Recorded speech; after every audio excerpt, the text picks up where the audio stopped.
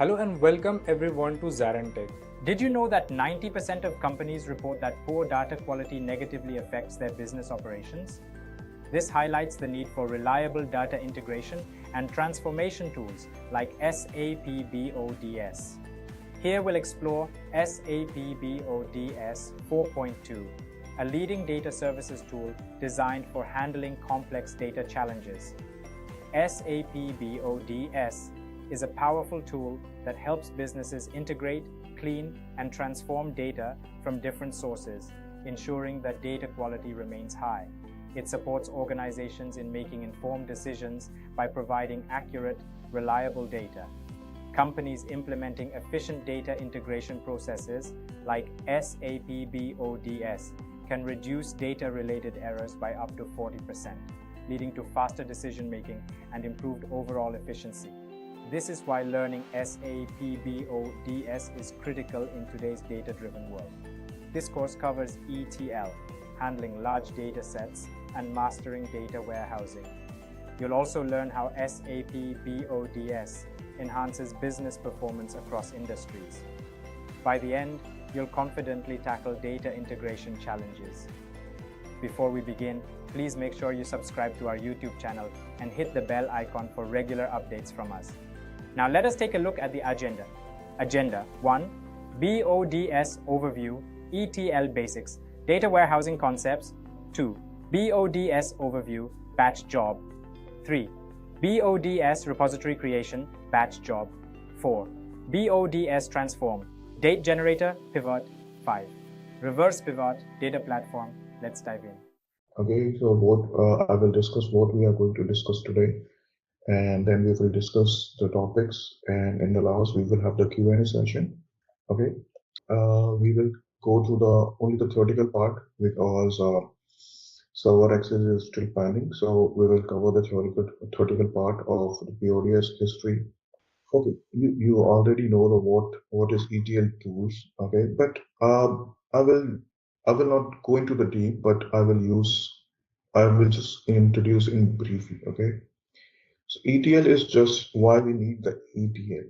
Okay, the business is running over the different geography, different time zones. Okay, and different purposes. Okay, but the owner or the management need to access all the data to drive the meaningful information for their business operations, forecasting, and taking the decisions so that they can utilize the resources. Okay, and take the decisions for their better business and for the future plans as well. So ETL is just a extract, transform, and load. First, it just extract the data from the different data sources, different type of data sources, and then after that it's transform, because sometimes data can be a blank, empty, or the partial data, or it's not a meaningful data based on our requirements. So we have to transform into a meaningful data insights. So we just transform, and after that we load into a particular place that we generally call as warehouse databases. And one more term is also there, ELT. Okay, it's slightly different from the ETL. ELT is extract, load, and transform. So some tools works on that funda as well. First they extract the data, and after that they just load as it is. Okay, and after that they transform the data. Okay, so the full form for the SAP BODS is a BODS, Business Object Data Services. And one more thing, sometimes the person working with this tool in the industry, they will just SAP Data Services.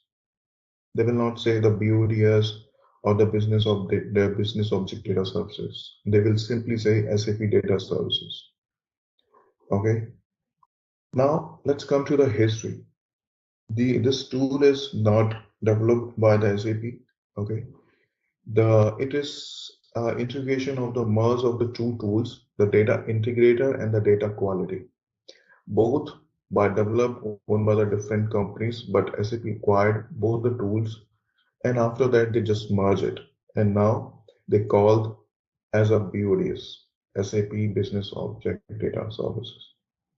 Okay, now they have improved it as well. Now they call generally SAP Data Services. If you access to the SAP portal, you will find the SAP Data Services over there. But it's the same thing. Nothing is changed at the background and the fundamentally. Only the name sometimes differs. SAP Data Architecture.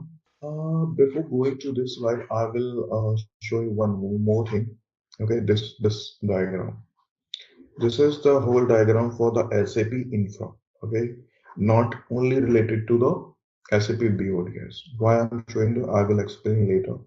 So it has a three layers: user interface, platforms, and repository. Okay, web application console have the CMC, Central Management Console.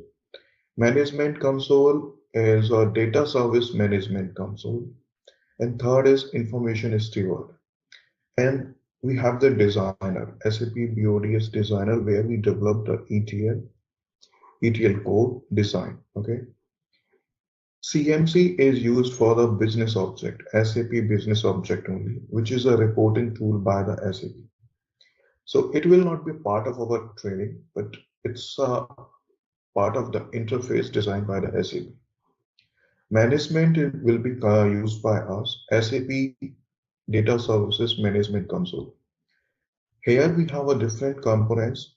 Here we utilize this portal or the web portal for executing the ETL loads, scheduling the ETL loads, okay, and the linear data analysis, how the component is connected to each other, the data flow, workflow, okay. And the second layer is platforms. Here you can see the CMS, data service info object. Information steward is just regarding the validations and the rules that we design here, okay, so that we can utilize this applying for the rules, so that validate the data or some kind of the checks that we can apply and build these reusable components, and we can utilize them for the further data transformation or data validation. This is the SAP BODS designer. This looks exactly like this. Okay, this is the real picture. Okay, let me explain you if a little bit. This is the landing screen or the home screen. Okay, not from this area, the white canvas area. On the left top corner, you can see the project area. Here we have the projects, jobs. Okay, and the bottom left corner we have the repositories. And the big white space is the canvas where we design our code or the drag and drop fields with the different type of objects. On the right side, on the right vertical, you can see the different components that we use. We just drag and drop into the white canvas area to develop or design the ETL code. Okay, so this is called the SAP BODS designer. Here you can see that on the top of it, SAP Data Services Designer. They are not saying this is BODS. They are saying SAP Data Service Designer. Okay. That's why earlier I said don't be confused if they say the BODS or the data service. Okay. This is the designer. And this is the management console. This is very blurry picture.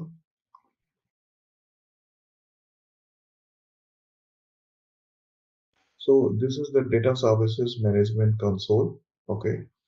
So here, from here, we just manage the ETL, schedules, monitor, and execute the ETL.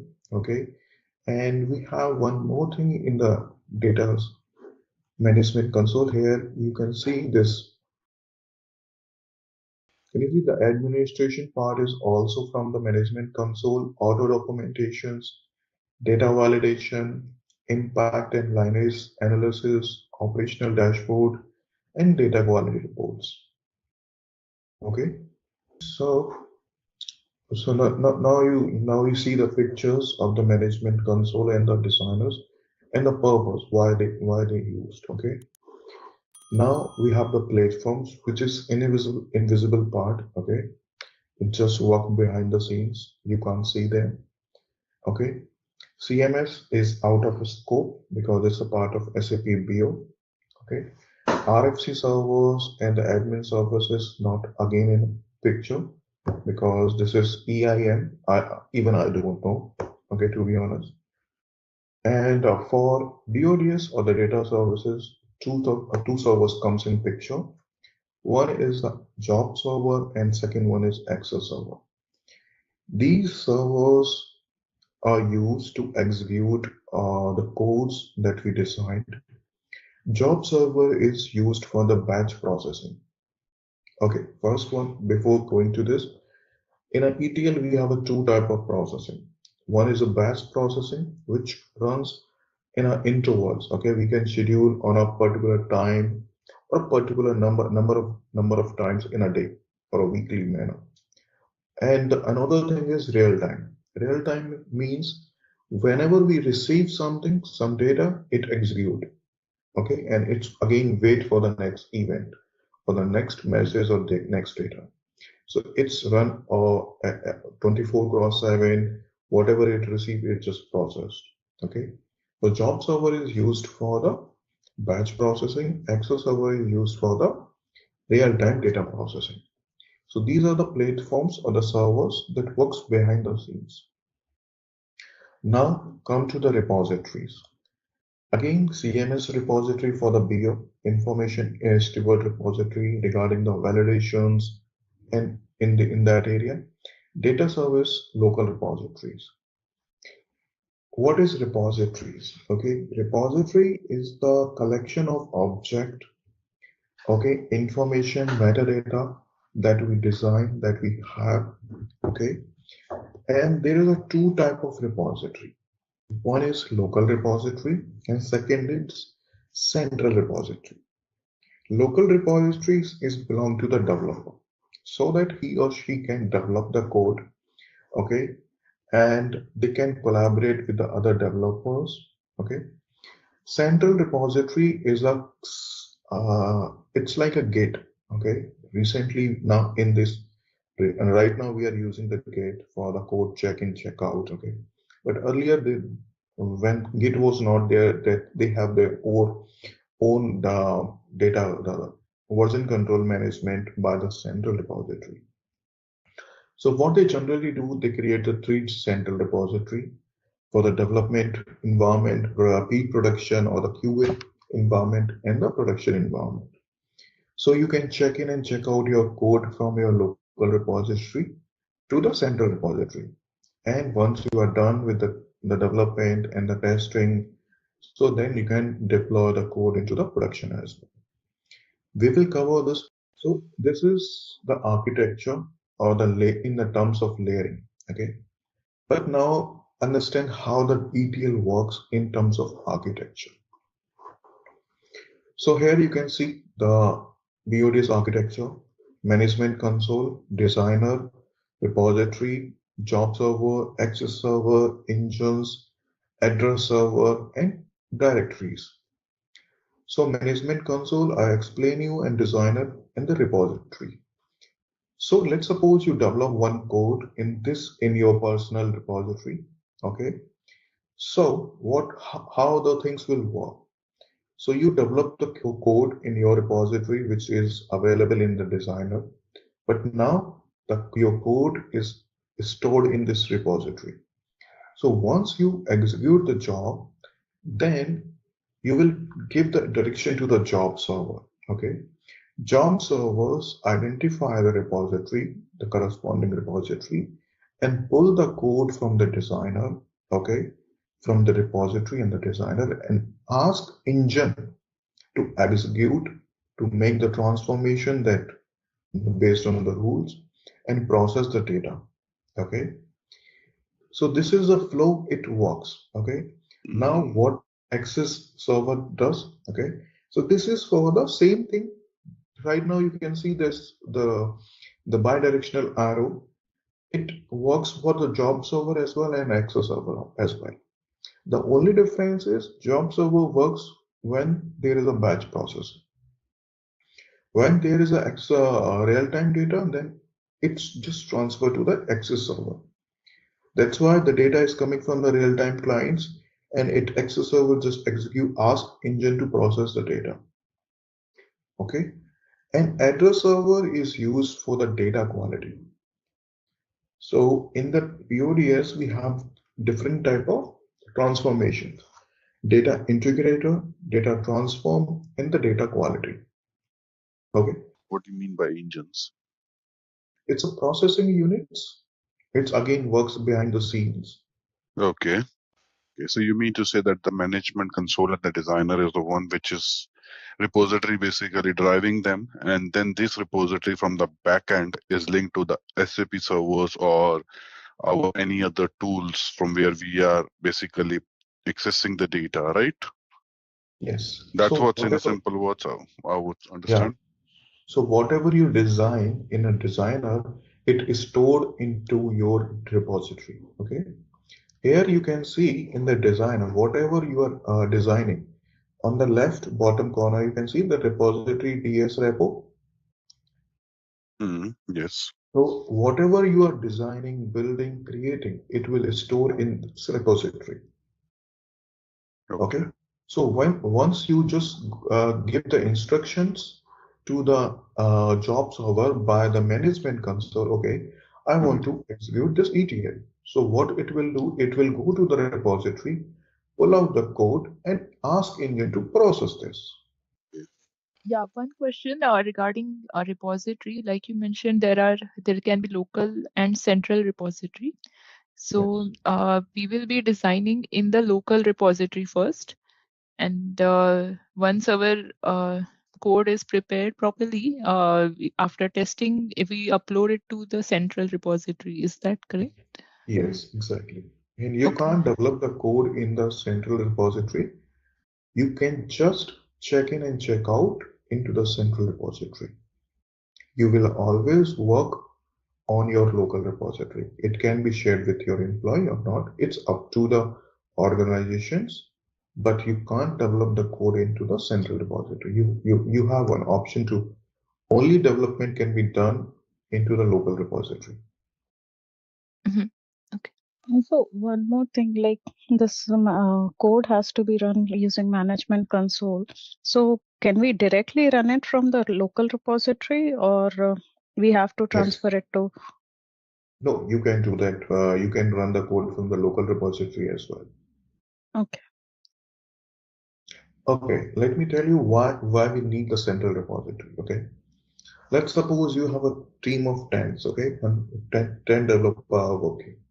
So it's hard to manage that which code is up, the latest one. Okay, and which code should be run. Okay, and on a one requirement, multiple developer can work.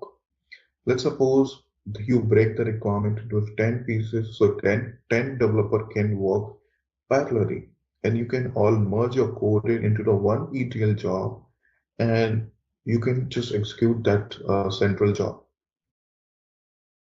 Okay, so you get the flexibility to work. The multiple developer can work in parallel, and you can after that you just simply deploy the code into the central repository and execute it once. Okay, can we move ahead? So repository, I explained what it is. Okay, it's a set of tables which hold user created predefined system object source. Okay, here the management console that I explain you impact and linear analysis. What it is. Let's suppose you are using different type of data flows and workflows. Okay, so how they are integrated to each other, how they are dependent to each other. Administration is all about the execution, management, managing the ETL, okay, and the monitoring and the scheduling as well. Auto documentations, operational dashboard, data validation, we will go through. Job server component help you to store the data, movement decision. Okay, that I already covered. So, and you can read this document later as well.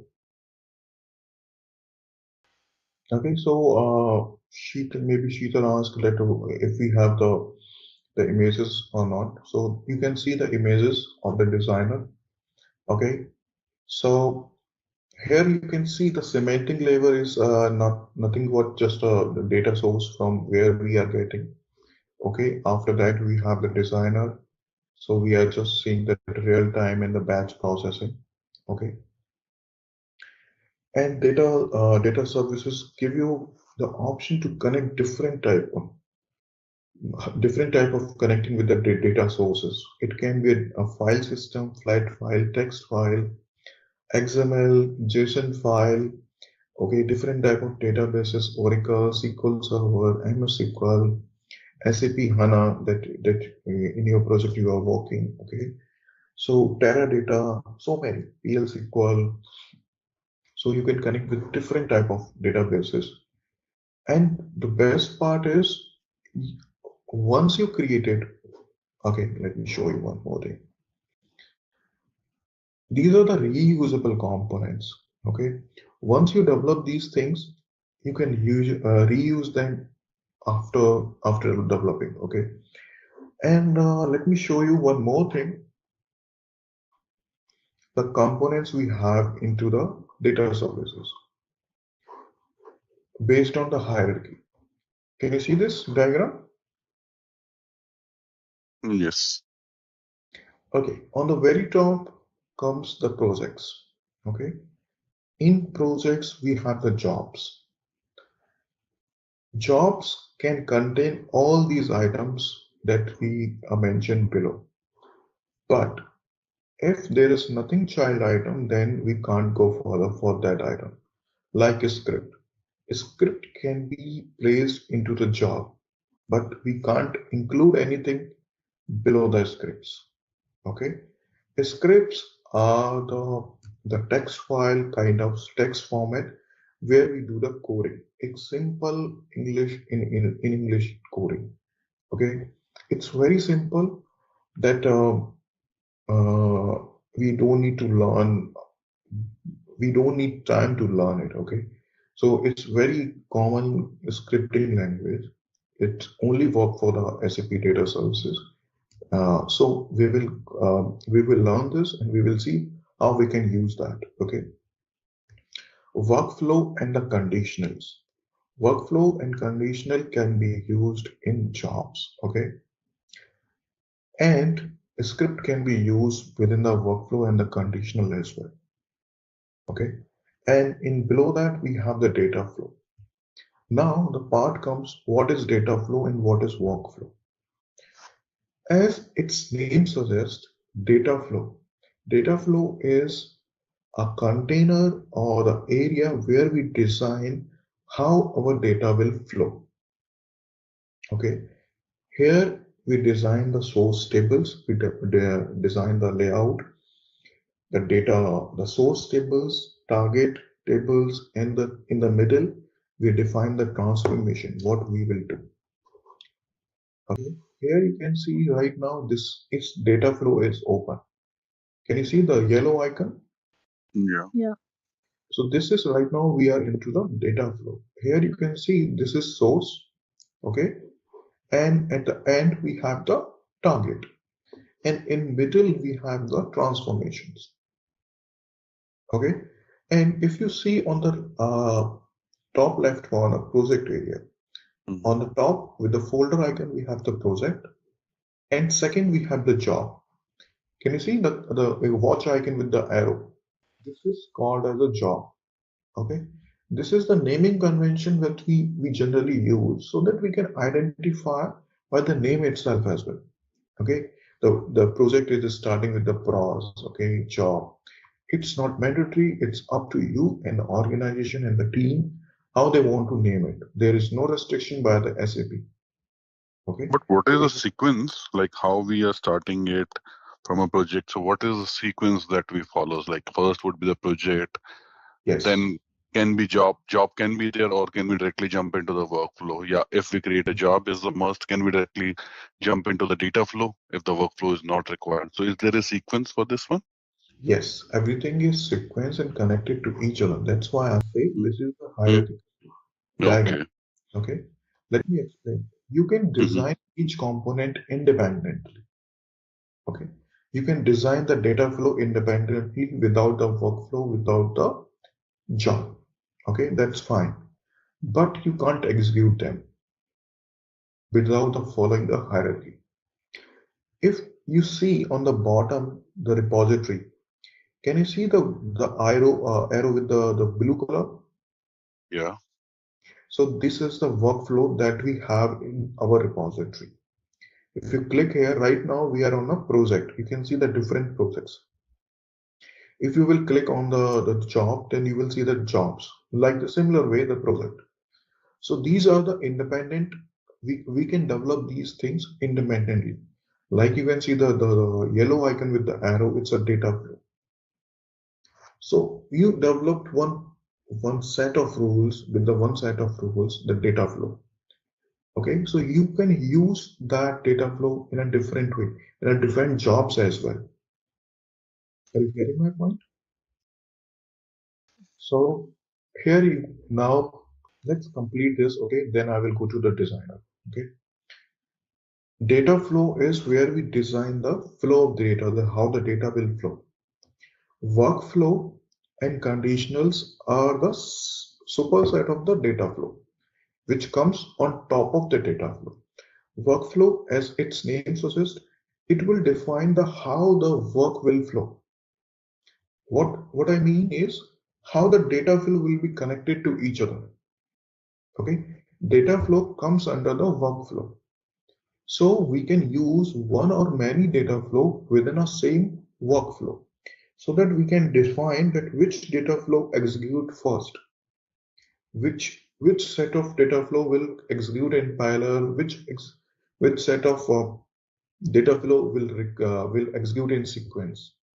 Okay, transforms are the options. We have the pre-built options for transforming the data, like I can show you like the query transform, case transform, if conditions, and so many transform we have, so we can use in middle of the source and targets.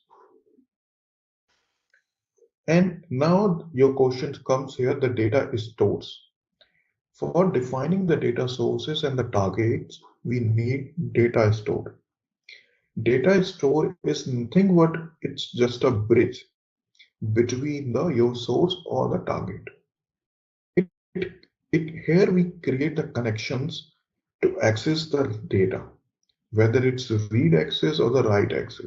If we want to extract the data or just insert the data or update the data. So we just create the connection into the data store.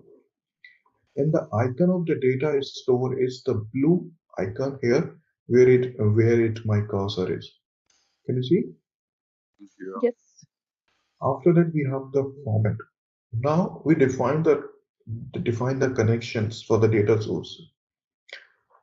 Now question arises, what is formats? If we are expecting data in a particular format, okay, then we define the formats as well for flat files or the XML files. Okay, so here you can see the different type of formats. XML message only works for the real-time job executions. Rest of the works or item can work for the real time and the batch as well. Okay. Now database is stored, data is stored. Okay. It contains the tables, template tables, and the functions. We will learn how to create the template tables and the functions. Template tables are not the tables. First of all, template tables are in-memory tables, which is created in SAP Data Services memory, not into the databases, whether it's source database or target database. Let's suppose you are processing a huge amount of the data. Then we use the template table so that we can optimize our processing, because it's store the data in memory in RAM, right? So that's why we use the template tables. And adapter data stores, again, this is for the real times that we use. tables, documents, outbound messages, message functions. What are the difference between these two, adapter and data stores? Adapter data stores is used for the real-time job processing to define the data connections for the real-time data sources. Okay, it can be a messaging queue or in the event hub. Okay, or it's like a IoT, right?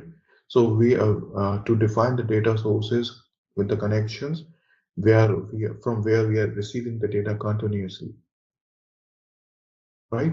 And the database data stores are for the database, the the classical databases like the Oracle, SQL, HANA, like these. Okay, yeah, database store is clear. So adapter database means which database basically? Like any simple examples that we can relate to, like It's IoT. like What is IoT? IoT is like an Internet of Things. We like uh, like you are just wearing a watch, a smart watch. Huh, huh, Generate the events or the data each and every second, right? So hmm, it's capturing by some softwares and storing into right. the somewhere. So Hmm, these are the real-time data. Okay, so you are getting the OTP based on your transactions. hmm, hmm, These are the messaging queue. Just it's generating in a huge amount and just going, and you expect the response within the seconds. Okay, if you are doing your transactions, okay, you are expecting to be complete within a seconds.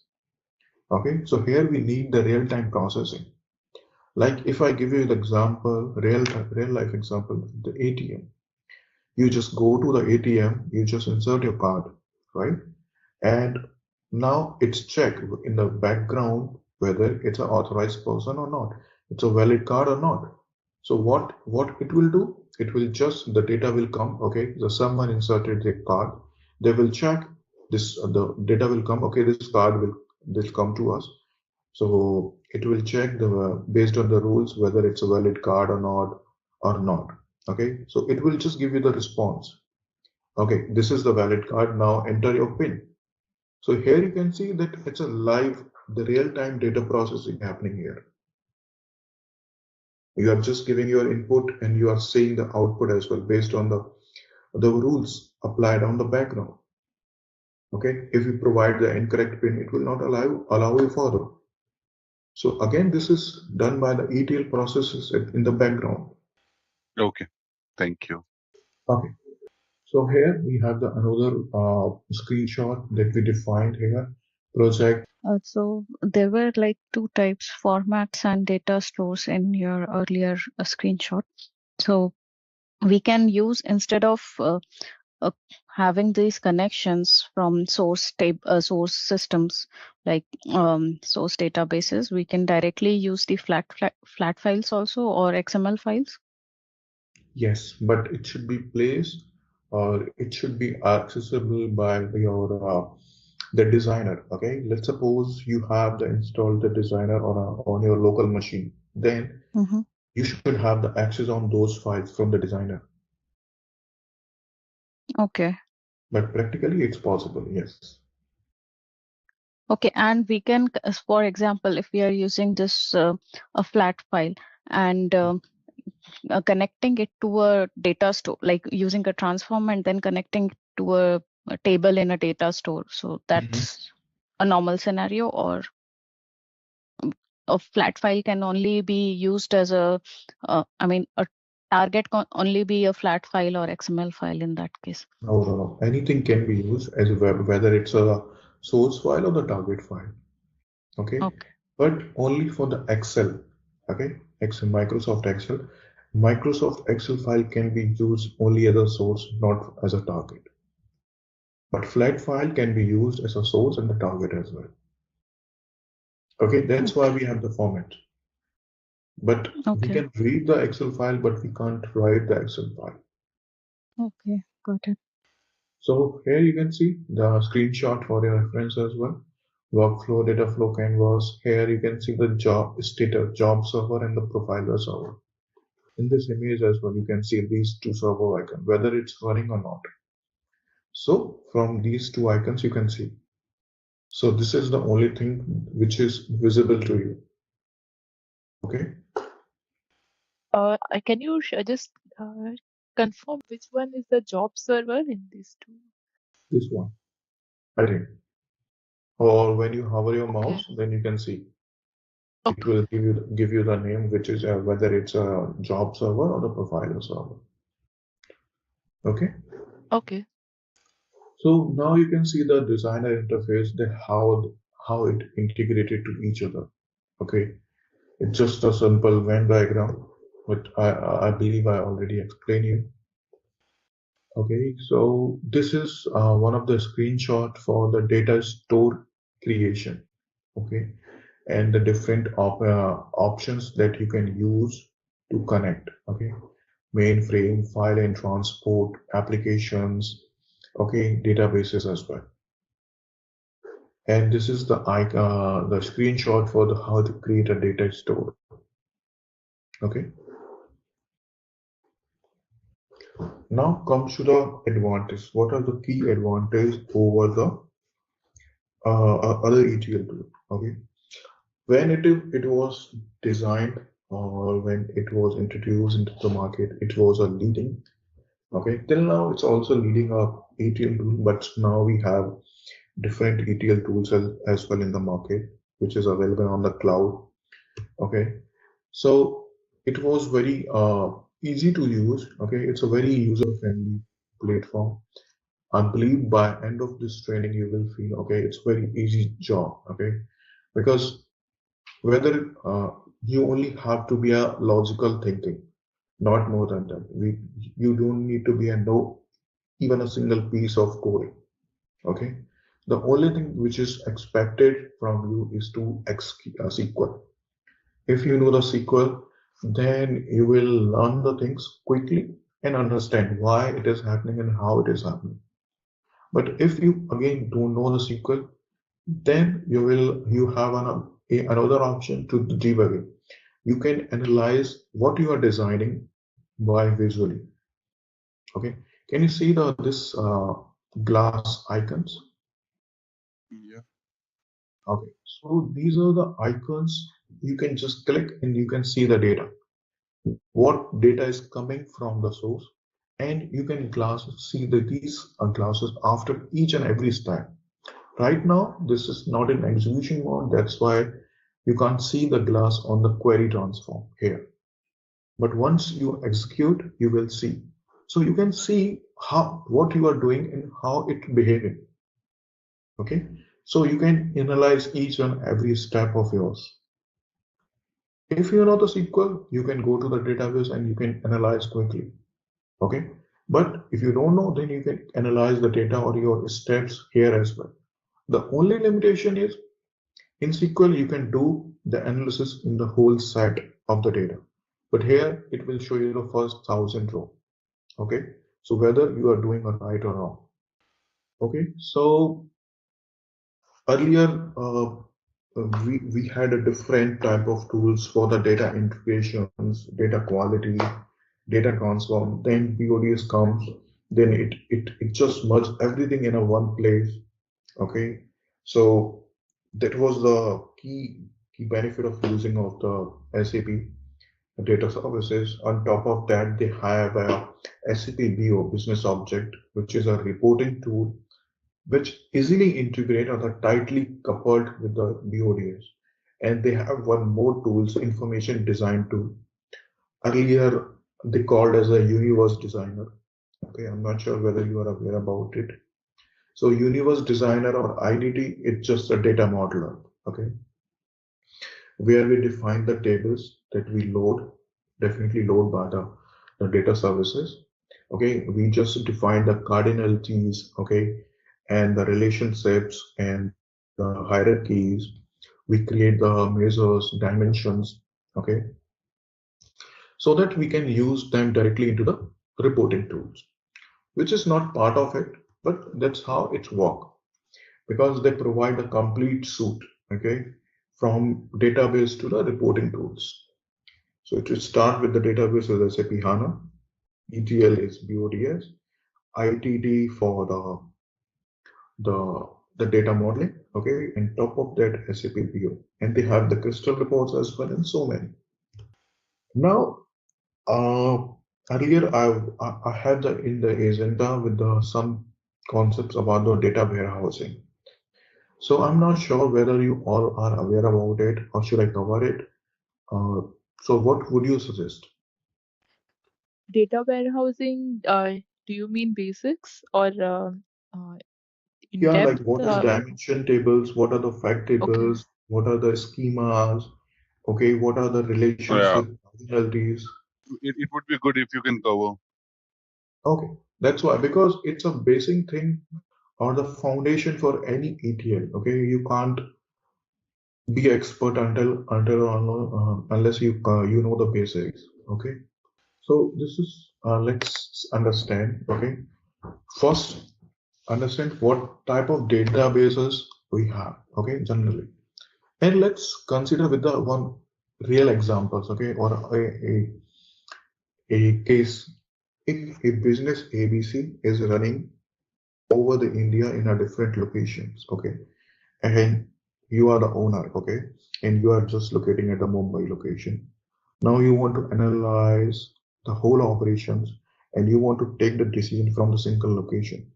Okay, and right now let's just broaden this case. You have the operation or the business in a different geography like India, US, and the Europe, where we have the different time zones. You can't be available 24 cross 7 to take the decisions or the managers. Okay, because there is a time gap. So, and they have the different business hours as well. Okay, if US business in a scope right now, then maybe in India it's a night. Okay, so there is no business hours in India at that time. So business is not running there. So to whatever the transaction is happening over there in this store or a retail store or the businesses, the data is stored into the operational database. Okay, whatever transaction is happening is stored in this database. Okay, it's uh, it just store the data. Okay, nothing else. Okay, it's have a few basic validations. Okay, which help us to maintain the inventory, whether we have the product or not, or the prices, and some basic things. Okay, but we will not go into deep into that. So you have this is in US. Okay, and one for India. Okay, and one for the Europe. Okay, and now you are in India. Okay, you want to operate your business from the India. Okay, so what will happen? How you will analyze the data? You need this all data. Okay, so what we will do, we extract this data from these different locations. Okay, and we store this data into a layer called staging. Okay, this is not exactly every organization follow. Okay, I'm just explaining the basic things. Okay, it's not mandatory following the same thing for the each and every organization. But what they did, they just extract the data, a simple extract the data in out of the business hours. Okay, so that their business should not be interrupted. Once they have the data into the staging layer where they merge all the data. Okay, now they just introduce the ETL here, not here. Why? Because the continuous data is pushing into these DVs. If you read at the same time, it will interrupt the performance of the DV. I mean to say, you say like they are moving the data into out of the business hours, right? Yeah, And they stored into staging table. So what in case like so you mean to say the migration is being performed during the business of hours, right? yeah, The data is stored and the ETL. generally. Yeah.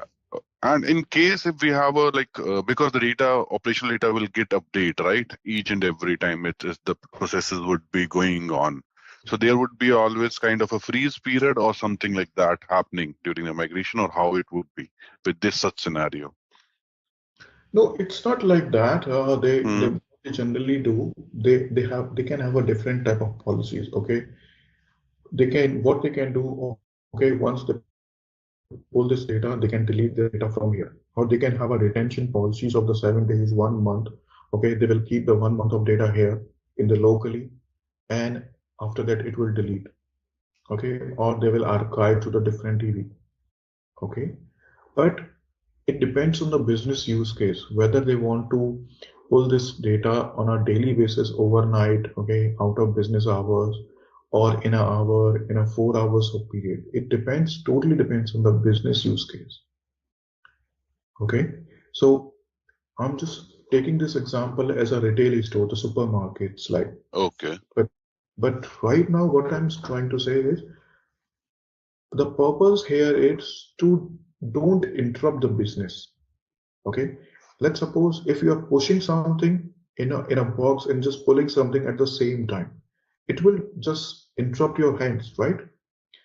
So they try to this interruption because they want to keep the business running all the times whenever it needed, right? So that's why we generally pull the data based on our agreement, okay, with the business, okay. That's why if I give you the example, okay, IRCTC, it's go to the for the maintenance on a nightly basis, right? They pull or they do something, archive the data, pull the data in a in the nightly hours only. Okay, many websites just go shut down or just doesn't work over the night after 12 a.m. or 1 a.m. Right? So these are the purposes behind this. They want to maintain the data, they want to archive the data, they want to transfer, migrate the data from from the operational databases, because these operational databases don't have the much capabilities. Okay. So once we have the data into the staging, now we can do everything. Now the ETL comes in picture. Okay. It means extract, transform, and load. Now the third part comes, it's a warehouse DB. Warehouse DB is nothing but just a storage. From on top of that, okay, first of all, whether it's eating is useless if we are not using that data further. Okay, whether you are working in a data warehousing project or the migration project, okay, this is not the last step. Next or the last step will be always the reporting. Okay, maybe you will not be aware about it, okay, what we are doing with this data. But I can assure you, I can guarantee you, if ETL is used, then definitely someone is going to build a report on top of that. Else, we are wasting our efforts. So always there will be always a reporting tool or something, some mechanism to reporting on that data. That's why reporting built on the warehouse DB always. It can have a data marts. Anyone knows what is data mart and data warehouse? Anyone has the idea? So data warehouse, it's a enterprises level. Okay.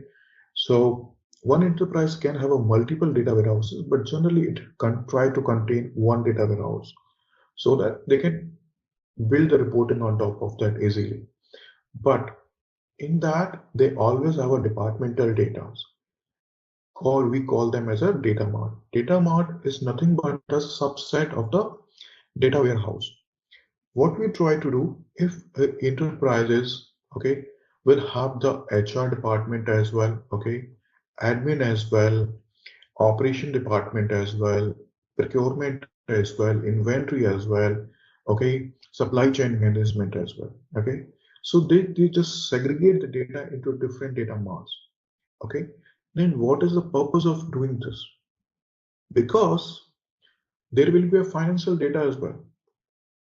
If you provide the access into the whole database, whole data warehouse, then there may be a chance of exposing your confidential data, okay, to everyone.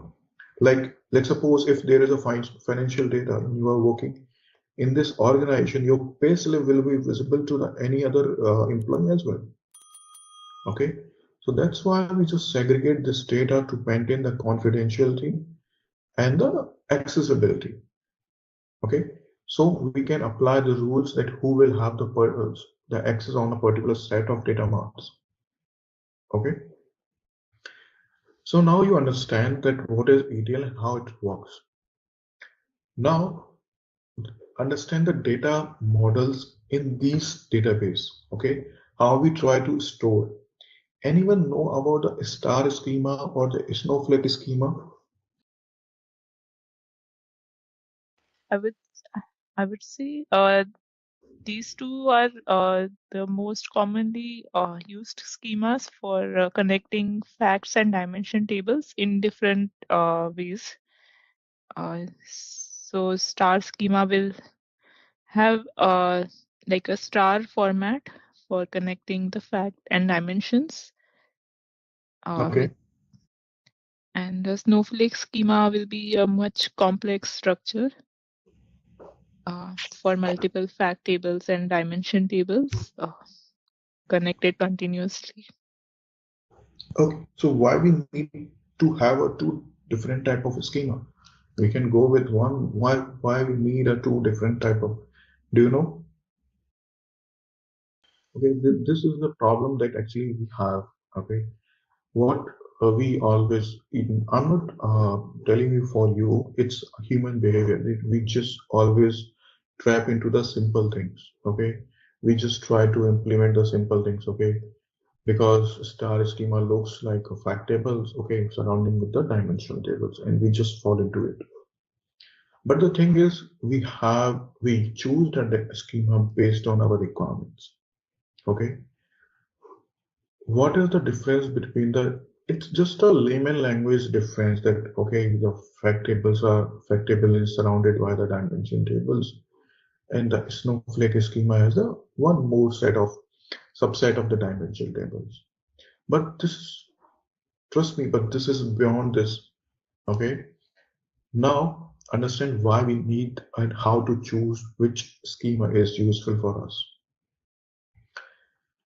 Let's suppose if you want to retrieve some data from these two type of schemas, then what will happen for this? Let's talk about the first star schema. We will have the simple joins. We will write the code, SQL code or any other code. It will just simple code to okay select from this table based on this joins because it's a have a only one single connection. Okay, but once we go to the fact tables on the snowflake schema, if you try to retrieve the data from the another table at the last, okay, you have to follow this part: fact tables, dim table, and sub dim table. It will create a complex join structure. Okay, so it will reduce your performance, it will interrupt your performance for reading the data. Okay, that's why we have to make the decision which schema is perfect for us. Okay, right now I talked about the reading of the data. Now let's suppose we want to insert the data. If we want to insert the data into this table, dim table or the star schema tables, what will happen? It will have a duplicate of the data. Let me give you one example. Let's suppose Manu go to the shopping store, okay, and he buy 100 items. Okay, now 100 row will be inserted if we follow the star schema, because in each row it will have the name if it allow, or else it will have the customer ID, address, or the order, the products, and the quantity, and the other information as well. But the personal information will be repeated 100 times because the customers was saying, but they buy the 100 products. So to optimize the database, we don't go for the star schema in case of insert of the data. We go for the snowflake schema. how it works properly. If Manu buy the 100 products, then it will not insert directly. It will break the data, okay, into the chunks where it will insert the repeated information only once. Okay, this was the customer ID. This was the person. If name is there, if address is there, if phone number is there, it will insert the data in a particular table called dim customer. Okay, so instead of inserting 100 rows, it will insert only one record for the one customer. And let's suppose after 10 days again Manu comes to the store, then it will not even insert a one in a customer table because it will see it's already there. If something is changed, address is changed, it will just update it. Okay, so that's why for the transactions or for the operational, we always use the Snowflake schema because it's a normalized form. It's a very granular data segregated under different categories. Okay, for product, sub-product, category, geography, everything is segregated. Okay, there will not be a redundancy or the duplicacy. But in a star schema, there will always be redundancy. But why we need this star schema? Because we want a good readability. Once the management open the report, it should fire the query promptly and retrieve the data. Management don't have the sufficient time to wait to opening the report. They want a quick action. That's why for the reporting, for the data warehousing, star schema is always preferred. For the operational data is always preferred Snowflake schema. So whenever you will go, you will see all here, you will see the Snowflake schema. And here you will find the star schema. Okay, let's go to the last topics, dimension and the fact tables. Can anyone help me to answer this question? What is dimension tables and the fact tables? Can I just give an example so that everyone will be able to understand Yeah, for please. dimension and fact table?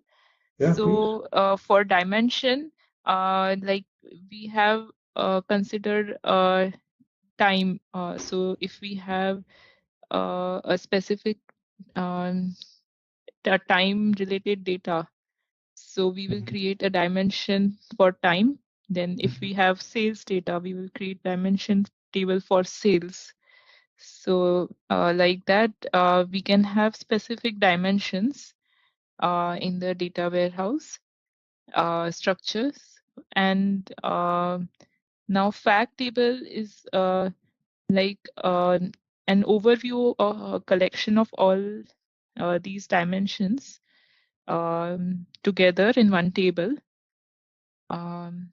So like we can have in the fact table, we can have a primary key with or an identifier for the different dimensions together in one fact table. Okay. So if I ask you to identify this is one of your, let's suppose, can you see my screen? Yes. Yes, we can see. Yeah. Okay, so let's suppose I'm giving you the real example. Okay, now the business say, okay, this is the data you will receive on a daily basis in a form of Excel file or in a database. Okay, now it's your job to define the dimension tables, create the dimension tables, and the fact tables define the schema or the Snowflake schema out of it and load the data. And this is your data source. Can anyone help me to identify which will be the dimension data, which will be the fact data? It's a real question, real problem, and it will definitely come to you. I'm 100% sure. So this category is fact data, right? Because it's repeating multiple times. That office supplier, office supplier, office supplier. Sorry, what you said? Categories? I think category is the fact data. Okay. And what next? What about other fields? Even city. So fact data is the one which repeats multiple times. That's correct. That's the fact data. No, I'm not answering right now. I'm just asking. I will answer once I will get input. The data probably The- which is common across the data set can be the fact data, and the data which is like transactional in nature, that is something which is dimensional. I would say like the address, all the address columns, we can have one dimension table for it, with named address dimension table. So I can see columns like city, country, postal code, and region. All this can be in one address dimension. Okay. So how you are identifying? What is the criteria? If someone will ask you how you identify, then what will be your answer? That okay, you identify on based on this criteria. So what will be your answer? So I would take region, maybe region. Order ID might join everything together for one particular row, because that is something which is unique. Okay. So will it be a dimension or the fact? Order ID should be fact. Order fact, because that is the central point which is basically joining everything across. Yeah, that's what I was saying. Like order ID should be fact, and also profit. I think it should be part of fact because it varies for every order, profit and profit ratio. Okay. Let me tell you how. It's very simple, and even by seeing the data, you can identify. Okay. And this is the first step before designing or understanding the ETL. Let's understand the definition of dimension and the fact tables. Dimension is something which is static, okay, not changed frequently. Dimension data is the characteristic of the data, okay. If something is happening, this is the data, okay. The event or the something which is happening or happened is a data, which will contain the information and the statics characteristics as well. Okay, let's just talk about this first row. This is the order ID. Okay, one person or someone just ordered it. Manufacturers. Okay, country, city, category, manufacturers, postal code, product name, region, segment. Are these the characteristics of the order or the valuable informations? No, again no. Why? I'll tell you.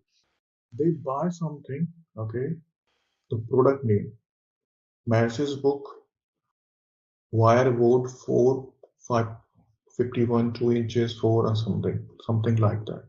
This is just the information, okay. This was the bought by the customer, but business is not run by this.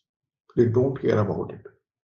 The only thing which is care about it, the discount, profit ratio, quantity, sales.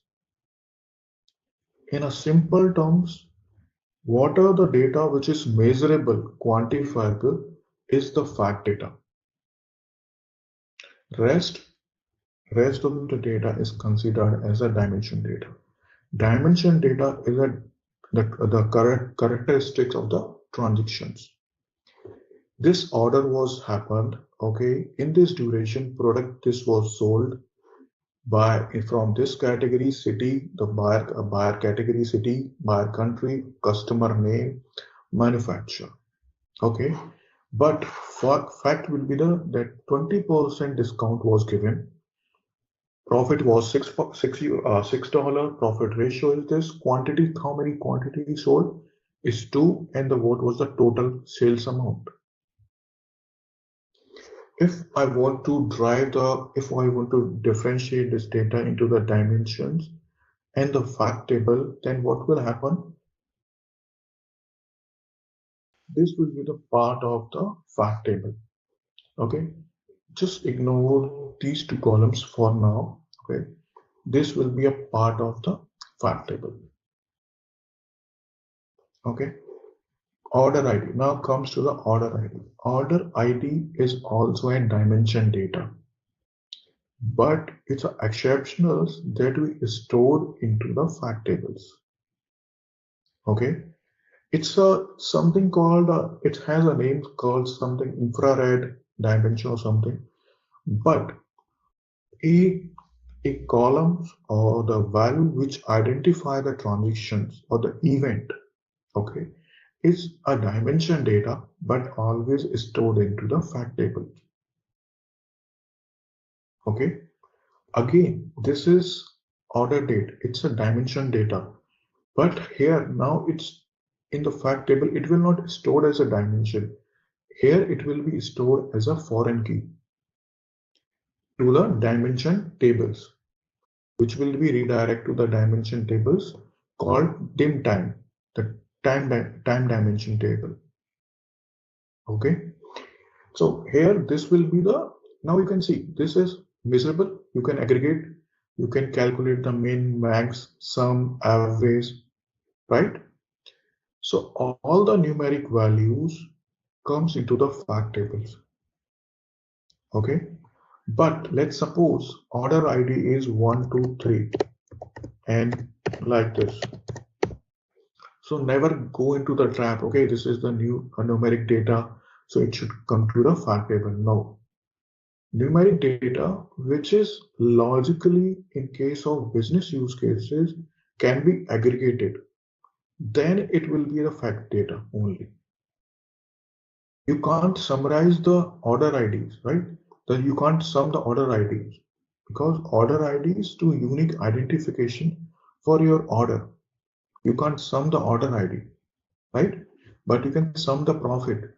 You can sum the quantity. You can sum the sales. Is it clear? So like what I understood that now we can perform any kind of aggregate function on the data which is stored in fact table. Yes. Okay. Okay. So whatever the aggregation you can perform on data, that should become into a fact table, not into the dimension tables. So basically, that is the main, I would say when understanding the difference between fact table and dimension table, that is the most important criteria, which basically differentiates the fact table and dimension table. Yes. Okay, because the reason most of the people here, including me, got confused with the kind of data is from the reporting purpose when we are retrieving the data. So ideally, or in obvious sense, we will say that the data which is repeating, it's there in one table, in fact. Whereas the data which is transactional in nature, that is something can be segregated into different tables. Okay, so because when we talk about one particular order and when we talk about its own characteristic, like you said, and when we see that the fact table is joined to dimension table in various schemas like star schema or that other one, snowflake. So when all the dimension tables or many dimension tables, they are joined to one fact table. So obviously the data. So that was the whole point basically. Yeah. Right. Because in fact table you never remove any record. Okay, whether it is duplicated or not. Because what can happen? Okay, let's suppose 1, 2, 3 is the order ID. Again 1, 2, 4, and same detail. Now go to the store. They buy the same thing.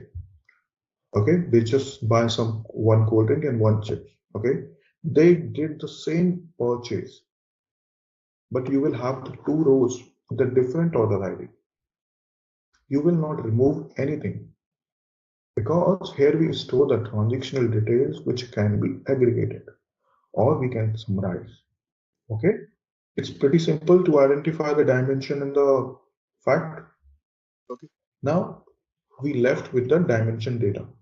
So let's move here from the first fact data and then we will see. Now you can see this is the dimension data. All is dimensions. Order ID we will not keep it here because we already come to the fact table, but it's a dimension. Okay. Now, now we left with this dimension table. This is the dimension table, but rather than keeping it in a same, we will segregate in a different tables. Now why? Because it has the repeated information. Right now, if I see it has around 10,000 rows, okay, 9,995. But if I segregated this data, I can save a lot of space. Why?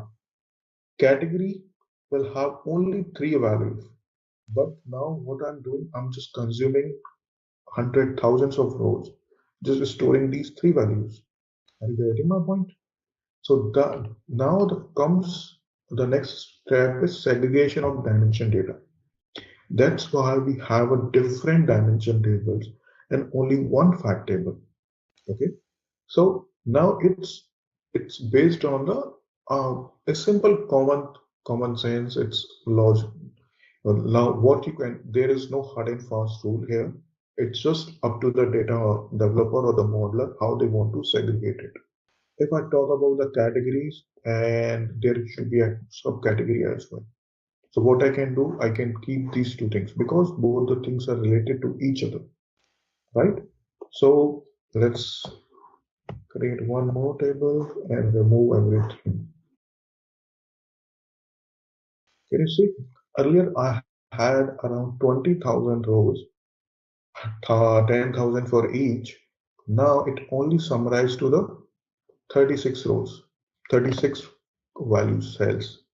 So this is how you can see it a lot of space because databases are too costly and it's time consuming to store to the same value in 100 of times because right now I have the value of data set of thousands rows only, but in enterprises it has a million or billions records. You can't afford the data to be repeated a millionth time. That's why we segregated. This is how we created a one-dimension table. Now the what next step is create the key, primary key for the category. I will explain you in the ETL how to create the key, but right now what will happen? We will create a sequential manner to create the key. No other logic, just a sequential manner. If new category comes, then it will be 80. Okay, so that's how we create the dimension tables and other dimension table. Like as Mala said, that city, country, and reason, state will come to the one another dimension tables, geography. Okay. So just wanted to understand, like, as you have told us the difference between fact tables and dimension tables. So even for for example, if we are doing the transformation, there also we have to try to segregate these tables in this manner in DS or. Can you come again, please? I didn't get your questions exactly. So, like we have our source tables, right, in DS, Right. and when we do transformation, we also create some, as you showed us, the template tables as well in DS. So, do we Right. need to create those tables based on this kind of situation? Like, which one should be a fact table, one should be dimension table, or is it for transformation, or is it only for reporting purpose? No, it can be anything. Okay, let me tell you why. It's totally depend on your organization in the teams. Why? Because let's suppose you are the only person who is doing everything. Because jobs start from the data generation, okay, and ends with the data reporting. Okay. Now there are many developers are working, or it can be a one only as well. I worked in this position as a single source single developer in this area or working right now as well. Okay, but I have seen that so many developers are working with a different tool as well in this pipeline. But whether you work or not, but you should be aware about it, how the things work. Right now, maybe you are working on data migration, so you don't need to go build the dimension tables. There will be always be there. You just need to pull the data from somewhere. You have to transform it and just push it to there. But you will, if let's suppose you move to the data warehousing project, then you will stuck. How to create the dimension table, how to design the dimension table. You know the ETL, then everyone should expect, okay, you should know the basic of the ETL, how the things work, right? So that's why here, before designing the ETL, we design the dimension tables and the fact tables. Okay. Okay, because source is defined by the business, but target is defined by the management where they want to see the data in a reporting tools. So they will define, okay, I want to know the sales, the total sales by country. They want to know the total sales from each country, each city, and each departmental store. This is called KPI. KPI is a statement where they want to measure something, key performance metrics. Okay, KPI, key performance indicator. Okay, so they want to analyze some performance. They want to know the sales by total, the total sales by city, country, and the department. From the statement, you can identify they want sales, they want city, they want country, okay, they want departmental store. To drive the sales, you need the quantity of the order. Okay, let me use the notepad. The sales they want,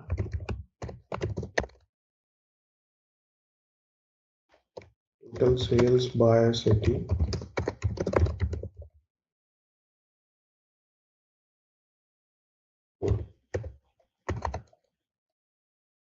Now what you need the sales.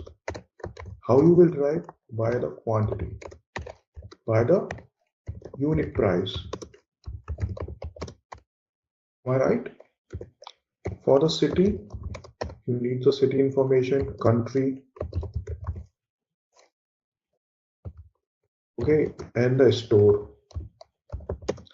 And let's suppose if they ask for you to category as well, that which category is sold most, okay, or the where they have the more customer in a particular subcategory. Okay, that's how the requirement comes, and in that way we design the dimension and fact table. It's a reverse engineering. Okay. Now one more thing is called relationship. Anyone know how to define the relationship between the dimension table and the fact tables? And what type of relationship we have? Like a foreign key, primary key. Yes, but it has the type of relationship. That's right. We join based on the primary key and the foreign key, but what different type of relationships we have and what are the purposes of it? Types like one to one Yeah, or yeah, one yeah. to many. Yeah, please go ahead. Okay. So one to one relationship.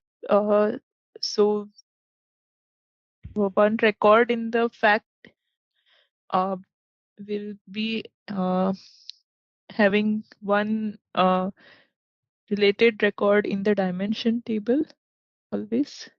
Okay. One to many will be like one record in the fact table can be referred by many dimension tables.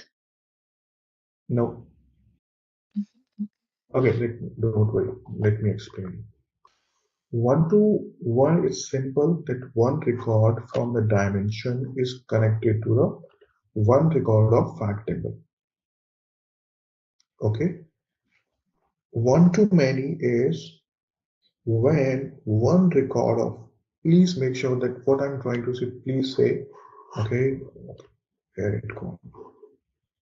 There is a flow direction as well. Okay, it's not very we can't choose the direction by ourselves. Okay, there always is direction derived from the dimension. Okay, one record 1-to-1 is something, one record of dimension is matching with the one record of fact table. Okay, when someone is saying one-to-many, it means one record from dimension table is matching with the many record of fact table. Okay, one record of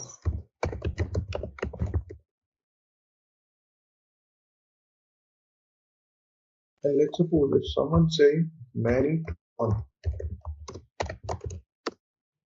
has the same meaning, same thing. Okay, so don't confuse.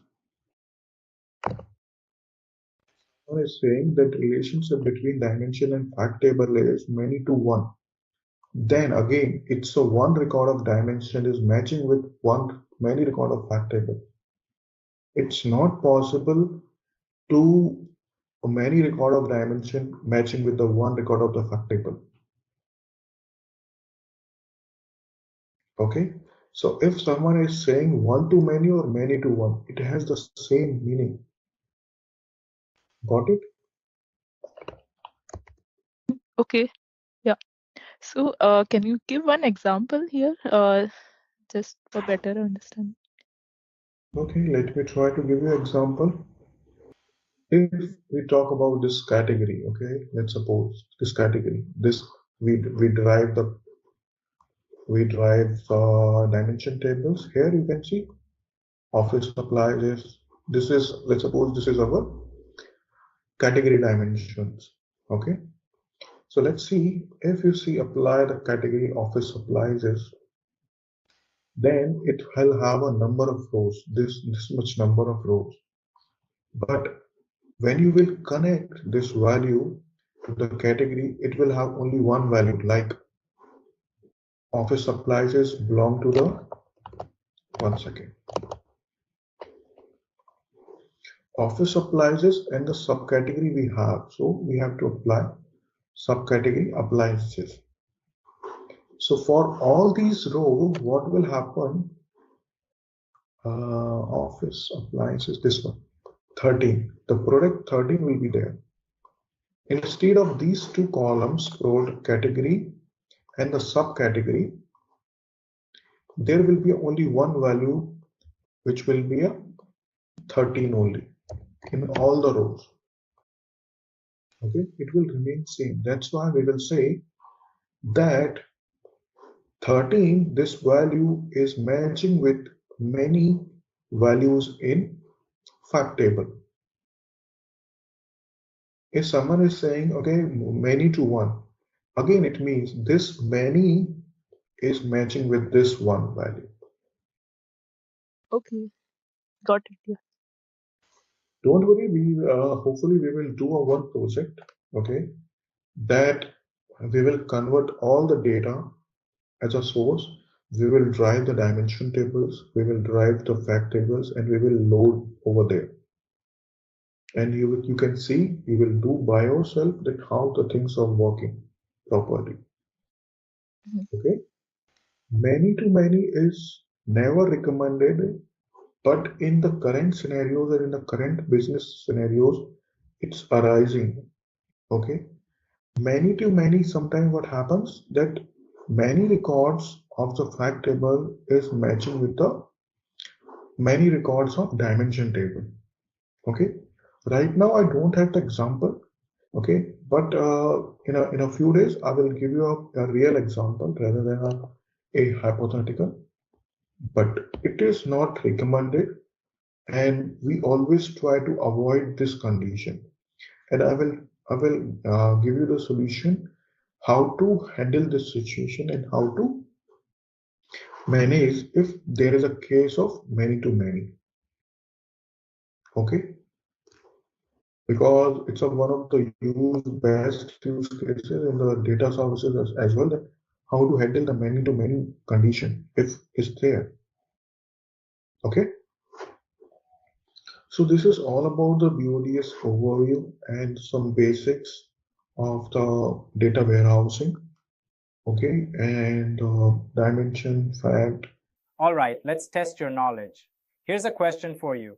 What is the primary function of SAP BODS? Option A, Customer Relationship Management. Option B, Enterprise Resource Planning. Option C, Data Integration and Transformation. Option D, Human Resource Management. Take a moment to think, and when you're ready, choose the correct option. Remember, each choice holds a key to unlocking the answer. Good luck. Type the correct answer in the comment section. Hey there! Want to get good at handling data and making smart decisions? Our SAP BODS 4.2 training course is here to help. You can take it at your own pace on our platform. In this course, you'll learn all about SAP BODS. It's like a powerful tool to clean, transform, and move data where it needs to go. Our course covers everything you need to know, from the basics to advanced techniques. It's designed by experts who know their stuff. Your teachers are experienced professionals who've been doing this for years. They're here to guide you and answer all your questions. And don't just take our word for it. Our students love the course too. People just like you have found our course super helpful. Best part? It's affordable and a great investment in your career. Ready to master SAP BODS 4.2? Sign up on our page now. For more info, check out ZaranTech's website. Before going that, let me show you one more thing. In where the SAP installed, you will see this folder always. SAP Data Services 4.3. The version can be different, okay? But in that, you will see different applications. SAP Data Service Designer, Data Services Local Selector, Data Service Repository Manager, Server Manager. So here, three things are important for any developer. Data Service Designer, Data Service Repository Manager, and Data Service Server Manager. Okay. So today we are going to use this Repository Manager and the Server Manager as well. Okay. But let's create one repository. In the previous session, I showed you what is repository, local repository, and the central repository. Right now, you can see that I have the already one repository for repo called repo_ts. Okay. And for the central repository, we will look into that in a later stage, but let's create for all the users, for all of you, a separate local repositories.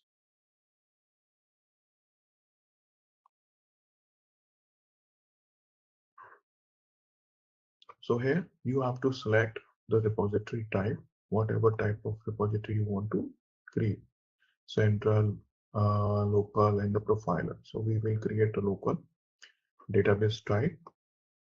So from where it's coming. So here we are using the database SQL Anywhere and the database version 17x, database server name. One second.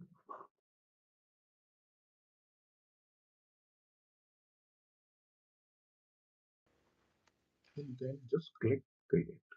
All these details, whatever I'm okay, this repository already may be built. Okay, so let's create another one. Okay, so these details, the database name or the username and password, you will get these details from the database admin. Okay, probably you will not have the access to create these username. So when you need to create a new repository, you will ask the database administration. Okay, we need one more local repository, so we need the database for the repository. So just ask them to create a database. So they will create a new database for you. and the username and the password. So these details will be given by the database administration, not by you. Okay. And you should have all the access like mentioned in this document. Create user BODS identifier, that is BODS server. Okay, so you should have all the access on your database. Then like all the access drop and anything. So rather than ask the admin rights on a particular database, they will ask why you need the admin access. Then the business justification would be, okay, this is the local repository for the BODS designer and we need the admin access so that we can read, write, or we can do anything on that. And this is local repository, not related to the production. Okay. So once you are done, then you will go to the data repository manager, like we go, and provide these details and create. Meanwhile, it will continue to create. Once it created, we will continue from there. And in the meantime, we will cover whatever we left in the previous session. So let's park it here. Okay. Let's walk first. Maybe as they said, okay, you will receive the details in few minutes. Let's continue with the walk, just the overview of the platforms. Okay. So we'll cover the database designer. Okay. The data service designer. Here you can see the highlighted area is the project area. Right click. Okay. You can create a new project here. Enter project name. Create a new project over here. Okay. After that, right click and you can create a new batch job or new real-time job. Okay, like this. And on the bottom side, you can see this, right? This is the project. Whatever the project you will have, you will see here. And here you will see the job segregated or grouped in two folders, batch jobs or real-time jobs. This is the workflow area. This is data flow. And this is the transforms, pre-built transforms that have, it's like a functions which has a tendency to do something. So they divided the transforms in a 3 set or 4 set, you can say. Data integrator, data quality, platform, and text data processing. If you expand these, you will see the name and the purpose, what they did. Okay, data transfer. So we will learn these, all the transfers. Okay, but these are the transform based on their types. Data quality transforms, platforms. Okay, and here, whatever we will do, here we will create the data stores. Here we will define the formats, file format. Whether it can be a flat file, SDFS file, COBOL, Excel file. Okay, and these are the functions. In the BODS, we have two type of functions: custom function and the validation function. Custom function are that we want to apply set of rules. So rather than doing the same thing again and again, we can put all those rules in a one box or one function, and we can reuse that all the set of rules. Okay, and we call that as a custom function, and it will give output.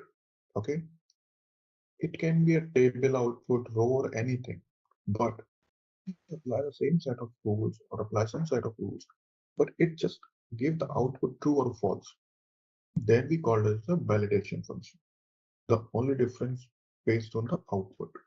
If output is true and false, then it's a validation function. If output is different from the Boolean type data type, it's a custom function. Okay, this is the canvas area. Okay, so let's create one data store first, because this is the data connection that you start. So right click, then new, then just give the data store name. Always try to follow the naming convention. Start with the DS. It means it's a short name of the data store, so that if name comes in your just if to you, then you can just identify what it is. Okay. data is stored, and we can say now define the database type. So you have a different set of options: adapter, databases, Google BigQuery, Oracle application, and so many applications so that you can connect. Again, it has a further options like database. If you click database, then it will ask the database type. So which database type you want to connect? Here we have the SQL Anywhere. Okay. Once you select, it will ask you the version. Okay. Here we are using the 17.x. Database server name.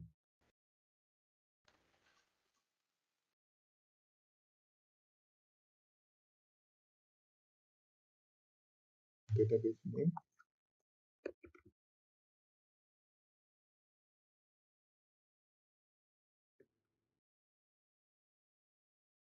Port is going to be remain same because it's a default port. Username. Now, once you are done with these changes, just click on apply. If you didn't receive any error, then your connection is established. If you receive any error, then there is some problem and you will see the error. Here I click apply. Can you see? Did you see any error? Now click OK. First you have to click on apply, check whether it's making connection or not. If it didn't appear in any error, then you are fine to go ahead. Click OK. Your connection will be established. Can you see? Now you have the new training data. Okay. Now we will define a file format. Okay. So today I have downloaded one file from the internet. Okay. Here you can see the train data Excel file, simple Excel file like this. Okay. We can close this. Let's pull this data into our designer. So here we will define the Excel workbook. Right click, new, file format name. Okay. Data. Now file location. Click here. Here you can see this is the parameter or the variable. Okay. So we are not going to we will use this parameter in a later stage. Here, once you click on the directory, then you can see that I can access my local system. On the downloads, I should get the file name again, select file, downloads, open. Can you see the tray? Open.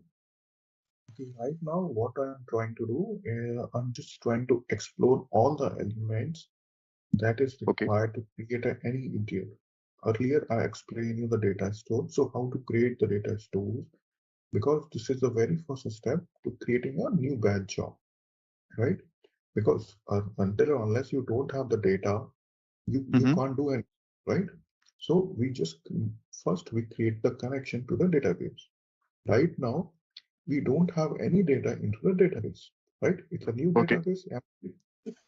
So there are two things. Like for example, if we talk about ETL, or let's just talk about data migration itself. So when we talk about SAP data migration, we have different methods to migrate the data from legacy to SAP, right? Like we have LSMW and all other things like migration cockpit. If you're talking about S/4HANA in detail. So when we talk about DS, so DS can be in between your SAP system and your legacy system and its own database. Like for example, you have a legacy application which you want to migrate. You want to migrate data from there to SAP, and then in between you have your DS server, which will connect the database of the legacy system, which can be like, for example, it's a SQL server. Okay, it's like MySQL, and then your DS is connected to the database of the SAP system. So that is one way which I understand, right? Yeah. So and then we have this file also, in which we directly, if we have the data in file in the file, and then we are uploading that data itself to the SAP database. So is this what we are covering right now? Like we have Yes. the data in file, and then we will just upload that data from file into the SAP database. Yes. Okay, let me tell you one more thing before doing this. Okay, let's cancel it. Whether you are moving data from one place to another or anything, you need Mhm. you need to have a connection with that. Okay, let's suppose you have a scenario, your data is moving from SQL Server to the SAP HANA or SAP system, right? So you need a connection with the SQL Server as well and HANA as well, right? Yeah. And you want to move data from a particular set of file to the SAP HANA as well. So if you see this scenario, then you will see you have three different data. One is SQL Server, one is file, and another is SAP HANA. So before doing anything, you have to create three data store, each one for each. Okay. So right now we created one. Let's suppose SQL Anywhere is your legacy system. Okay. Okay. So we created one DS store training data with the SQL Anywhere. Okay. Okay. Okay. If you want to Yeah. pull the data from here and want to migrate to the SAP HANA, then you have to create a new data store database. Okay, you can see the applications, SAP application, SAP BW source, BW target. You can see. Okay. And if you want to migrate to the SAP HANA, just click on database. Here you will see the SAP HANA as well. SAP HANA, select the version and provide the server detail, username, password. Okay. So Okay. that these details will be provided by the HANA admin then in that case. Yes, exactly. Okay. Yeah. It can be a you as well. If you have the access on the SAP HANA database, you have the data, you can punch it in. If you don't have, then you have to ask for it. Okay. Yeah. Got it? So Got it. Yeah. whatever the data sources or target you have to build a connection with them. Got it. So Yeah.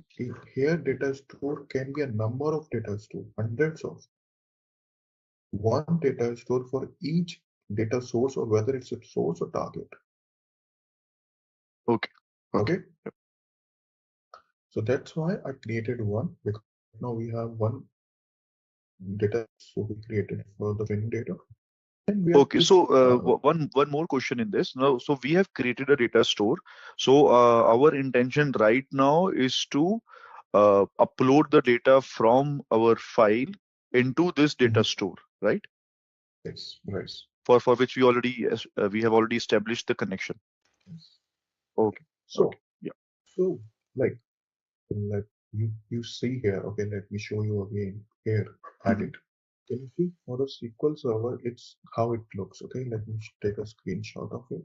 Okay, how it looks right now. Just see. Okay, and create a new for HANA database. And where is my screenshot? But can you see that it's almost similar? You remember that? Yeah. Yeah.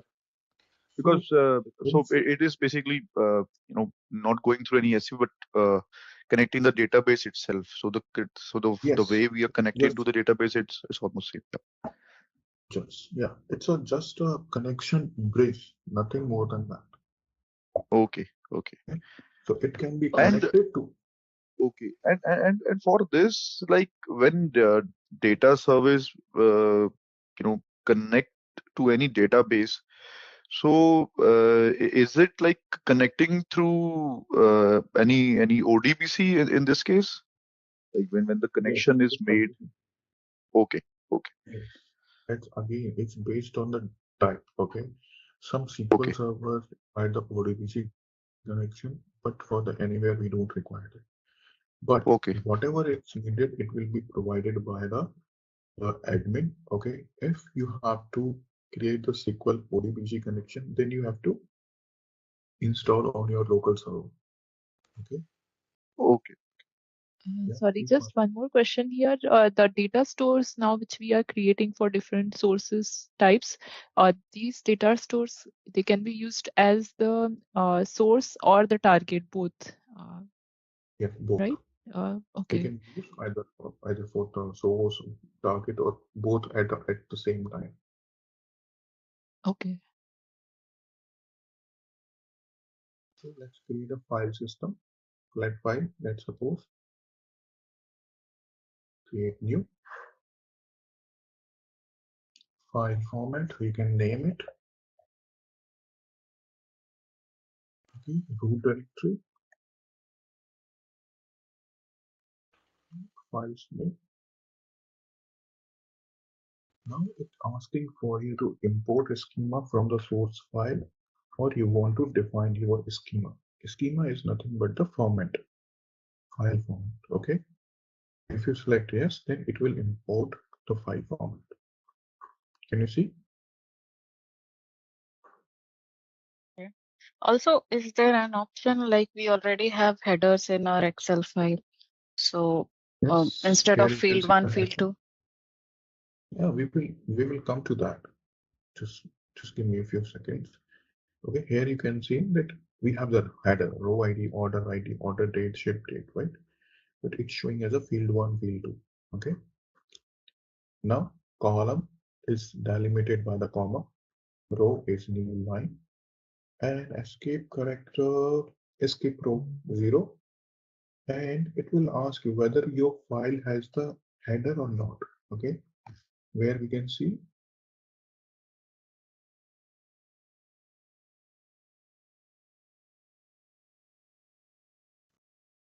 now, once you selected the option yes, then it's already detected that it has the header.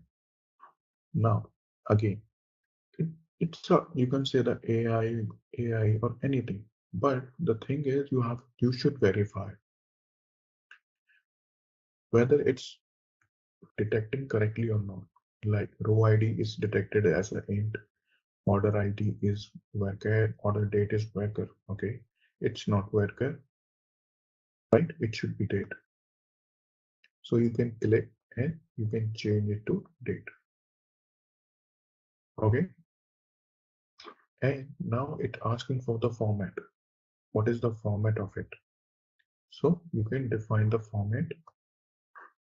Its default format is YYY, but we can change from here. Can you see the here the formatted? So we can change that.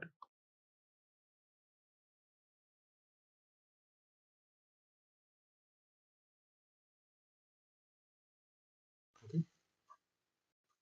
So here you can select the format of it. Again, ship date. Ship mode is worker is fine. Customer ID and postal code is int, which should not be a int. Postal code, it should be worker. Can anyone tell me why it should be worker? Like we can change the size of our variable characters. We can increase also afterwards. Yes. But my question is why the postal code should be worker, not int? Because if we keep the postal code as an int, it can be summarized. Okay, it will summarize, but we can't summarize that, right? Okay, there is one problem here. If you observe that sales is coming as a cherry wood, what can be the reason for this? Can anyone tell me? So from product name, it's going to next column. Is Yes, because maybe they have the comma in the product column and our file is comma separated. Can you see here? It has the comma.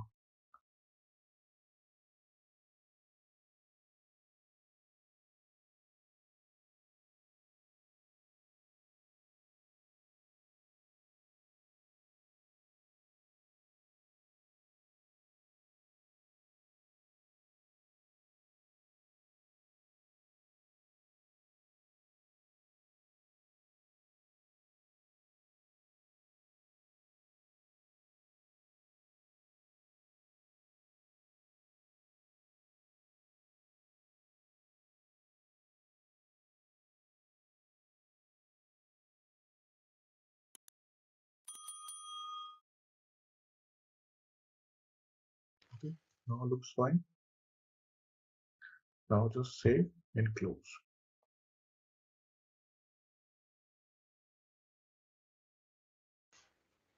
Now you created the train data flat file. Okay. Now we will create the data flow. Okay. Data flow. Right now it's empty. New data flow. Data flow. Data flow.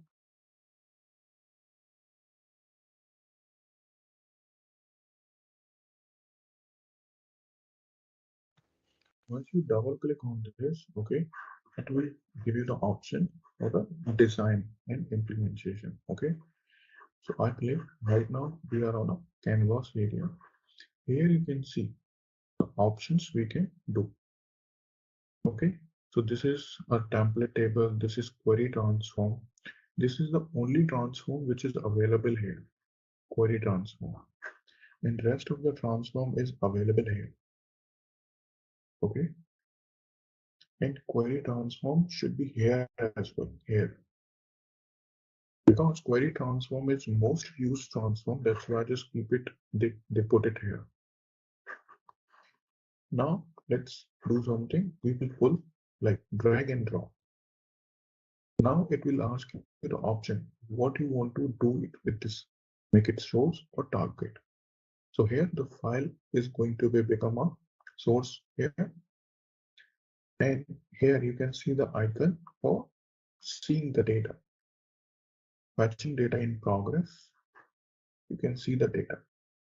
This data looks fine to you, or you want any changes. So you can decide here again. Okay. Here it show only the first 1,000 rows. Okay.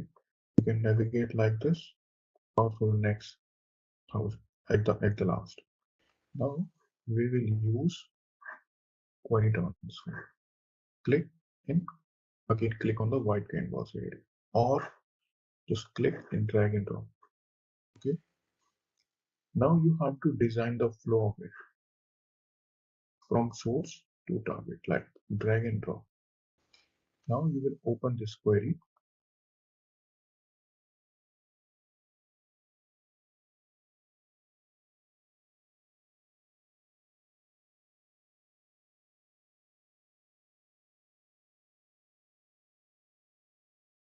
Okay. Now you see that here on the left hand side is schema in. So what is coming to this transform is listed here. And what will be the output of this query, this transform or any other transform will be listed on the right hand side. Here you can see the train data is coming with these columns and the data type. Okay, and we can choose one or many or everything to move ahead. Okay, so what you can do, you just click one or two, or you can just click by holding the control key or by the shift key like this. Okay, so let's suppose we want to put we want to move everything, just skipping the shift control. Click and drag and drop. Okay, so whatever you are taking ahead will be highlighted as a blue, the dark blue arrow, and which is keep behind, it will be look like this. Okay, now understand the bottom area mapping. So how the things are mapping, row ID, this row ID is mapped to the row ID, the train data dot row ID. Let's suppose order ID is train data order ID like this. Okay. Customer ID is ship segment. Okay. We want to check one more thing. Let's suppose we want to know the difference between the order date and the ship date. Okay. So what we can do, we can create a new column. Right click and click new output column. Okay. It will ask you where you want to place it. Okay. Insert above or below. I just click.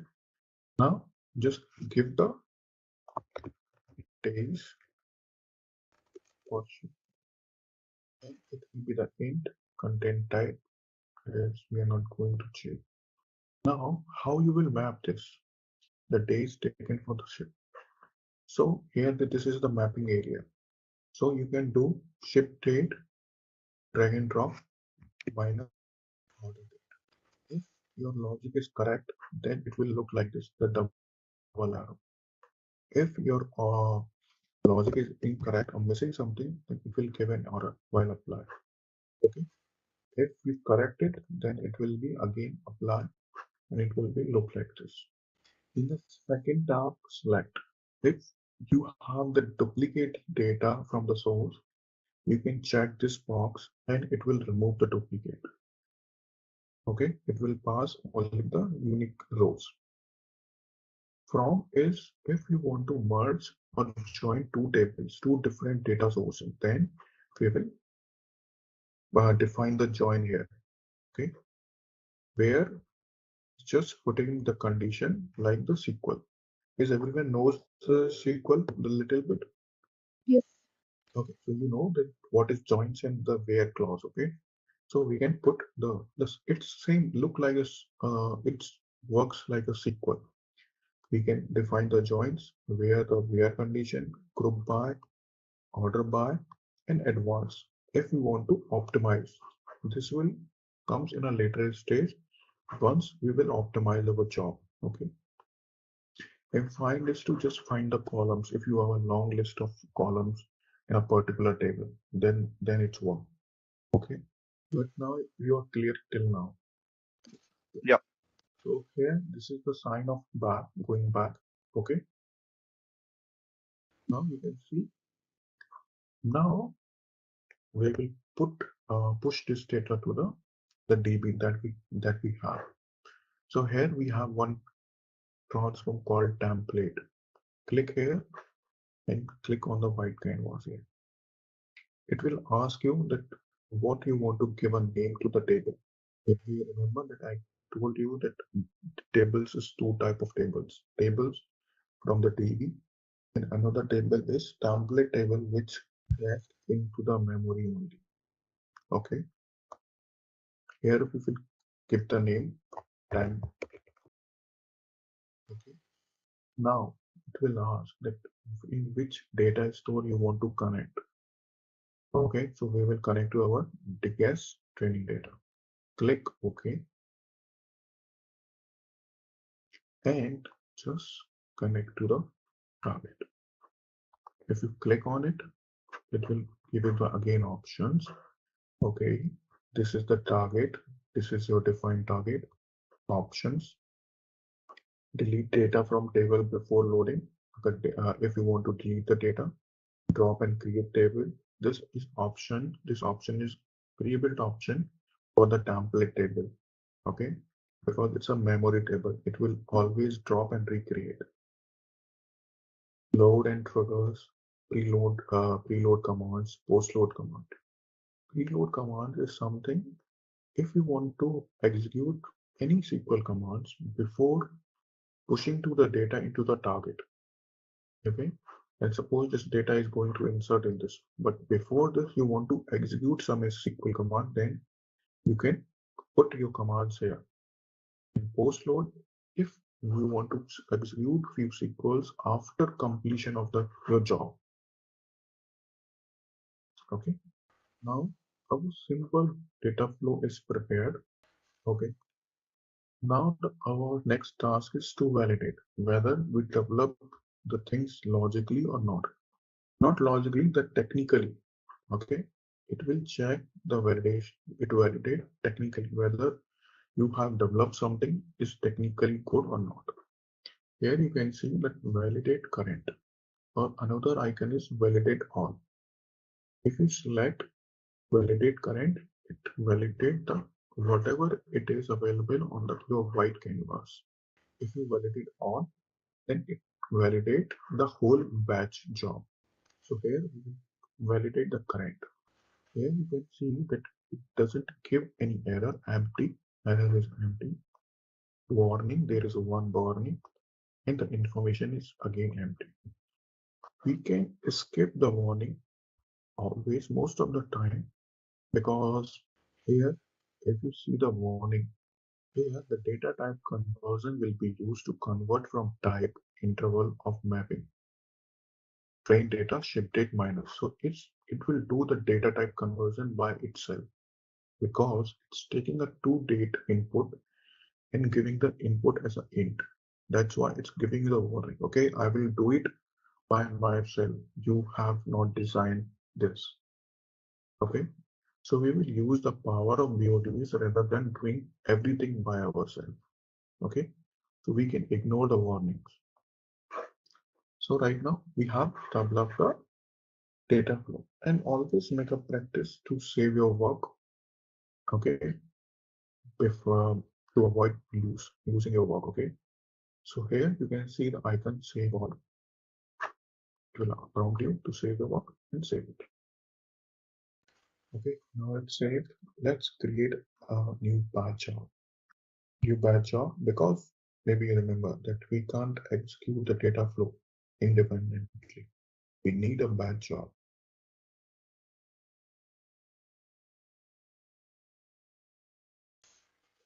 Okay, so once you selected here, now you can pull the data flow or workflow, anything.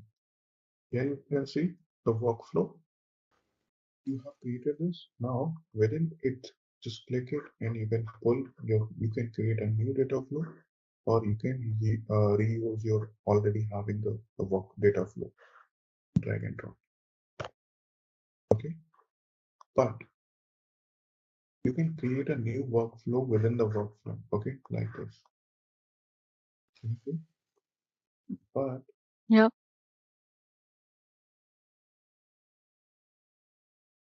in the data flow, you can't create a new workflow. Can you see?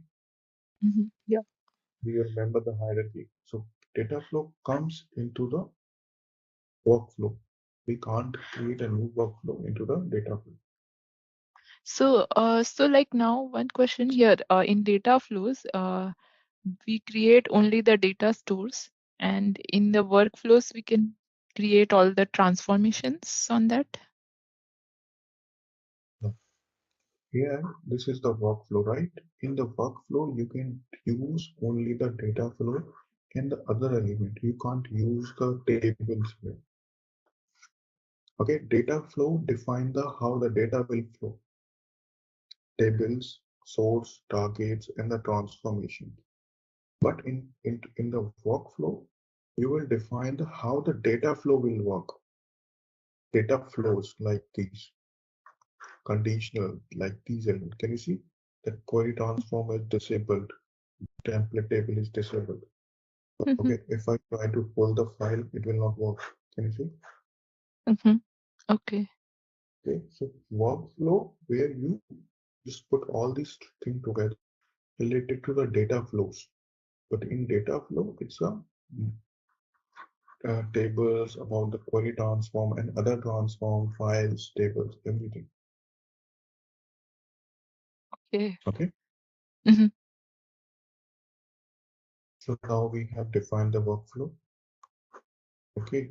So here you can see from the beginning, training is our project. Data migration job, data migration is our job. WF data is our workflow. Data flow move data from file to DB is a data flow. This is our source, query transform, and the target. Okay. If you select the job, now you will validate the whole job. There is again the same warning. We can skip that and click on. Okay, so let's run this, right click and execute. And there is one more option called start debug. Okay, so we will check both the options. Let's start with the execute option first.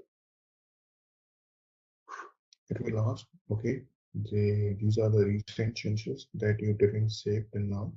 Do you want to save it or not? Okay, we will save it. Okay, on the left Yes. hand side, the project area. Here, we are on the designer tab, and the another tab is monitor. Monitor tab can hold the execution process that we recently did. Okay, while from when you logged in onto the designer. So you can always click on the instance and you can check whether it's completed or not or failed due to any error. So first tab is the trace, okay, where everything you just mentioned, what was the process when it started, like job, this is the timestamp, when message, the initial environment local, this is started. Here you can see the workflow started at this time, okay, data flow is started at this time. Data flow is terminated due to error. This workflow terminated, this job terminated. Because one element inside the bottom element of the data flow is terminated due to an error, then everything will fail. Okay, that's why workflow failed, job failed. In the second tab, here we have the monitors, where we have the number of rows in process, the status, the number of rows that we process, and the time. Okay, and the third tab is the error or warning. Whatever the error or warning we receive, we get it listed here. So here you can see that it giving me an error that we cannot open the file this at this location. Please check the file and path and permission. I checked. We are able to see the data, but maybe I'm new to this server, so maybe there's something which is not restricting to get the file data. That's why it is not able to read the data while executing that. Okay, so that's why it's getting failed. So here we covered this all the elements. Okay, whenever you want to exit the close, the designer always make a practice to create from the close from the project and exit.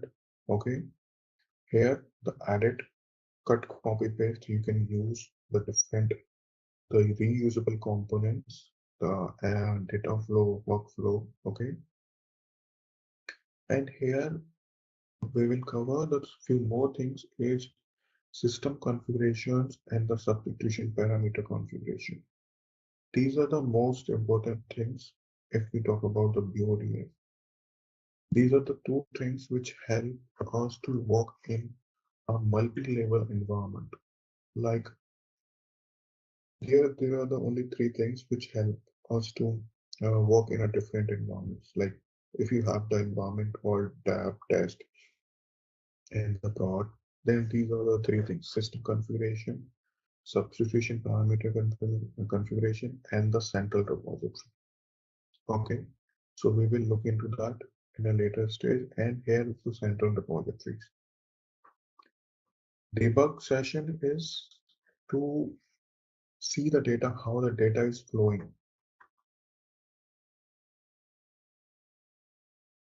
Okay, right now, let's suppose I execute this job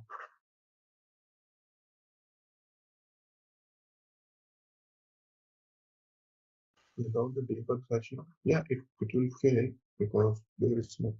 But when you go to the data flow, you will see this glass icon on the board is starting in the end only.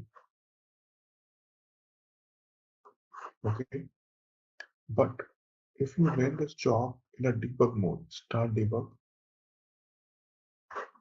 you will see the data at every step. And if you want to analyze the result, click on no, not yes. If you click on yes, then you will not see the results. Okay, click on no. Now see, go to the data flow, and here you can see the two more classes here. How the data is started from here and how it reached there. It's empty. And how the data comes here after the query transform. It will ask you where you want to see, in the left or the right. I will see in the left. And how the data come and go from there. Click to see the right, it's empty. Okay, so this is the difference between the normal execution and the debugging execution. And to just come from the debug mode, you have to click on this stop debug.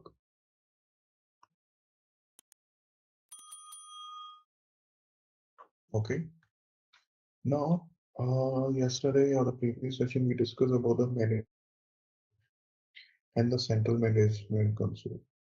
There is a two-way to go to the management console.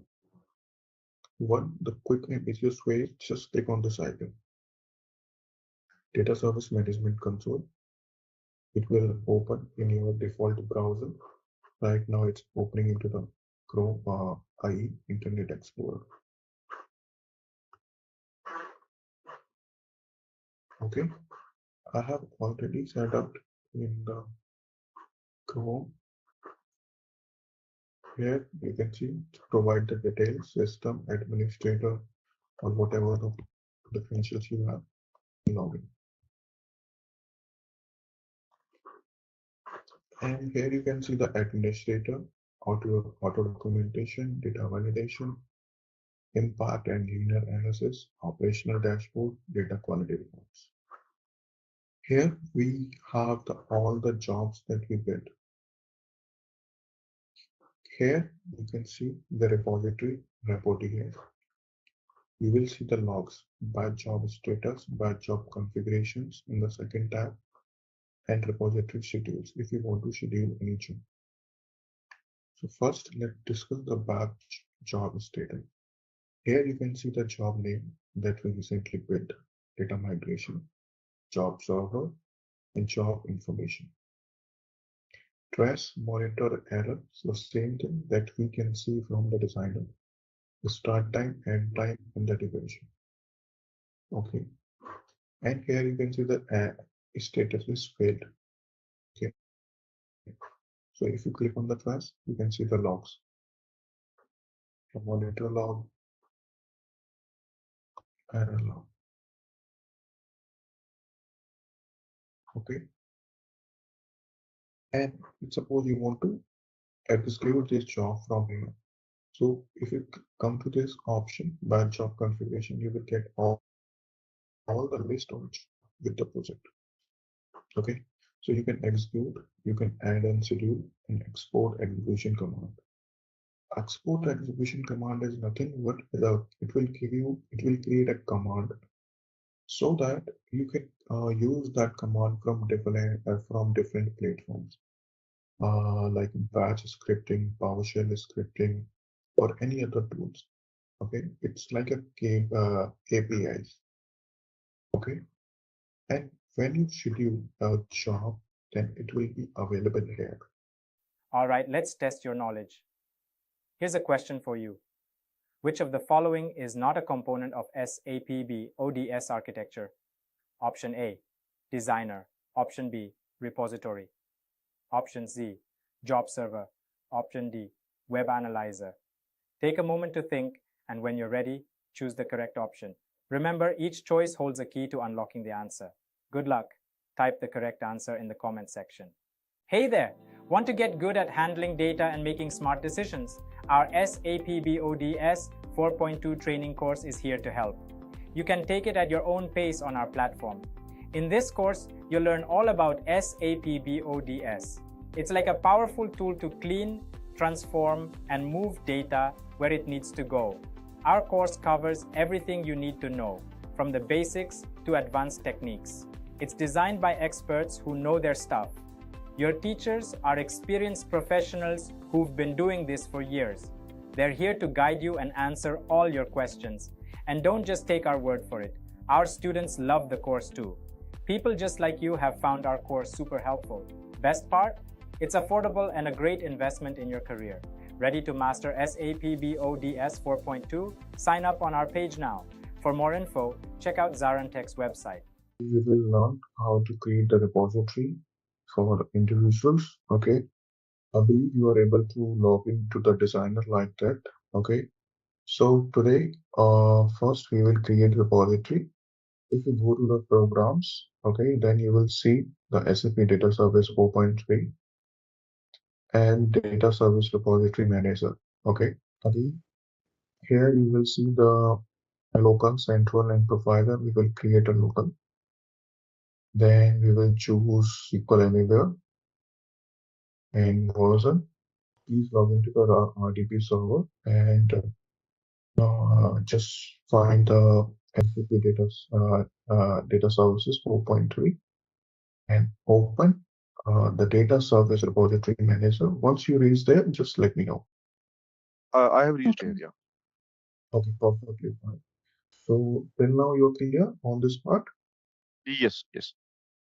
Okay, so you just provide the details to the server. I'm just punching it, SAP BODS, the THEMD labs.com.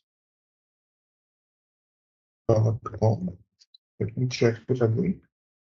I believe you also received these details over the email from the vendor. Yeah, this is same. I think sapbods.themeedlabs.com. Yeah. Okay, database name is BI4. Yes, I'm creating for 3. Okay, sorry, for 2. And just use BI4 underscore DS3, not 2. Okay, DS3. because Okay. Sure. okay, Sure. password I believe you have. If not, then I can share with you. What do you have? Yes, I have the password. Okay, so TP. DBA, username is DBA and password is SAP B in caps, and after that ODS and 123. And after that, we just have to click on. Yeah, I'm there now. Okay, now just click create. Maybe you will not get this prompt Yeah, I'm not getting this because you are creating a fresh repository and I'm just overriding the existing repository. Okay, that's string. why I get this. Okay. Okay. Okay, Okay. so we will wait here, okay, till this is complete. So I believe you are also getting these logs. Okay, and firstly, don't bother about the repository creation. If you know, it's well and good. If you don't know, that's also good. The reason is it's a once in a while Mm-hmm. activity, and generally the admin team will do that for you. Okay, if someone is leaving in your company and someone will replace that, so you will get that repository. So it's not it's a it's like a whenever the organization is starting their product or services on the BODS, it's a one-time activity. Okay, but it's always not required to remember everything because you can just refer the document and you can create. It's a time-taking process, not the complicated. Okay, so just leave it there. Okay, don't do anything. Now, I hope you get the details for the login of the Central Management Console. Did you receive that? Central Management Console. Just give me a minute, please. Service Sure. Take your Management time. Console. Yeah, we have. I have Central So Management open Console. that in your browser of the RTP, not in your local system. Okay. Okay. The credentials are same. You should see this screen. Yes. See the screen, just logging into it. Okay. Yeah, I have logged in. Yeah. Okay, perfectly fine. Okay, so now just log in and we will go to the data services. Okay, can you see? Yes, Angela. I can see. I've clicked Okay, data services. Yeah. okay, that's good. I'm on Now the we screen. can see these two. I'm saying that are you able to see these Yes. repository at I am your on the side as screen. well? Yes. Perfectly fine. Okay, and now configure a new report data service repository. Okay. I have to click on this, right? Okay, yeah. Okay. Now we will give the repository repo DS2, and you should give the DS3 Repo underscore DS3. Yeah. repository for DS2.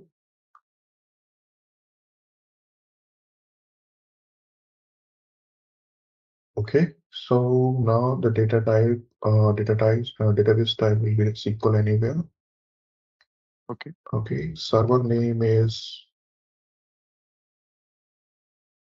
SAP BODS, damlabs.com. Port is going to be remain same, PI4 underscore DS2, and it will be a DS3 for you. Username is DBA, password you have. Okay, and rest things will remain same. Please let me know once you are done with these details. Okay. Just give me a moment. Yeah, take your time. Okay. Yeah. Good. Now click on the test connection. You should Yes. get Successfully connected connected. Yeah. successfully. Perfect. Save. Saved. You can see DS2 and Right now I can't DS3 as see well. your repository. Let's see. But yeah. Now I can see. Okay. Okay. You can see that whatever you created, I can see here, and you can see my as well. Am I correct? Yes. Yes. Okay, so now the repository is created. Now one thing is remaining to connect these repository to the job server. Okay, I will ask the admin in the backend to add them into the job server. Okay, Okay. Okay. once we will confirm, then we will go ahead. Okay, so Okay. sorry. No, nothing. Okay. I said okay. Okay, okay. So now we can see we will log into the data service designer. Okay, and don't log in. Don't select the repository until or unless I say. Okay, but now I want to show you that you will see the 4 repository here. Can you see? Okay, now we will wait for the confirmation once the job server is connected to these repositories.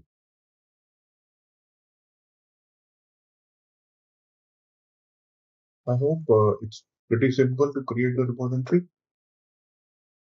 Yes. If we have all the details and everything is good, Yeah, yeah. exactly. It So it's a matter of just details, you having the correct details. That's it. Yeah. The step which we performed in like repository manager, so that is still not responding. So Yeah, that's just fine because just leave it there. The reason is this server has the low RAM. Okay, I ask the vendor to increase the RAM. Okay, that's okay. why it's creating So some there are performance issue. two steps. There are two steps which we performed. Like one is uh, creation of the local repository and through this repository manager. This is one step, and then Right. we then we did the repository creation or like configuration in the central management console, right? Yes. And So there what is is one more step. okay? So what is the There is one more significance of step. these two activities, like creation of local repositories, like physically creating the repository in the database behind it? No, no, no. First of all, Uh-huh. this we are not creating the repository. If I talk technically, okay, the Okay. repository is already built by the username. Can you see the database name? Whatever we give the database name, right? So Okay. DI4, Yeah. DS2, then you provided DS3. These are the databases created by the database admin, right? You ask them to create, okay, one databases for one repository. You need one database for one repository. So once you have these details, then you link the data services. Okay, so what you ask the data services to whatever you design that will store in that database, right? Okay. Let's suppose you design one ETL. So where it will store, okay? So it required a one place. So that's why this is the database where your development will store. You are Okay. just creating a connection again, nothing more than that. So what will happen in this database? You will have the metadata tables. Okay. Got it? Yeah. And once we created this from the repository manager, then we create the user into the central management console. Central management console is, the name suggests, to managing the resources, to manage the access, the permissions like that.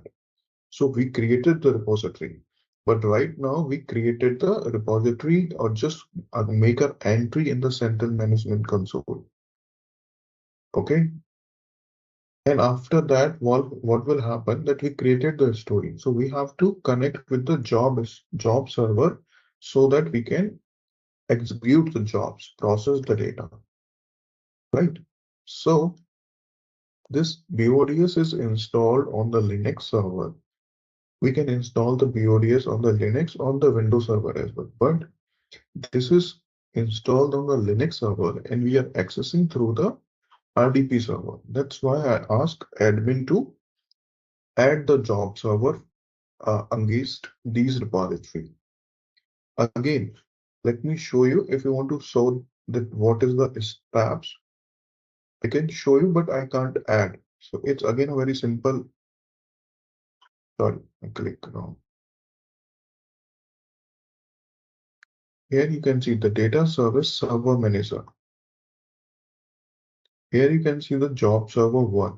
So what happening here? I have the view access here because this is Windows server we are accessing through.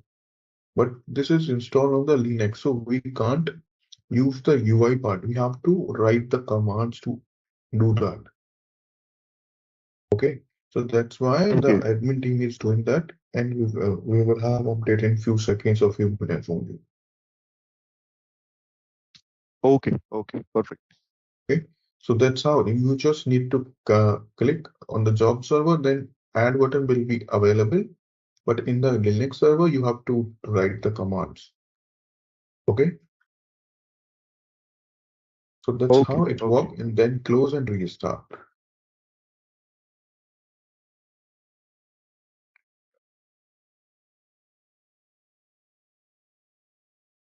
You can close the repository manager like this, like I did. Okay. I'll try.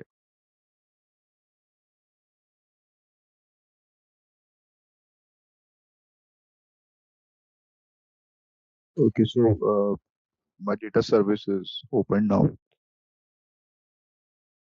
Is it open?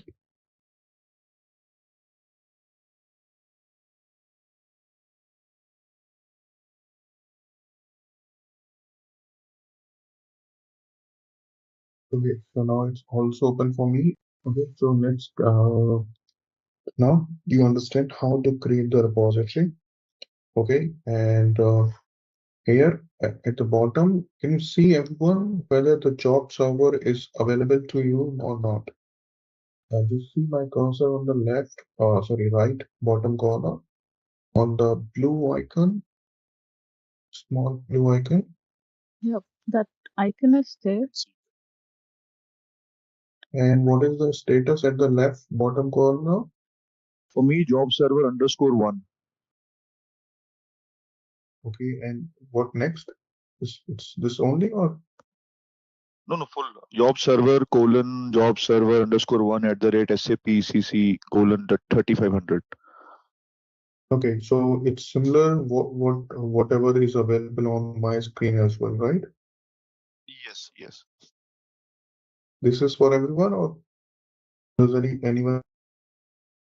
Yes, I also see the same. Can you please repeat the step again? I'm just clicking on this icon, but nothing is popping up.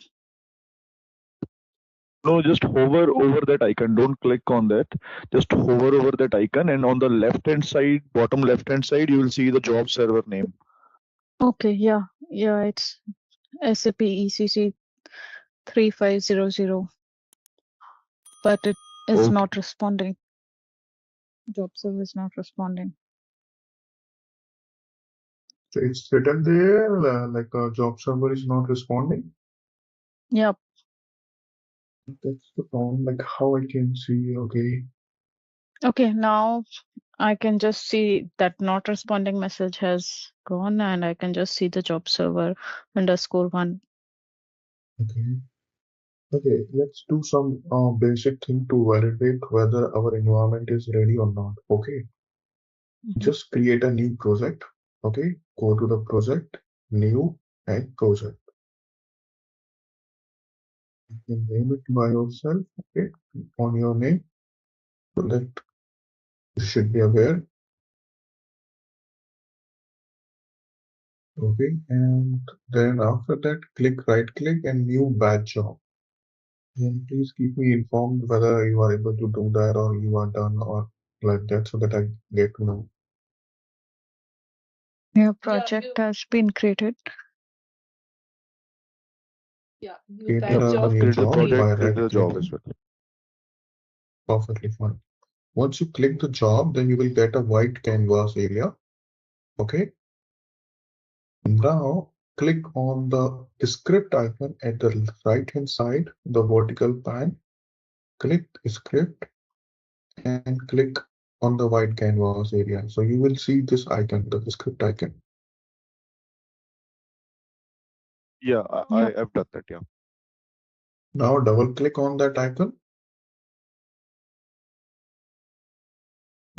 Okay. Okay. So this is the script. Okay. That maybe you remember that I told you that, okay, we have some programming language here. Okay, which is pretty simple. Double click on it. Just 1 minute. I cannot open the script. Like I can. Should I select or the blank area first? In Yes. the project No. area. Just click on the script icon. Okay. Click. Then your Yeah. the mouse will be like the cross icon, and just put it. Then click on the. Okay. Yeah. Yeah. Got it. Yeah. Okay. Yeah. Now double click on the script. Is everyone here? Yeah. Yeah. Yes. Perfectly fine. Now just type print in a similar. Okay. Print. Open parenthesis. Colon. The single quote. Hi or whatever you want to write. Close in again single quote and close parenthesis and semicolon. I believe you can see my screen. Yes. Yeah. Okay, just do it in a simple way, the similar thing. Now validate this icon. It's giving a syntax error. Yeah. Same error contains invalid expression. For me also, same error. Again, giving me the error, right? Yeah, new job. The script contains an invalid expression. It's Before it's use saying a script function, it's saying before script function must be created and a non-script function must be imported. Can anyone put into the chat if possible? I'm pinging a screenshot. Okay. Don't know if it's blurred or no, it's fine. It's fine. I'm just checking. It's look like our repository is not created correctly. The reason is it's saying that function print is not available into the repository. well, it's different for me. I've What it just is. pinged in the chat. You're using colon. You should use semicolon. Oh, okay. Maybe for you it might work. Okay, so definitely the reason that the repository is not created correctly because Mohit, you remember that it's again that is stuck not responding, right? Yeah, So I raised Maybe this that concern to might be the reason. Okay, so I raised my concern to the admin.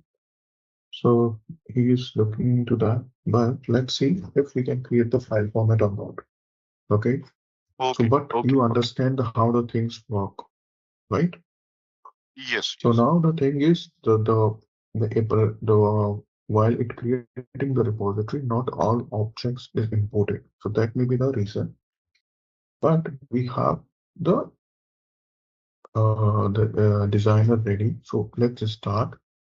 So go to the file format, everyone. Okay. Before that, everyone please download the file. Okay, just click and you will be able to download the file.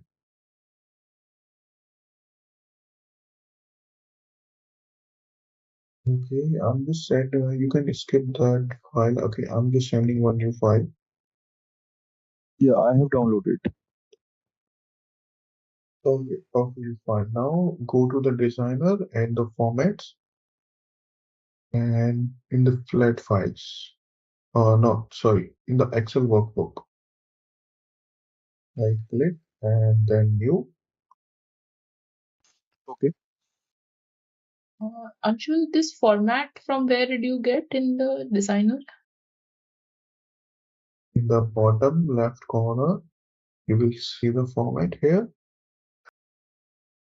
You see the format icon? Yeah, I got it. So in flat files, we have No, transport. not flat. In the Excel workbook, Okay.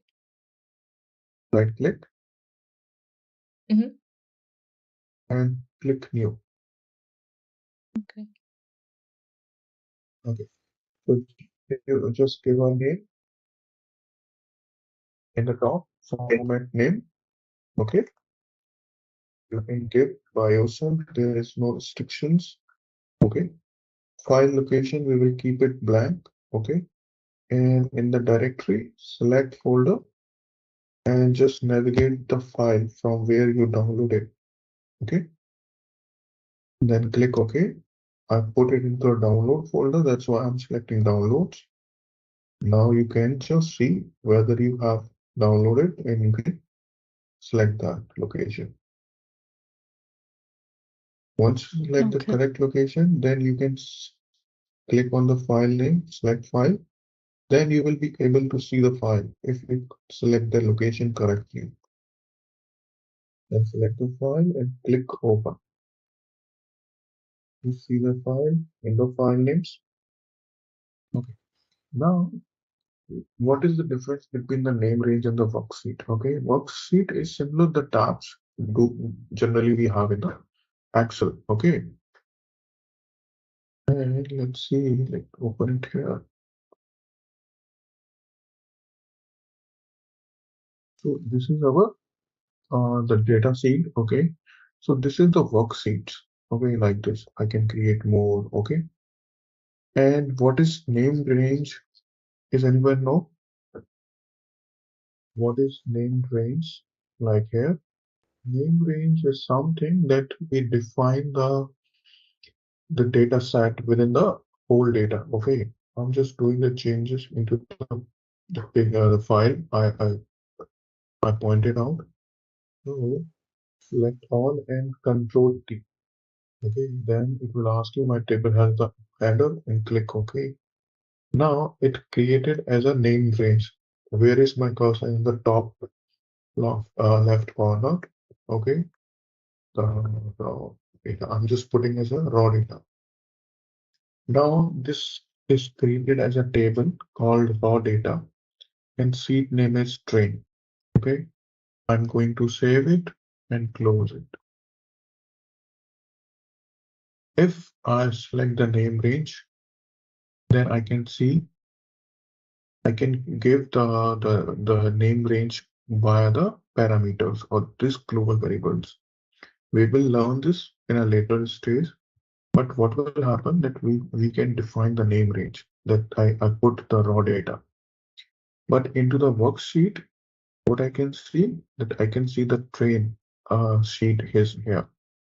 Okay, if I have the multiple sheet, I will get the list of all the sheets. Okay, I selected the train. Now field or the custom range. We can define the custom range by putting the variables as well. Okay, so here we will get the all fields. Now you have two more options. Use first row value as column names. So we will use that. Just check this box. And after that, import schema. So it will import the data, import the schema. Okay, please do that and let's see if you are able to achieve this or not. I can see this. Perfect. Yes, I can also see.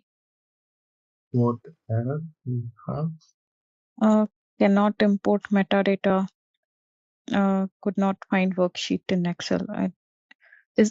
Sorry, my Excel file is open. This could be the issue? Yeah, please close that. Okay, yeah, got it. So now you are at this step, right? You can see the file field name, data type, right? Yes. Perfect. Then click OK.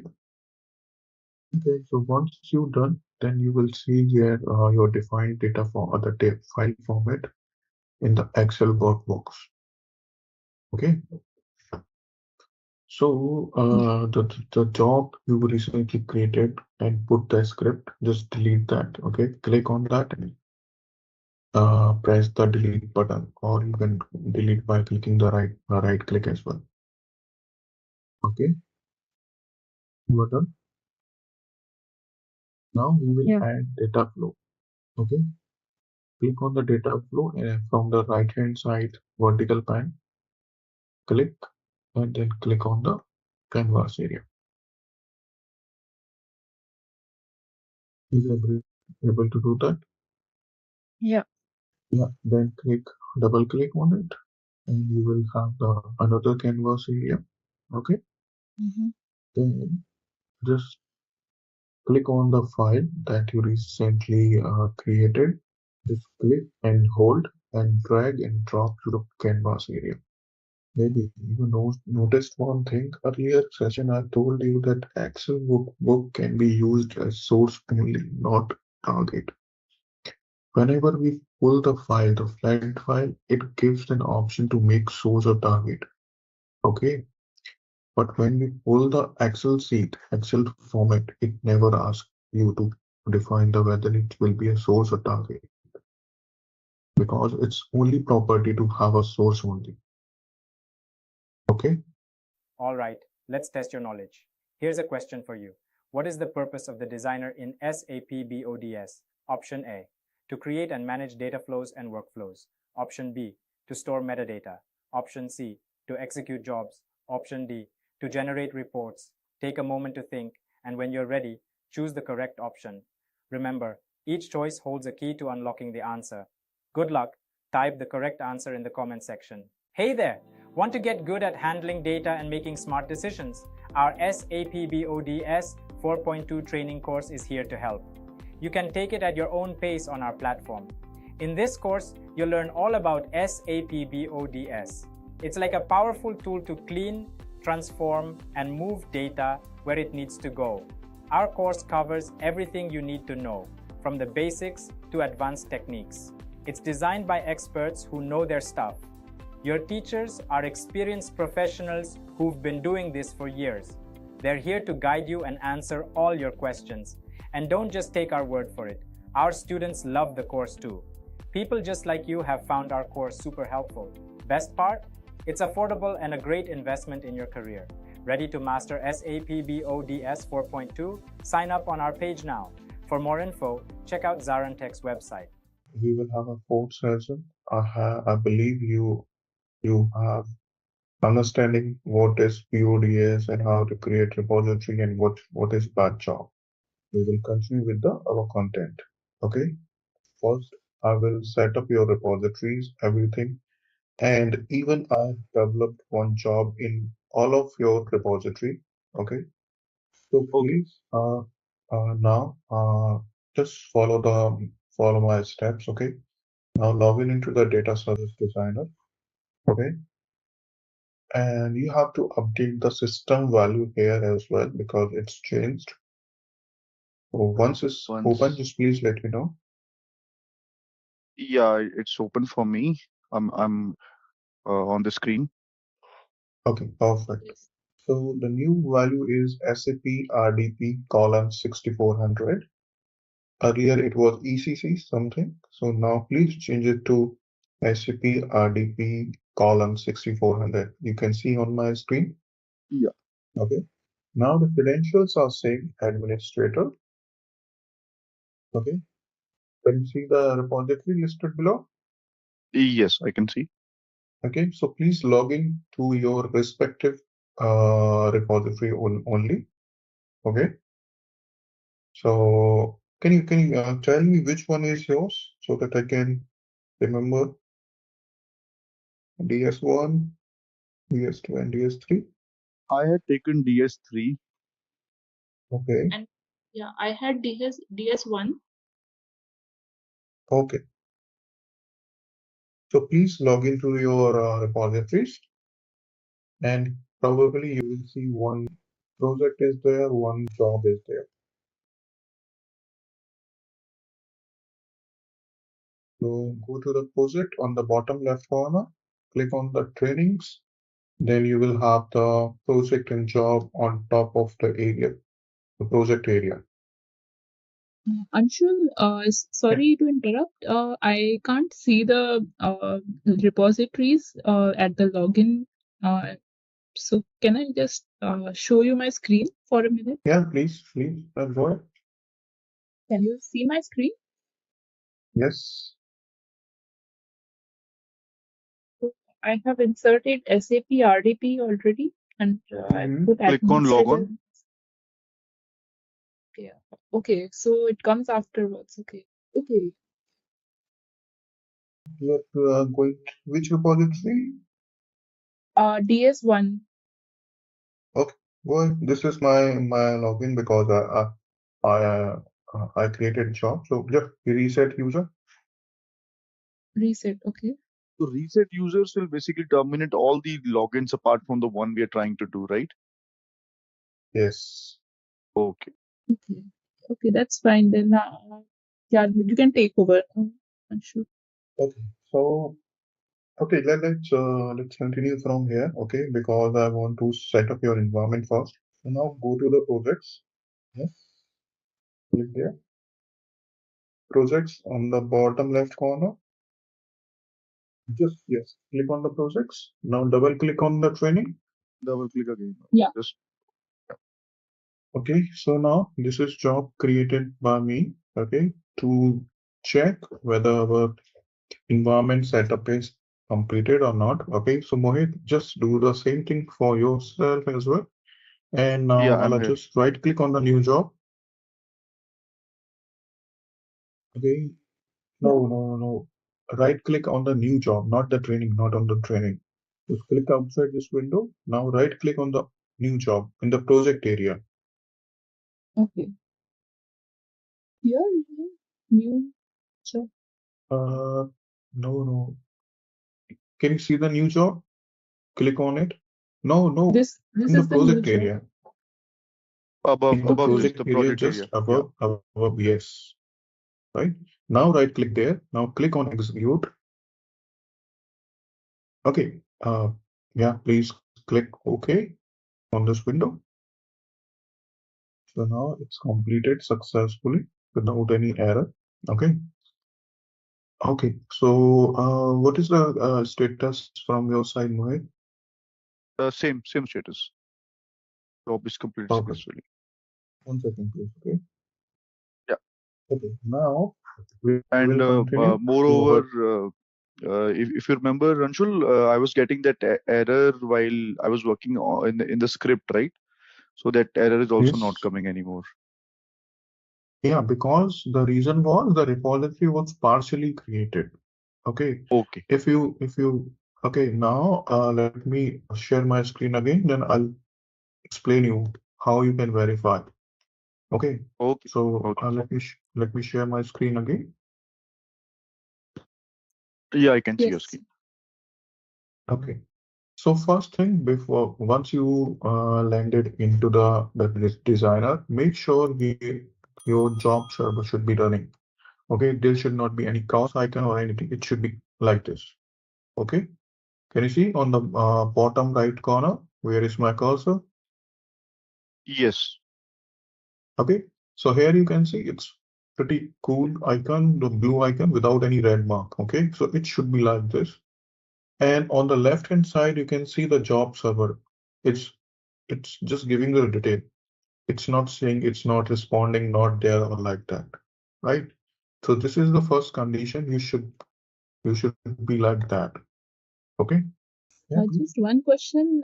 What did you do to remove the error we were facing last time? No, I didn't do anything. It was a setup error. So I asked admin to create the repository from the back end because repository was built on the Linux environment. Okay. Maybe you remember that it was not responding, get stuck while we creating the repository. Remember? Okay, yes, yes. So that was the issue. So that's why I asked the admin, okay, just create from the Linux environment by using the command. So he created. Okay. Okay. Mm. Now we are Okay. on a scripts. Okay, let me show you. If you start typing, okay, you will see the functions available here. On a particular day, on the last session, we were not getting like this because functions was not loaded into the repository. Are you getting my point? Yeah. Yeah. So to print something, just a print function, okay, with the open parenthesis in the single quotes, just write your message, okay, and close and in semicolon after each statement, okay. And please make sure to validate your script, okay, without any error. Then it's fine. So everyone good till now? Yes, Sanju. Yeah. Okay, so let's start with the. Maybe you remember in the previous session I explained you the type of transforms, okay, data integrator, data quality, platforms, and text data processing. So today we will cover few transforms from the data integrator. Okay, data transfer we will use in few session in the next few session, but not today because it's very useful. So we will learn by once we know something about the BODs. Okay, so we will learn the date generation, pivot, reverse pivot, and we will try to cover uh, table comparison or the key generation. Okay, so let's see. Let's how I've already created the date generation, but just keep as it is. Don't see it how it's showing. We will create new by ourselves. Okay, and first load the data. You may remember create the file format. Okay, it maybe look like a repetitive steps, but now we don't have any data. That's why I want to create. I hope everyone has the uh, sample data.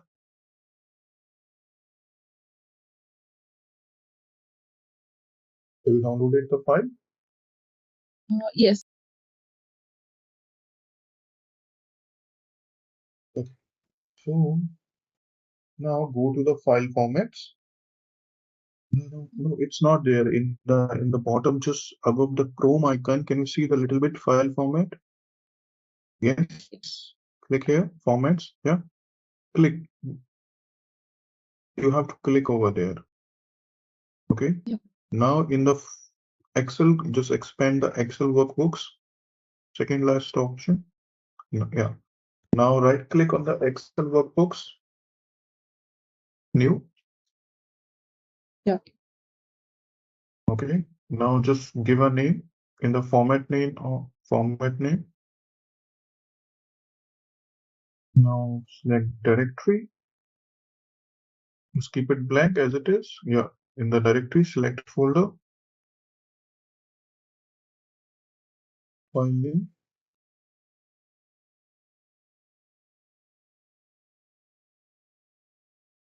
no, just check the worksheet. Select the worksheet from the drop-down menu. No. Yeah. The first default one, train. Yeah. This code page, change it to the default. You have changed something. Code page, default, top. Yeah. Now click check box on the use first row as a value, row value as column name, import schema. Yeah. Click OK. Okay. So now we have imported till now. Okay. So let's create a new data flow. I will delete this data flow. Okay. In the report, in the job. So we have to click on the job, then select data flow, and we can delete. Okay. So when we delete the data flow or the workflow from our job, it's deleted from the job and the project only. Okay. Not from the repository. Okay. If you go to the data flows, you will see that the deleted data flow here. It will not be deleted until we delete from here. Okay. Okay. So that's why it's a reusable component we can use in a one job, in a multiple jobs as well. Okay, but a script is not reusable component.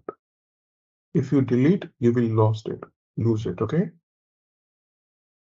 So workflow and the data flow are two components which are reusable. Okay. There are many reusable components, but I'm telling you the right for these two types. Okay. So once you delete from the job, it will be deleted from the job, not from the repository. Is it clear? Okay. Yeah. So now I'm creating one new data flow. Right click here and click on the canvas area. And I'm just renaming it to data migration from file to PE. Okay. Just give a proper name. Try to always give a proper name so that you or your colleagues can understand when they just log in. Okay. What is the purpose? Try to give a name so that we can understand what purpose for we have designed it. Okay.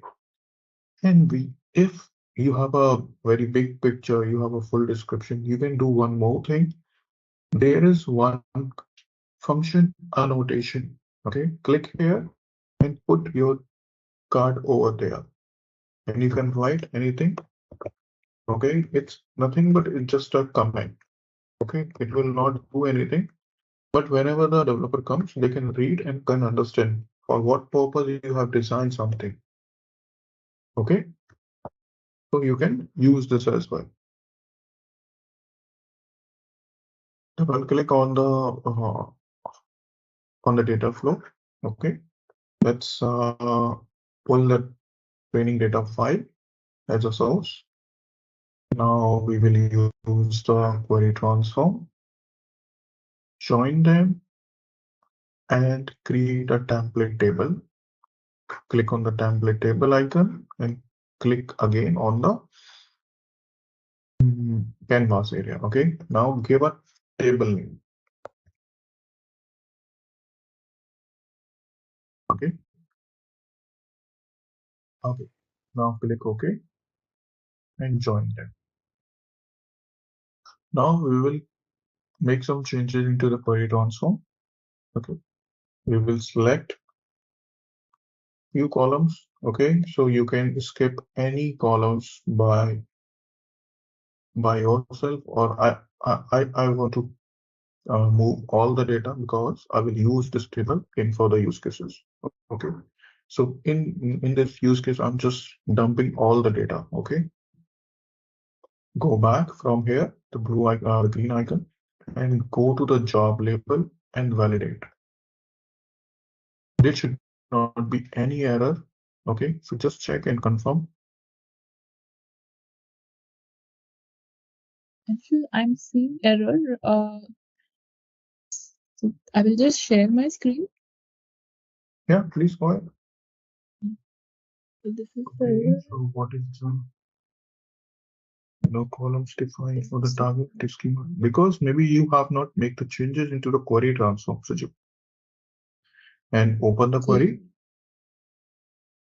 And before that, can you just maximize it? This window? Yeah. Can you see the maximize? Yes, please. Yeah, perfect.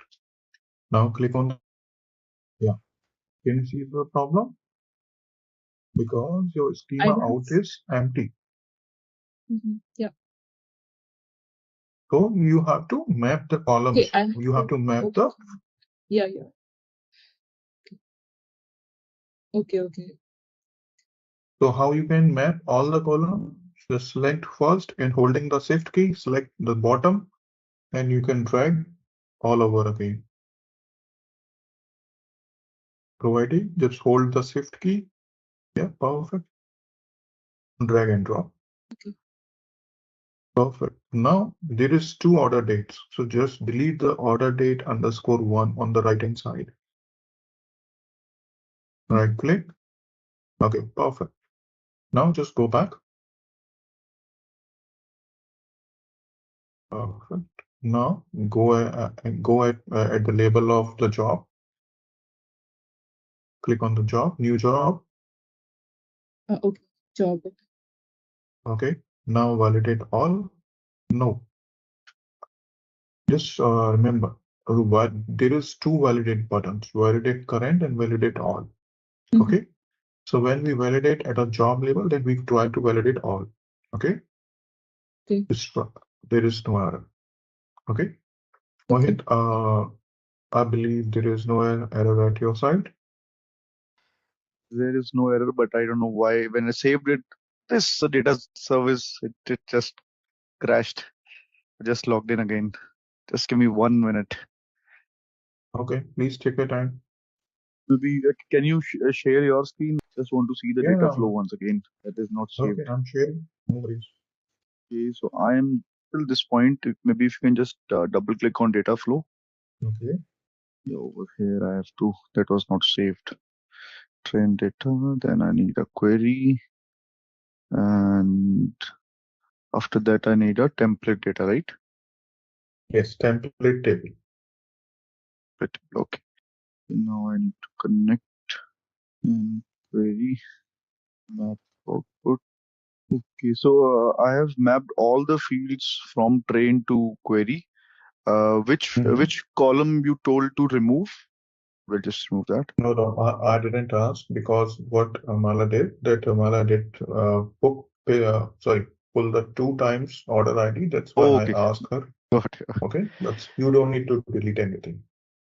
Okay, so I've done till this point. Yes. Okay. So now just pull the template table from the right hand side pane. Okay, click here and click on the canvas. Yeah. Now join the query and the training data. Okay. Yeah. Done. Done. So now just go at the job label. Job level. Okay. Click on the job. Now validate all. Yes. There should not be any error. No errors. Yeah, that's fine. Perfect. Okay. So now we will try to execute this job. Right click on the new job and click execute. Okay, wait, don't execute, start debug. Start debug. Okay. Okay. And don't click anywhere. Okay, let it run. Okay, click on yes if asking for the yes, and click OK here. Okay, now don't click anywhere. Just wait to complete it. Can you see this window at your side? No, not yet. Yes, okay, I wait. can see. If this window arrives you, just click on no. And this means we don't want to stop the debug session. Okay, if we want to stop the debug session, then we will click on yes. Okay, but now I don't want to stop my session, so click no. For me, it is showing optimizing job and in the process IDs, last is optimizing job and nothing is happening now. Can you share your screen, please? Yeah. No, same for me. I'm like till this step, optimizing job, new job. Yeah, I'm also at this point. So you are getting an error. No, no error. There is no error, but we are just stuck here. You can see my screen. Yeah, I can see. Okay. Optimizing job, new job. Okay, it should not be there, but can you click on the red icon? Can you see the cross red icon? Yes, click there. Yeah, there is an error. Yeah, same thing. Maybe though your window gets stuck. Okay, access server.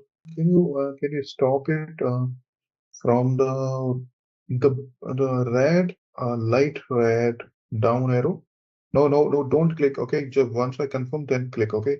Can you see the SAP RDP just below that we have an icon?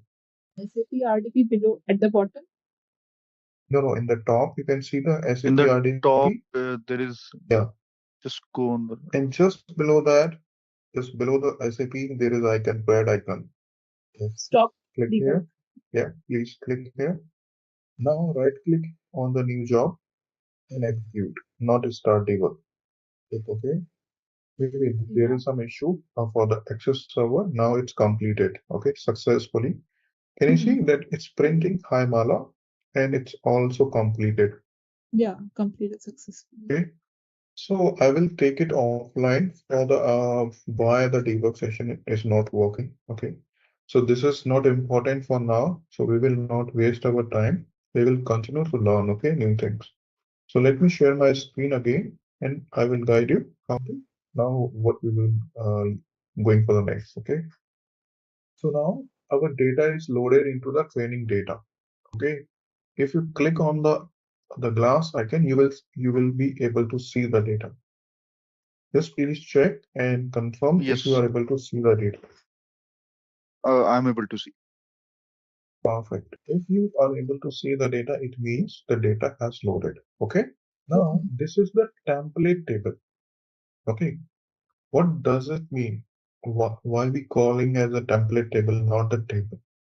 Template table is in memory table. That's why this icon is different, the light blue icon. Okay, so here in the template table, you can see the training data.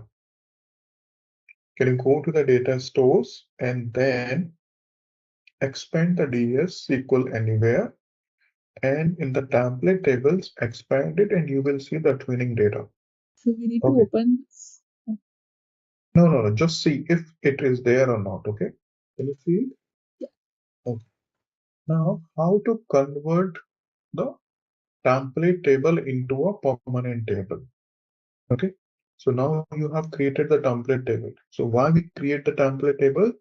For our development purpose. When we are not sure whether our target table will look like this or we have to make the changes. Okay. Let's suppose you have the requirement, okay, and the requirement is changing frequently. So whatever column you decided here, you will see the same columns in the template table. Okay, let's suppose here you can see the columns called row ID and order ID, right? And let me move one column. I'm going to remove the row ID. Okay, here and let me rerun this job and let's see what will happen. And don't do it at your side. Okay, let's see, understand first. Now, new job is completed. Let's see. Here, I will recheck the data, close the previous windows from the previous session. You can see that row ID is removed. Okay, so that's why if our requirement is changing, our values are changing, then we try to keep that as a training data, the template table, so that our target table should update accordingly. We don't need to go to the database, modify the create a statement, delete the data or anything. It handles these things by itself, okay? So that's why we use the template table. Once our requirement is clear, okay? Let's suppose we decided to go with this, we want to keep the row ID as well. Insert a verb. Okay, so let me rerun. It's completed. Let's validate again. Again, you can see the row ID. Okay. So now let's suppose you get the confirmation. Okay, this is what the customer or the client is asking. Okay, and they approve. Okay, this is what we are looking for. Now right click on the table and you will see import table option. Can you check at your side? Are you guys able to see this option? Yes, it's there. Okay, please see the icon color. Okay, and see the color after I click the import table.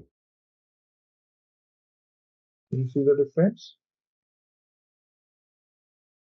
The color is more blue now. And In with the the lines, the row and the yeah, column separators are there, right? The vertical yeah, tables, yes. right? So this is the permanent table. Okay, so you can now identify by seeing the icon, which one is the template, which one is the permanent, right? I'm in the Maybe you data already flow. converted because this option will not be available once you convert it. Can we go back to the temp table again from here? Like if we want to No, it's a change. irreversible action. Okay, you can't go back.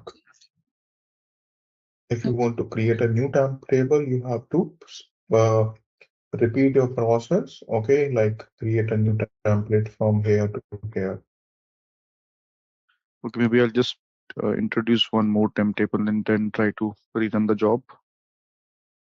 I'm just creating one more table, training data one. Okay, click OK. I have, okay, so now you can see the temp table icon is this, and this is permanent table. Okay, and see, okay, now this table is empty and this has the data.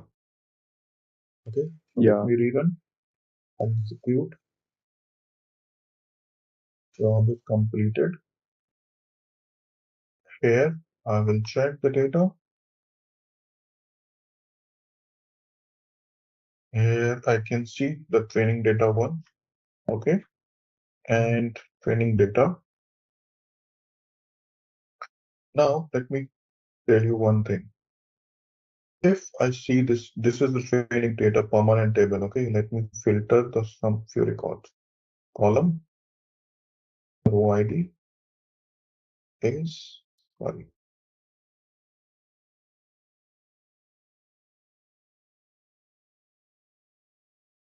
So, Mohit, are you able to see the import table option now? Like right click and the import table. Unfortunately, not.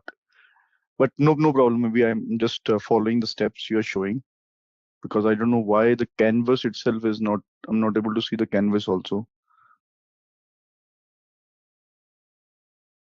Is it not Maybe responding like that?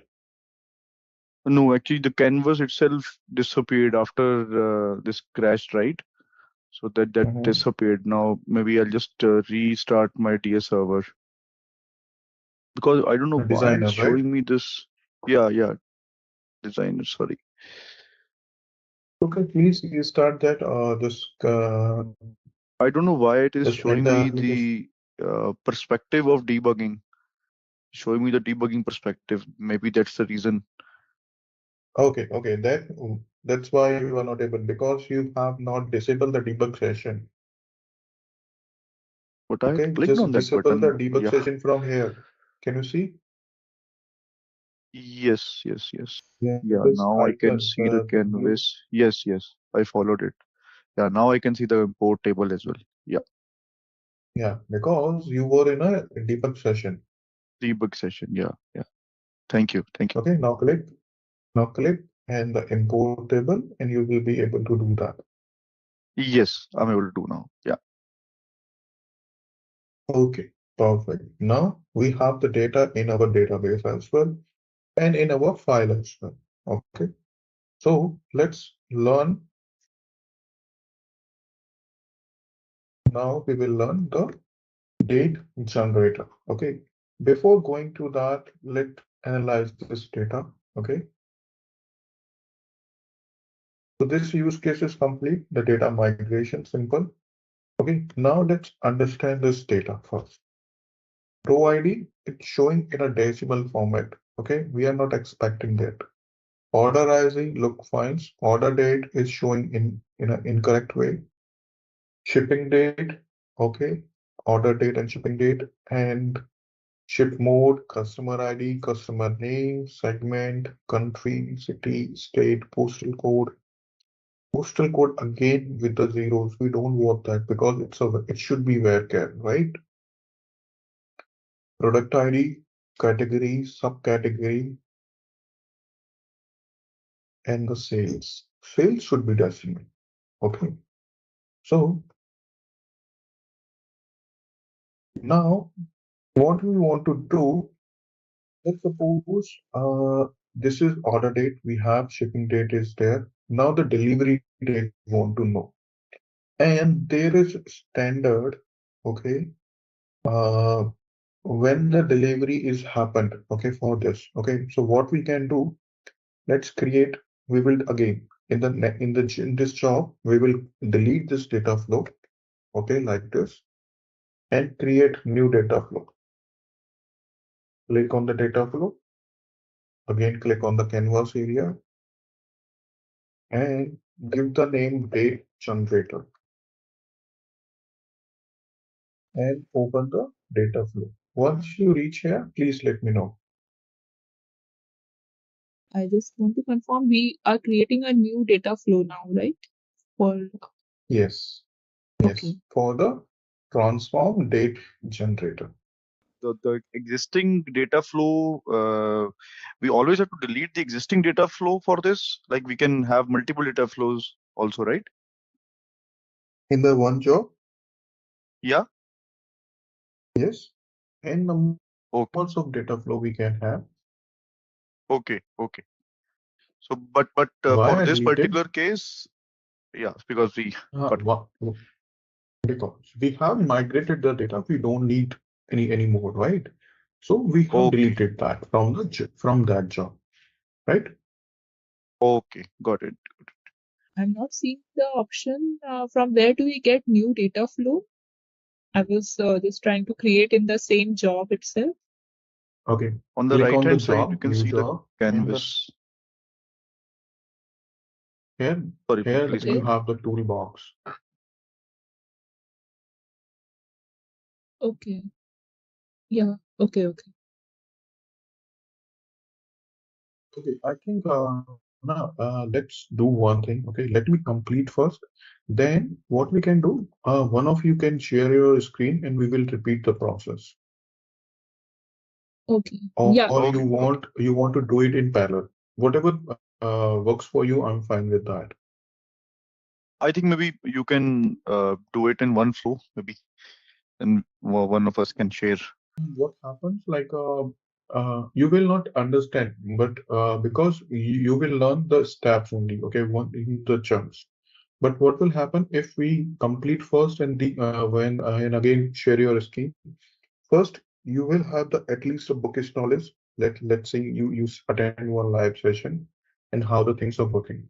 Then you will have a practical continuously, right? Right now, what is happening? Like you are learning one step, then again I'm continuing. It's breaking us. Okay, okay, sounds good. Yeah. Okay.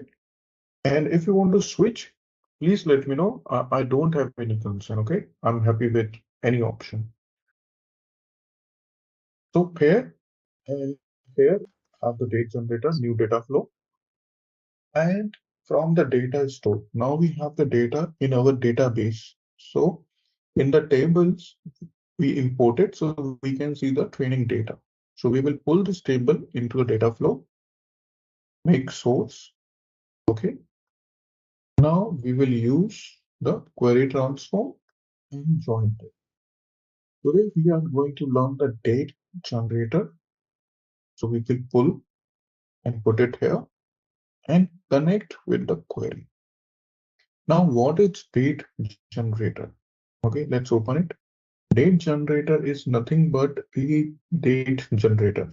Its name suggests it create one column, only one column, okay? And it asks you the start date, end date, and incremental frequency, and the join rank. Join rank is nothing but if you want to join this data with some other sources, then it asks you to join to prioritize the joining condition. Okay, so generally we keep as 0. Okay, if we increase, then it will join first and the other things will happen later. Okay, so for now, just skip the join rank. Okay, just keep it default. So here you can see the start date is today's date, 10th of July 23, and till what date we want to generate the dates. Okay, and if I want to keep it as August, or anyone wants to keep to anyone want to give me a suggestion to till when we can create. Okay, let's keep it till 10th of August. Okay, and we want to incremental the dates by daily, and we have other options as well, monthly, weekly, or we can define by our parameters. Like we want to increase the dates by 2 days. Okay, let's suppose today is 10th of July, we want next date is 12th, 14, like that. Right now, what will happen? It generate the 30 or 31 column, like 10th of July, 11, 12, like this. Okay, let's close this. Now into the query transform, we will see, we will keep all the columns from the training data. Okay, like this. Now in the schema N, you can see the two sources, training data and the date generation. Let's pull this date generated date here, and we will rename it to the delivery date. Okay, so now we don't need to make any changes. We want to just keep insert the rows from here, and let's dump into the one-time table.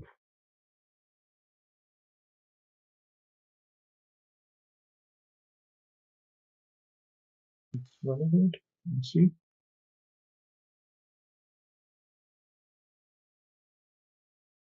When there is a data flow processing, you can see the process here as well. Can you see the process? These figures are changing.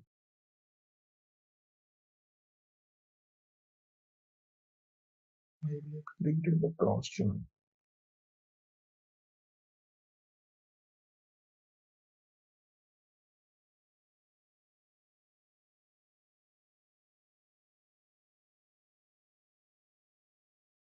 So let's see. Okay, then what was the value generated by this transform? Okay, see. Can you see? Only 32 values is generated, 32 rows, and in one column. Okay, till 10th of August. And here we have the training data. And what was the output? Let's see on the right. Can you see? It's added one more column at the last. We have pulled this. Okay, now it created the cross join because we didn't define any join. That's why it created the cross join. Okay, now let's follow a particular use case rather than just doing it. Why we need and how we can use this. I deleted the training data. I created the date generation, and for the one column, only for the date. In the query, we have again the same things, the same columns that we pull from the training data. So I will delete that and date value and again pull the same columns and try to use any functions and convert this value. Here you can see, here you can see the functions. Click on functions, new window will pop up. Okay, so there are a lot of functions: aggregate functions, average, count distance, max, min, sum, conversion functions, custom function that we develop by ourselves. Okay, so right now we don't have database function, key generation, total row, SQL, and date functions here. Okay, here we will use this function to drive the values to create our dim date table. Okay, so here let's use month. We want to drive the month of the date. We will use the quarter. Okay, and the year. Okay, and is this a weekend or not? Okay, so let's create these values. Go at the beginning. Okay, now just start typing month. You will see the month function at the bottom. Just select that function and close. And once you put, it will give you the syntax. Okay, that how to use this. Okay, just close parenthesis and apply. And see, there should not be any cross icon. Okay, we will rename it to month. Okay, and this is the one way we created and we edited. And another way is right click, new output column, insert below. Okay, and you can see the year. Here should be the int. Click OK. Now do the mapping from beginning. Here is fine. Here, then you will see the functions. Select that and drag the input like here. Close and apply. Okay. So create one more.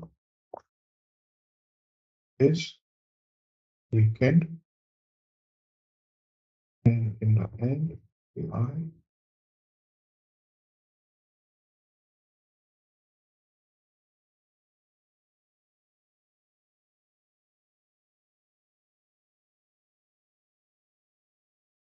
and I'm not changing anything into the temp table, okay, because it will update automatically. Let's validate it.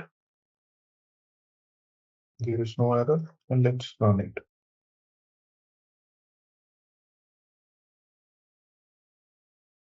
Let's see what is generated from the date generation, okay, and what was the output from the query.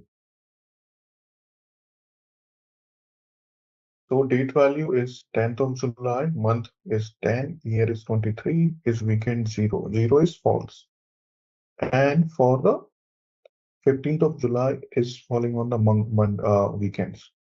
15th and 16th, so we can check 15th and 16th are what weekends. Okay, so that's how we can create our dim tables where we have the date information, or we can join these values with other as well. Like how? Let's suppose we created the years of data. We can join this data to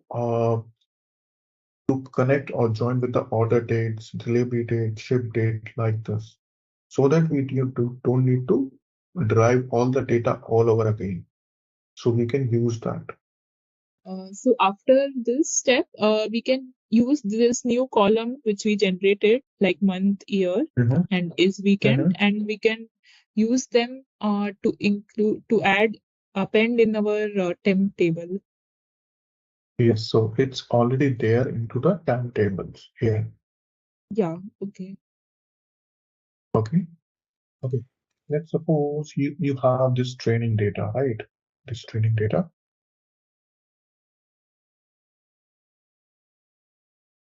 So what you can do, okay, what generally in the business, what happens, okay?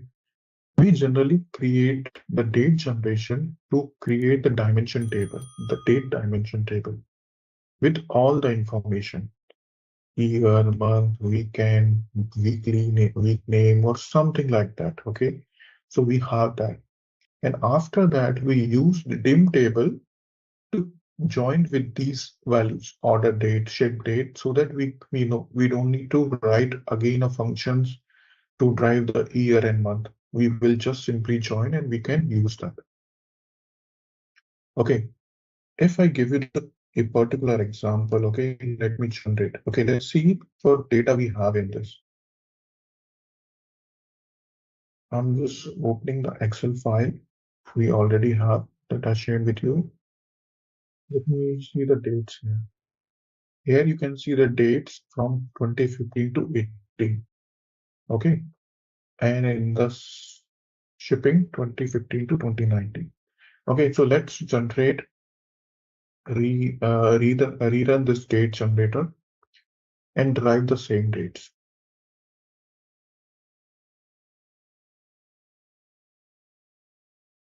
From 2015, 31st, 12 in 2019. Okay, this is what we have in our data. Okay, training data. So let's rename it SQL date, month, year, and let's see. Let's see if I can generate a few more things.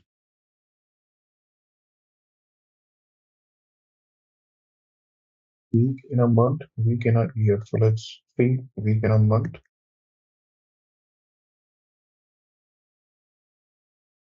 One more column.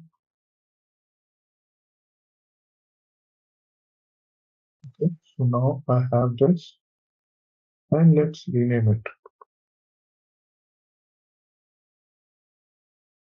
I'll just rename it to a dim date. Okay, let's execute this job.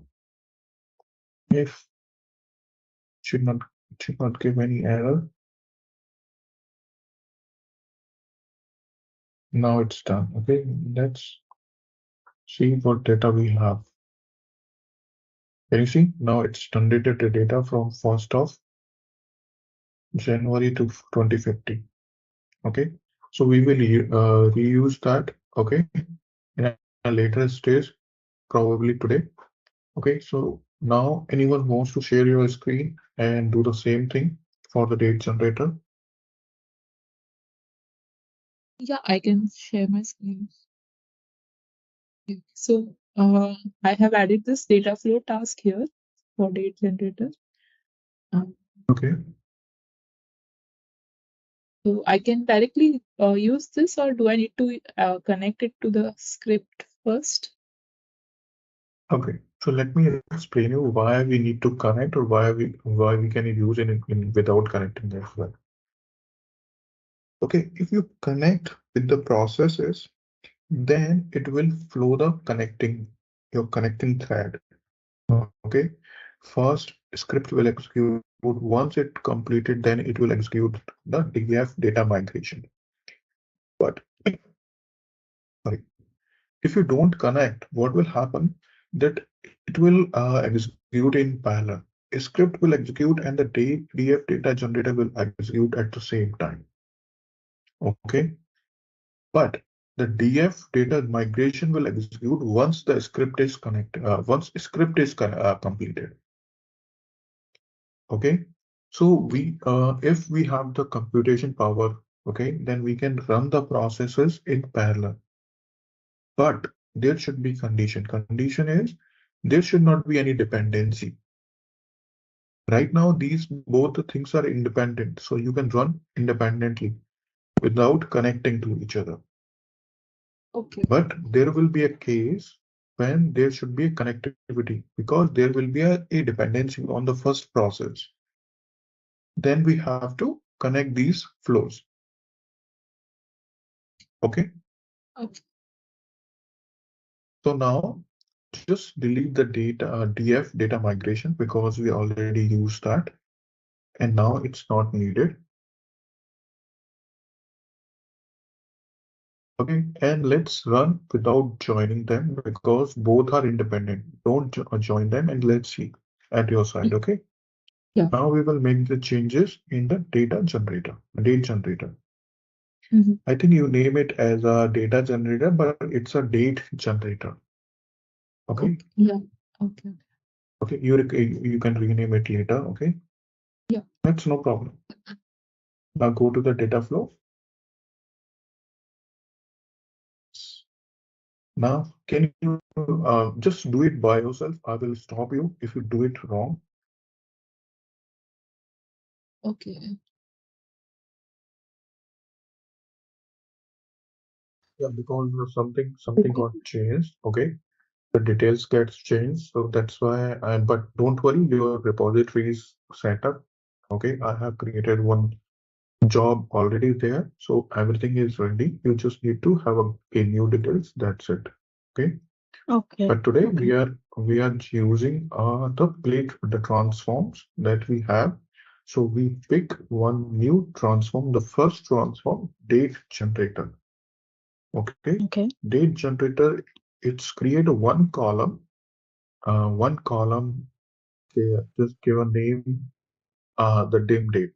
Okay. We want to be on a same page so that we can, whenever I say something, so you should be able to navigate through that. Okay.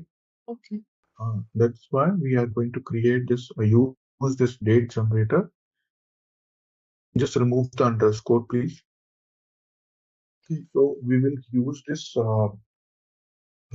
this date generator to create the date dimension table. Maybe you remember from the first session that we should have the dimensions tables to join with our dates, order date, shipping date, delivery date, or anything like that. Okay, so that's why we are going to create that.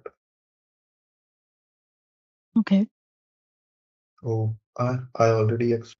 So now firstly she creating a new data flow and she pulled the date generation transform from the data integrator. You can see from the repository, and now she pulled the query and created one timetable from the right hand side toolbox. Okay, now she connected, and let's see what she did next. Go back, and you have to first make the changes into the date generator, not in the query. Yeah. Okay. So we can set any date here, starting today till next month. We are now using this date generator to create a new date in sequence within this range, the range from start date to end date. And if we want, we can increment it daily or monthly or weekly. So it will create like a sequence of dates for us. So now I will take it as daily to generate a sequential date. And, Can we Yeah, also customize this increment like I need it, for example, for alternate days or something? yes. That's I also told you. You have an option to define the parameters in the increment option. You just click over there. Mm. So here you can see the parameters. Okay, so we can define the parameters and we can select that respective parameter. Okay, so Okay. then it will work based on your custom requirement, alternative, 2 days, 3 days, whatever you want. Okay, so we will learn the parameters and variables tomorrow. Okay, today let's focus on this. But Okay. definitely, yes, you can do that. Thanks. Okay. So, Please yeah.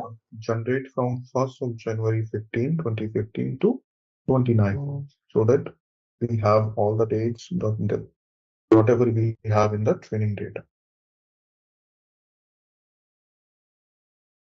Up to January 31st. Up to December 31st. And you can also provide the parameter here as well. Okay. Can you see that why it's asking for the name, for the date Yeah. or the name with the Yeah. dollar sign? So you can define dynamically as well. It's not needed. Okay. Let's suppose you developed this job 10 years ago. Okay. So you can define by like based on today's date or this is date. So it will be change automatically. So you have to define the parameter. That's it. Mm. Okay. So Yeah. we will learn the variables tomorrow, but yeah, Mhm. so you can make it dynamic as well. It gets saved automatically, right? No Yes, need to. yes. You don't need to Okay. be, yeah. And I will put the query, and in the query now we can add any custom functions to generate specific columns like month and year using the generated date. So uh, we had a function for month. Yeah, First, I will but put the same. just give a name to SQL date. Okay. Double click. Yeah. SQL underscore date. Okay. And create one new output column. Don't change this mapping. Okay. Maybe you removed. Okay. But you need one date as it is, right? Yeah. Okay. You just click on the SQL date again. So it already mapped to the your input. Okay. Mm-hmm. So now Mm-hmm. create, just pull the DI generated date again into the schema out. Yes. Okay. Yeah. Perfect. Now rename and provide the function for the month.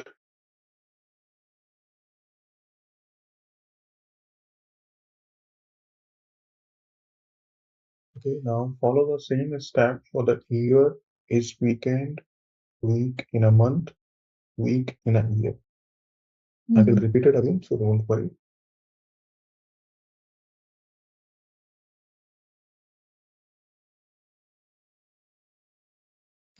And last we did is weekend.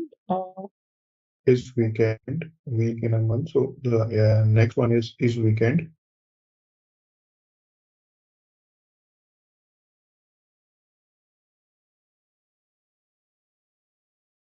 No, we have two more, week in a month. Rohit, are you doing the same things?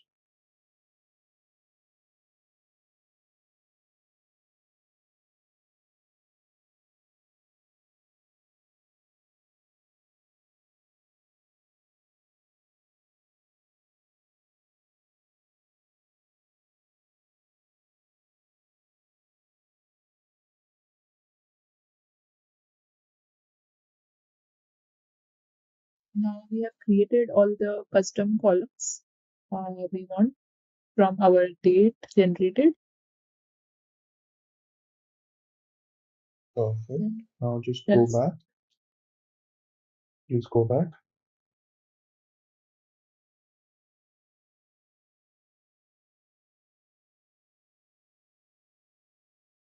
Can you go back, please? So yeah, we don't need to map the target with the query. It's automatically mapped. Okay. okay. Okay, So so I now can just go delete. to the job. No, we don't need to delete. It Okay, already okay. mapped. Okay, yeah, yeah. I understood. So go to the Okay. job Now click on and the new job and validate again. Validate all. There are a lot of integer to errors. date type. Okay. Yeah, into Can date. you enlarge? Can you enlarge the window? Yeah. In the beginning, when there was parallel talk. Okay, mapping is not good. Okay, so just close this. So we need to convert Okay, to date first type. it's not allowing to parallel execution. So just connect these things, script and the data flow. Okay, so just validate again, and you will see that one error should be removed. Okay, now just go to the query transform flow in the query. Okay, now if you see on the month column, the data type is showing date. Hmm. Can you see? Yeah. Yeah. So it should be int, not date. Okay. Now click on the date corresponding to the month. Okay. Then you will see the option. Click. Now select the int. Okay. Just do it for everything. Year is weekend. But you understand why we are doing this, right? Mhm. I thought we should convert here into date, like so that, but then this is a integer, so we can keep it int always. Yeah, because the output, what should be your output? Weeks in a month cannot be a date, right? It should be a Yeah, numeric right. value. Yeah. So that's why. Okay. Okay, now validate here only. Just validate. Perfect. Now cross this window, go back. Yes. Validate again. Perfect. Now execute. And let's try to execute in debug mode. If it runs successfully, else we will do it again in the execution mode. The save. Okay. That's no. Okay, go ahead. Start. Yeah. Yes. Okay. Okay. Just cancel it. Stop the debug session. Let it complete. Okay. Okay, it's failed. Okay. No, not this. Go left. Little bit more. Yes, this one. Okay. Yeah, down arrow with the cross icon and the red dot. Yes, please click on this. This is the debug, right? Stop No, debug. no. Stop debug. It's there. Just below the SAP RDB. Yeah. This is only stop debug, right? This is the error. Yeah, this one. Stop debug. Yeah. Have you click? Yeah, Please click on this.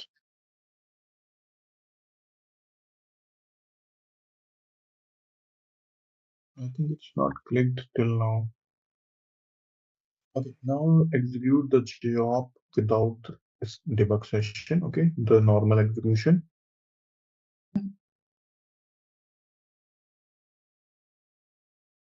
Okay. No errors. Perfect.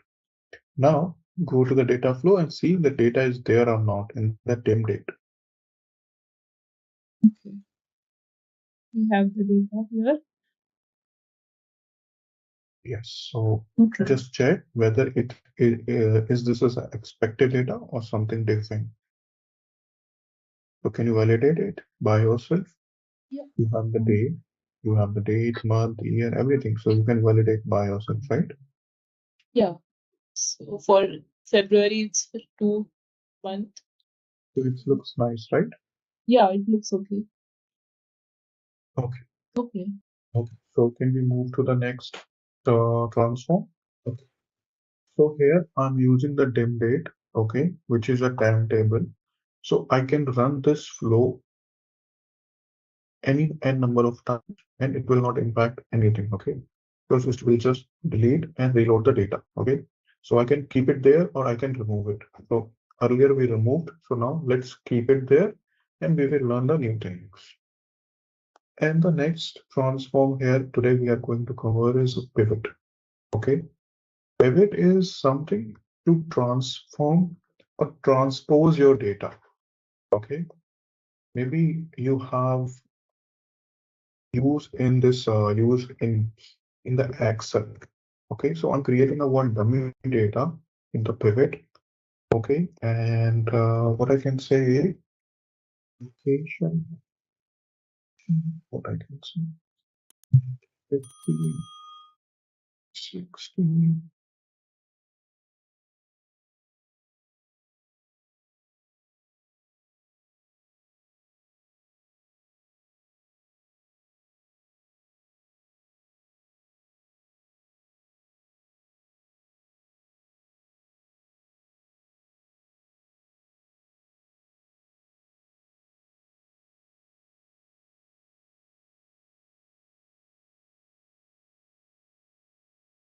So I created this random number, okay, by using the formula, okay. I didn't put by myself, okay. I just put the random number, fine. But you can see that this is the data you have received from the source, okay, or from the business. But sometimes it's difficult to analyze this data, but for the data processing or to understand. But the business, what they want location A, and in the second columns, the year, and the third column, the sales. Okay. So we want to convert or transpose this data in a different format. How we want? We want like location A,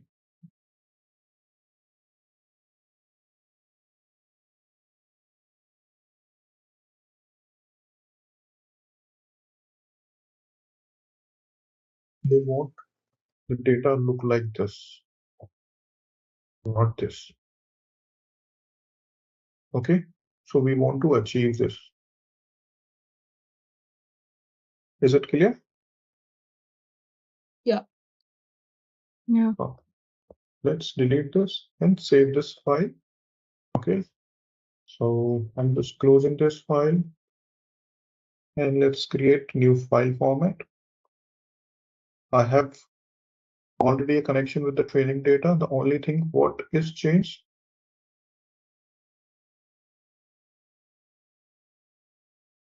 why it is not allowing me to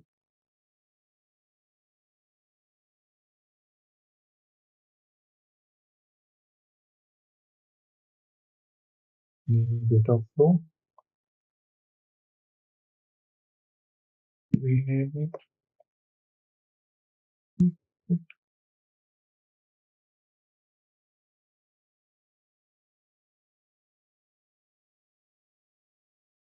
Okay, so we designed this file for the train seat. Okay, but now what I want to use, I don't want to use the train seat. I want to use the pivot seat that I created.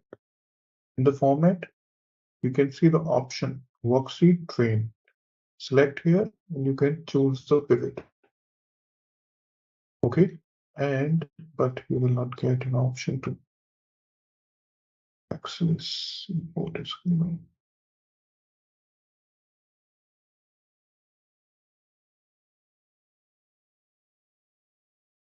Okay, we have to create a new file format quickly. Let's create.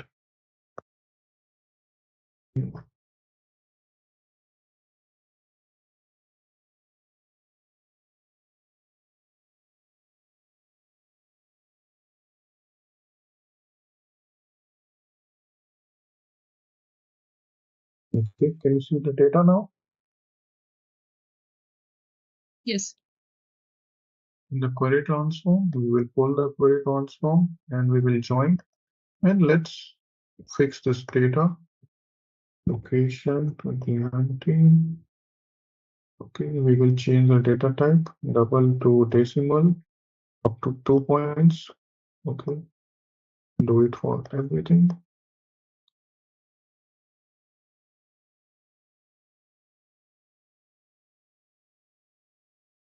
Okay, very simple. We just changing the data type here. Okay, now we will pull the pivot. Drag and drop, simple. Just connect it. Okay, and now open this window. Now understand this. This is simple in and this is out. Pretty simple. Now it asking you pivot sequence column. How you want to sequence, okay? Non-pivot columns and the pivot set. Okay. Non-pivot column, what would be our non-pivot column means? You don't want to flip those columns, okay? So location will be our column which we don't want to flip, okay? If I explain you again, we don't want to flip this column. This will remain same like this, vertically, right? And we want to flip these columns only, okay? So we will drag this location column here, okay? And after that, we will pull these columns with the pivoted columns. We will select pivoted columns by holding the shift key or control key, whatever is comfortable for you, and drop into the pivot column. Okay. Now these two fields, data field column. Data field column means how you want to name the data values. Okay. If you remember here, I explained you that here we will have the location, and here we will have the year, and here we will have the space. Like this. So data will be here. So what will be the data field? Sales.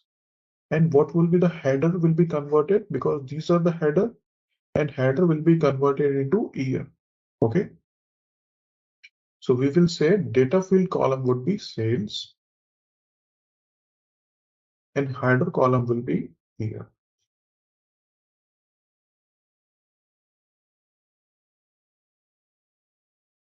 And please stop me if I'm going fast. Okay. Anything. Refresh, and like suppose you have updated the value, but it's showing you again. Okay. So we have to click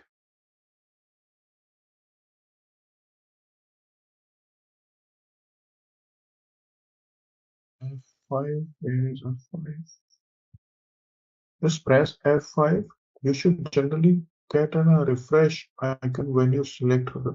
Sorry, yeah. If you right click in the in schema, you will get the refresh, or you should just click on the F5. Okay, refresh, and you can validate. There should not be any error.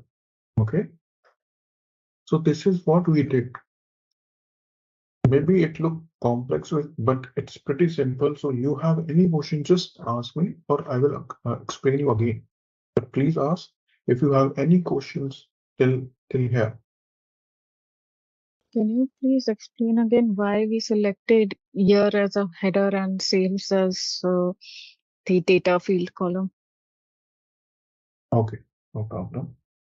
So you understand this? This is our source data, right? You understand Yeah. this?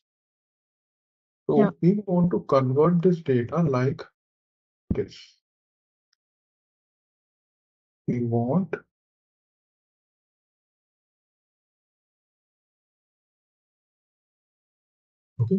like this. And let me pull for one more row. Okay, you will understand much better.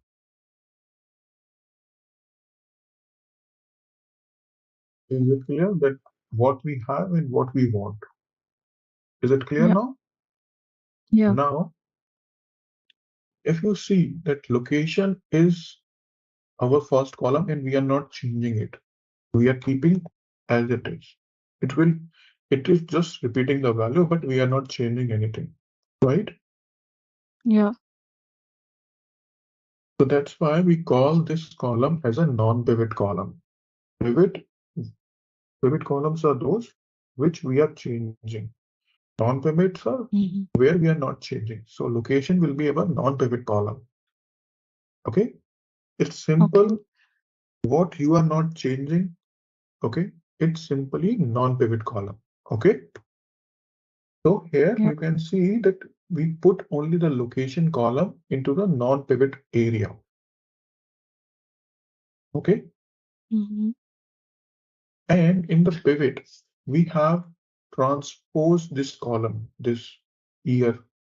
Here was the column. This is one column, this is one column, this is one column, right? There were 5 columns. So we are changing these 5 columns. right? So these 5 columns will be the pivot column. So we have pulled Yes. all the 5 columns into the pivot column area, right? Yes. Now we have pivoted the values. So what will happen? Let's suppose if I remove this, okay, just forget this, I written here. So you have converted this and you have put the values. So you will name something like this. So what it is? It is year for you. So how, Mm-hmm. because your data will be transposed, so how you want to name it? Earlier, this was the header of your column. So now how you want to name it? Year, Okay. Here, yeah. okay. So now you want to name your headers. So what name you will assign to them? So header will be assigned to year. So let's go back. Header column. So header columns now we will call as a year. Okay. Okay. Okay. And how you want to name the values, your sales values? You will call Mm-hmm. as a sales. Simple. So Got it. that's why it's asking data field column. So how you want to call it? Sales. Okay. Yes. Yeah. Got it. Pivot set. Yeah, pivot set is something like what happens. There is one more thing. Let's suppose this is your sales data. Okay. And let's suppose you have profit as well. 25, 25, 22 crores or something. Okay. So you have this five rows, 5 columns for what I can say, sales and another 5 for the profit. Okay. So you want to convert into the sequence because how you will identify which one is sales, which one is profit. But I don't want to go into that because it will be complex for now. Definitely we will learn in a later stage, but it will be complex for now. Okay. So that's why I'm just going with the default option for now. Okay. But now you understand there are 4 points: non-pivot area, pivot area, data field columns, and header column. Is it clear? Yes. Got it. Once you learn, it will look pretty simple, but now it will look a complex. Okay, why we are doing this? I don't understand like this. It looks Uh, pretty complex in a first go, but trust me, once you are familiar with this, you will see, okay, it's pretty simple. And Anshul, this pivot set value, we kept it 1 because we are doing only one pivot. That's why. Yes, yes. Okay. Like these columns are pivoting only one time. If like let's suppose I say the profit will be there, then it will be a 2 set. Okay. Okay. Don't worry, just forget this area, the pivot set for now. Okay. Once we have a use case, definitely I'll explain you again why, how to use this pivot set. Okay. And please, I will request everyone to you, just make a note, whatever you want to ask. Okay. Like when I'm saying, okay, we will discuss in later stage, please make a note and definitely we will discuss with a proper example. Okay. Okay. Yeah. So let's move ahead. We are done. And now let's jump in our table. Pivot.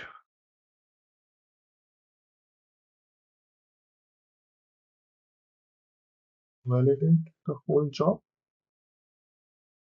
These are the warnings, okay, not the error. So I'm going to escape this because if you see here, then it's giving me an option that double that it's showing me the M mapping and warning for the double, which I did intentionally. Okay, so I'm going to ignore that and execute in a start debug mode.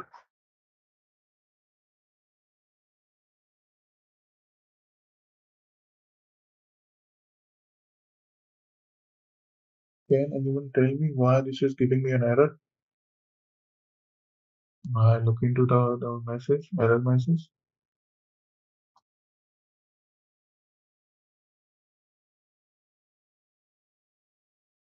Not open, all right, fine. It's open, the file? Yes, file is already open. That's why it's not allowing it. Okay. So I'm deleting the relevant data and let's process it. Okay. Stop the debug session, the previous debug session, and run it again.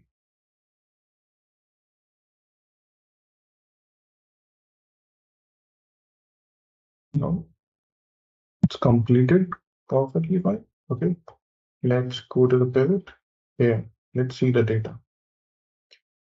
This is what we received from the source, and this is how it converted. Can you see that we were looking into the up to the 2 decimal only?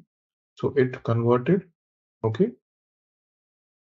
Now let's see the pivot on the left hand side. Location A is repeated 5 times. 1, 2, 3, 4, 5. Year 5, 2015, 16, 17, 18, 19. And let's validate the sales. Location A and 2015 has the sales of 4,383. Okay, which is equal code. Next is 7356. 2016 is 7356, and so on. Okay. And then let's see in the state target table. It's loaded as it is, whatever we receive from the pivot transform.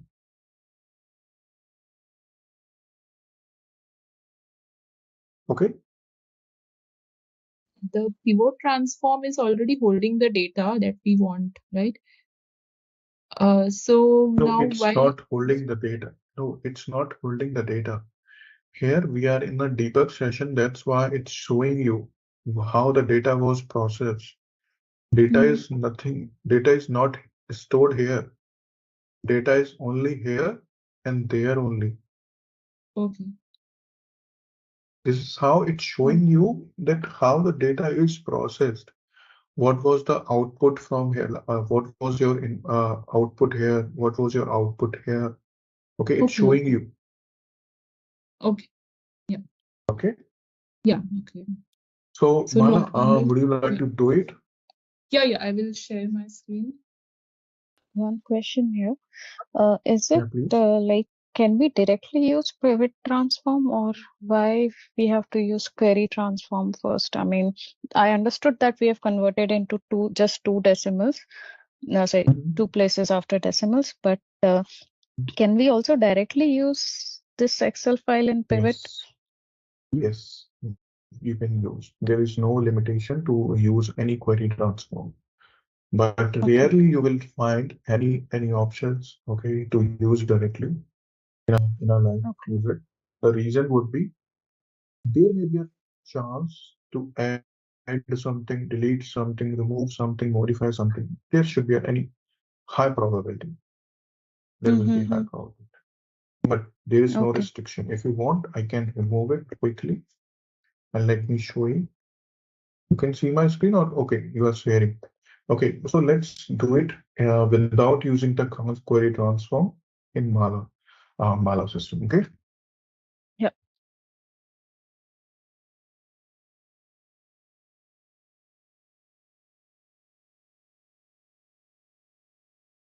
So now without a transform, I will just put the pivot Yeah, transform. but before that, you have to create data by yourself.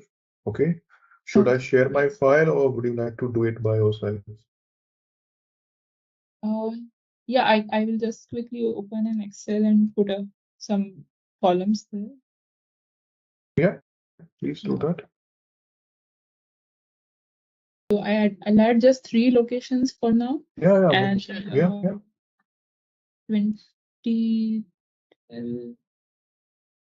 13, and 2014. And I will just put random numbers.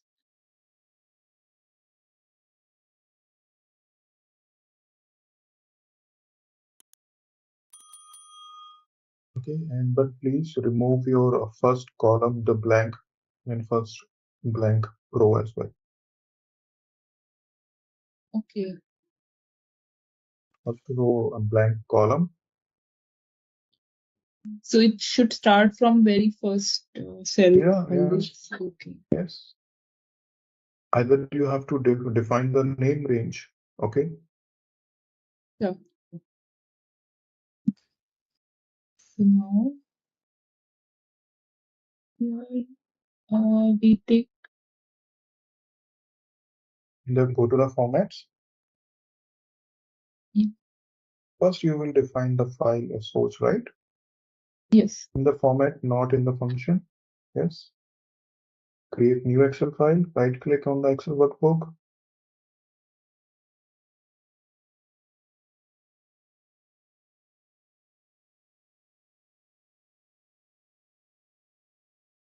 Check the worksheet first. Out in the worksheet. Yes. Yeah. Sheet 1. Yes. Import schema. Now click OK. Okay. Now pull the pivot data table Excel file.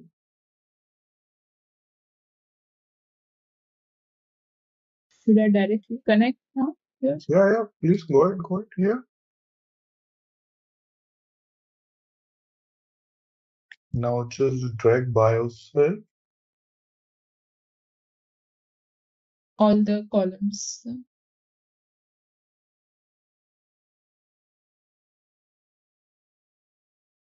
Rethink. No. Here you don't need to define the out. It will define by dropping in the below area. Okay. Yeah, right. So non-pivot columns, we have to put location. Yeah.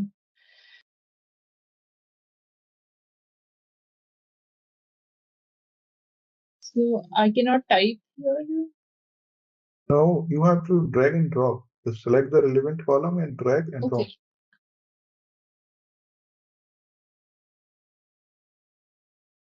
Okay. Yeah. And same for the other locations.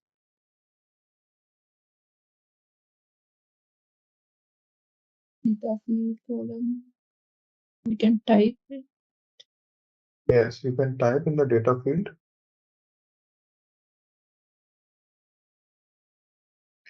But do it in a sequential manner. Okay. Don't like make a copy. Okay, you remember you are doing it from your memory. Okay, just do it logically. Okay. Yeah. Are you getting my point? You remember what I did? Yeah. That's you are repeating. We should not follow that. You should follow the logical path. So you have dragged to the non-pivot column. Now do it for the pivot. Identify the pivot columns and drop them. Yeah. Okay.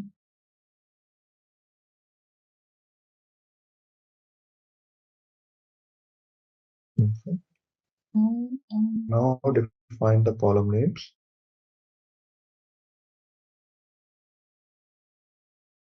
Okay. That's all.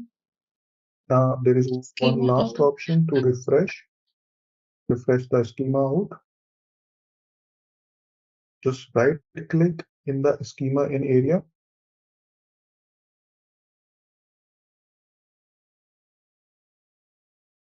Okay. Nothing changing. Okay, can you refresh the schema out?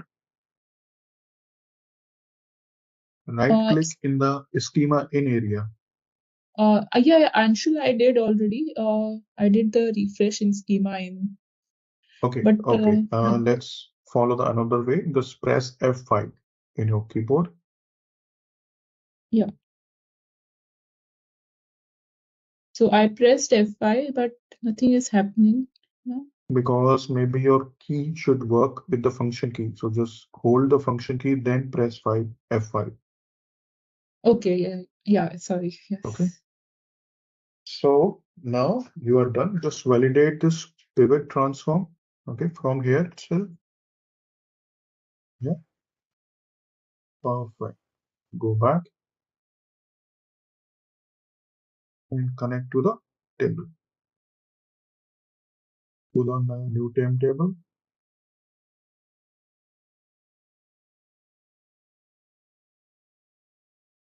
Just give a name.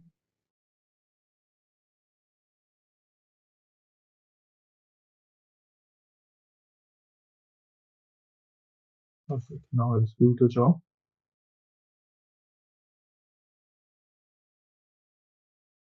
Right click, execute. Yes. Yes. Okay.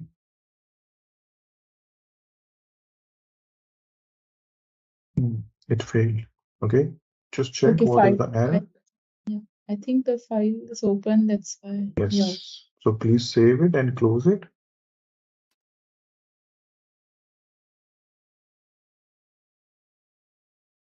Okay.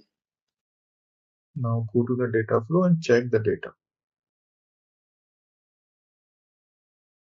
See the target. Okay. Is it the expected data or something else? 1, 2, 3. Yeah, it looks correct. Perfect. So now you can see we have achieved this without using the query transform as well. But now you can see that your sales has a lot of zeros, okay, after decimal. So it's based on requirement. You can use the query transform to do something, to clean your data, or based on your total. It's based on your requirement only. Mhm. Okay. Okay. Yeah. So right now we did without the query transform. Yes. So it's the same only. Then why did we take the query transform? Because we converted the data type. Right now you can see the 5 or 6 zeros at in your sales. In my output there was only 2. Right? Okay. I changed the data type from double to decimal. That's why I used the query transform. Okay. Okay, and let's suppose Yeah. now pivot sequence is not relevant for the target table, and we don't want to put these values into the target table. So how you will remove that? So you have to introduce the query transform between pivot and the target table, Mhm. right? So Yeah. you will introduce one query transform in between pivot and the sales, and you will remove the pivot sequence, right? So that's how you can remove the irrelevant column as well. Mhm. Okay. Understand? Okay. So if we want to do anything additional with the data or the schema, then we Yes. will use the query transform always. Query Okay. transform, or we use a other transform as well in a single data flow. So it's Mhm. totally based on our requirement. So we will learn how to use many transform in a single data flow based on our requirement, multiple data sources, multiple targets at the same time. Hmm. Okay. So there was two more transform. Okay, reverse pivot or data transfer, but we are running out of time. Okay, so today we spend more time on the environment setup or in all these things, but we will try to uh, match our pace, and we will try to cover more transform in tomorrow session. Okay. Okay, Yeah. any questions? Yeah. Yeah, I can see. Can you Okay. just validate the So new job first and then just try to run? yeah. So I'll validate the whole job. Okay. Yes, please. There is no error. And just execute it. Save, yes, yes. I have to Save select everything, all. don't worry. No, select all Okay. everything and just save. Yes. Okay, so now Job your is environment is completed. your environment is also set up. You can check in the dim date. Okay. Yeah. Oh, I think you did by yourself, right? Yeah, this one I did. Second one not done yet. Okay, so let me tell you one more thing. You can share your code with each other. Okay, how to do that? Okay, go to the project in the bottom area in the library. Okay. Okay, now you have two jobs. Okay, let's suppose right click on the area, white area, right click. So in the library area, In the Yes, library. in Okay. the yeah, repository Yeah. and export to file. Okay. So now what we are doing, we are exporting these two jobs, copy and new job. You can give a name, any name, okay, and save and select your location and save. Enter the It will passphrase. ask, it is asking to lock this file, okay, lock this file. So you can give a password, okay, Okay. so that you can secure this file. Okay. So And is it please remember that compulsory password. to? Yes. Or you can keep it blank and export. Okay. Now, okay, it's Okay, but maybe giving me they an have error. updated the policy.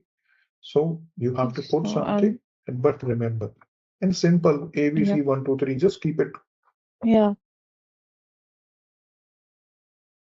Now you have you have exported the file, you can share with anyone. Okay. Okay. And you can ask someone to have these kind of files as well.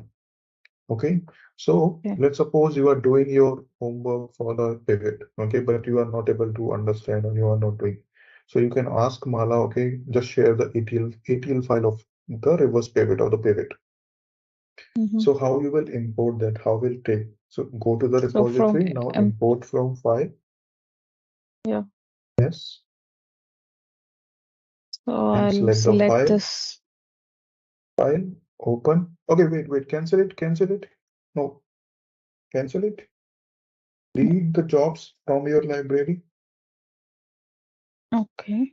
Then Then how we will get to know whether we completed or not? You have to delete the job from the job section. Okay. Second, yeah. Delete. Yes. Okay. Now you can see you don't have the jobs, right? Yes. Now import.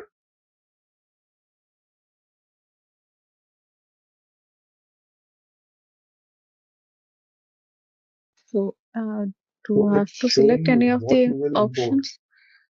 Okay. No, right now you don't need to, but you can see what you are going to import in your repository. So you can include or Right. exclude as well. We will learn later. But right now just Okay. import. Put the same password, else it will fail.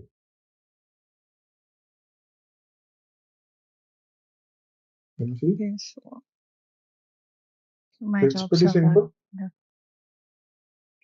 Okay. Now, one key thing while you do these things, okay, is the different database. You have the different, I have the different, and Mohit have the different database. Okay, so go to the data store, This is not this data subject. flow. Yeah. Yes, right click on the data store, right click and edit. Edit on the top. If you Yeah. see, you are connected to the BI4 DS2. Okay. Okay, if you ask Mala to share a file, then you will see her repository or her database will be here because you Okay. are pulling from there. So always make sure whether you are pointing to the correct database or not. Okay. So you have to update it manually. if you are taking code from someone else, Mm-hmm. okay, right now what you did, you just exported from your repository and you pull. So it's keeping Right. same. But if you ask Mala, so always make sure, just click on the drop down menu on the data source name, then you can see her database as well. So click there, Okay. BI3, Okay. BI4, DS3 as well. So if Mm-hmm. you pull from there, you will see. So you have to select the correct one and apply and OK. If you don't do that, you will interrupt her database. Okay. Got So it? I have also, once I have a file from her, when I import it, For after anyone. that yeah, from anyone. So after that, I have to go to the data store and check for that particular file database Yes, and change it to mine. yes, yes. Okay. So I'm giving you an example for the production. Okay. So let's Mm-hmm. suppose you develop some code. Okay. And now you created a ATL file and ask the someone who is owning the production and provided the production file. Okay. And they have imported. And if by accidentally they miss to update the data store, then job will run on the development database. Yeah, got it. Okay. Or what can happen like there is a requirement to make some changes in the existing ETL and production team provided you the ETL from the production, okay, and you forget to update the details and you are making some changes without Mm-hmm. updating the data store details. Then it can create a mess in production database. Okay, Yeah, so yeah. be careful, always double check 3 times, 4 times, okay, until you are 100% sure to pointing to the correct data source, data target. Okay, this is Got it. very crucial things. If you deleted the data once, you can't recover. And it's delete the data like a bullet. Okay, once you Yeah. realize, okay, I did a mistake, it will happen. So there is no Okay. chance to recover the data. So always make sure So, to check multiple times or you are confident enough. so there's nothing like version history or something here, right? For the job or Yes, for the we project. have, no, we have by the central Mhm. repository. In this way, Okay. by the ETL, you can maintain the versions in your local system, in the files, in the folders. But if you want to maintain the version history within the designer, then we have an option of central repository. Okay, Okay. this topic belongs to the next session, few sessions later. But why Mhm. did you explain today? Because you are one step behind, so ask you can ask for the help from the Mala or Mohit. Okay, so Yeah, you can use that code for now. right. Got it. Okay. Yeah, just one thing now, like today, what we started, we created one data flow and we did some transforms. So, and then we deleted that data flow and before we created the new one. So Mhm. like that, now, like we lost whatever we did in the beginning today. Uh, so No, I we just, didn't lost anything. so If you like go we to the deleted. data flow area, you will see everything. Okay, okay, one. So Yeah, the data flow is not assigned to that project anymore after we removed it from the respective project. Our data flow actually exists there. Yeah, over here you can yeah. see. Yeah, yeah, I Yes, yes, can Yeah. hear. yes. So yeah, you already there. Yeah, I got it. So I thought when I'm doing delete, it's just I'm losing everything what I did. No, Okay. that's why I explain you again and again. Whatever we are deleting from the job, it's not deleted. Okay, whether it's Mm-hmm. data flow or the workflow, it's deleted from the job only.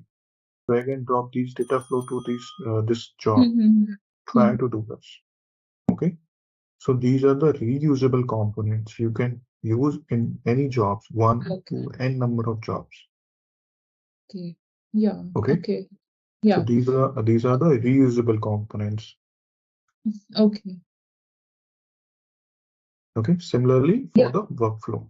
All right, let's test your knowledge. Here's a question for you. Which of the following is not a supported source or target system in SAP BODS? Option A, relational databases. Option B, flat files. Option C, XML files.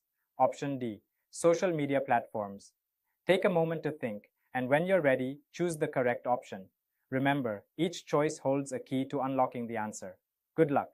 Type the correct answer in the comment section. Hey there! Want to get good at handling data and making smart decisions? Our SAP BODS 4.2 training course is here to help. You can take it at your own pace on our platform. In this course, you'll learn all about SAP BODS. It's like a powerful tool to clean, transform, and move data where it needs to go. Our course covers everything you need to know, from the basics to advanced techniques. It's designed by experts who know their stuff. Your teachers are experienced professionals who've been doing this for years. They're here to guide you and answer all your questions. And don't just take our word for it. Our students love the course too. People just like you have found our course super helpful. Best part? It's affordable and a great investment in your career. Ready to master SAP BODS 4.2? Sign up on our page now. For more info, check out ZaranTech's website. Okay, so today we are going to cover the defining data platform transforms and one remaining transform from the previous session, reverse pivot. Okay. Okay, so let's understand what is data platform. Okay, data platform is type of transforms. Okay, so we have segregated the transform in 4 categories: data platform, integrator, quality, and text processing. Okay, so here in the data platform, we have a list of transforms that we generally use. So the platform is used for the data transformation, data integration from different sources and process them, okay, and load. So you can play with the data easily by using different data platform transforms. Okay. Here you can use these platforms for the very large data sets as well. Okay. And True Data Platform manages a wide variety of data across an enterprises. So here there is no limitations for a particular type of accessing the particular type of data. Okay, but the limitations are few related to few platforms is few doesn't accept the input. They only generate the output. Okay, like query transform, it takes the input and just convert it and process and give you the output. But there are other platforms like row generation and SQL transform. It doesn't ask for the input. Okay, it doesn't accept any input. You have to design within this transform, and it will give you directly the output. Okay. While we will in the environment in the designer, I'll explain you again. Okay. This is not relevant. Okay, this is the classical view of the data processing. Okay, that how the earlier the data was processed, data sources, processing, and then after data warehousing.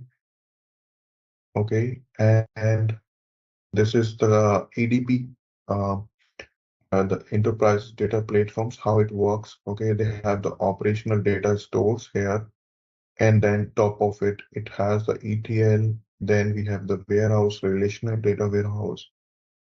And on top of that, we have the data modelers. Okay. So here you can see here they're mentioning the SQL Server analysis services. And after that, they have the reporting tools like the Power Pivot, Power BI, Power View. This is not relevant to the BODS. Okay. So this is regarding the how the data works. how the data warehousing project work or the migration works. Okay. And this is example from the cloud infrastructure. Okay, the modern data platform. Here you can see all the cloud platforms. Data lake is a cloud-based storage solution. Cosmos DB, Blob Storage. Here you can see the Power Automate, Power Virtualization, Power Apps, and for the visualization is Power BI. Okay, so data storage, you have the structure, data factory for the ETL. Okay, like you have the BODS as an ETL tool here in the modern platform cloud-based solutions. Data factory works as an ETL tool. Okay. This is the architecture diagram of cloud data platform, how the cloud data platforms or the architecture works for the data processing. Okay. So these are the architecture diagrams, okay, which are not relevant for the BODS, but if you wish to learn how the architecture looks like for the different type of platforms or the different type of organization, so you can have a look. And if you have any question, then I can help you to answer that. Okay, now let's directly jump to the platforms. So first, query transform. We are using this query transform from the day one. Okay, so you can see you have to pull this from the right hand side toolbox. Okay, and you can use for a different purpose. I explain you in the designer as well. So here you have a three area: input schema, output schema, and parameter. The bottom area where you have to select, join, where, group by, order by. Okay, and the query transform here again you can see the screenshot of it. In, out, map, and select, from, where, group by, order by, advanced find. To change the output, select the schema in the right click and select make current. Okay. Case transform. Case transform. Are you aware about the SQL?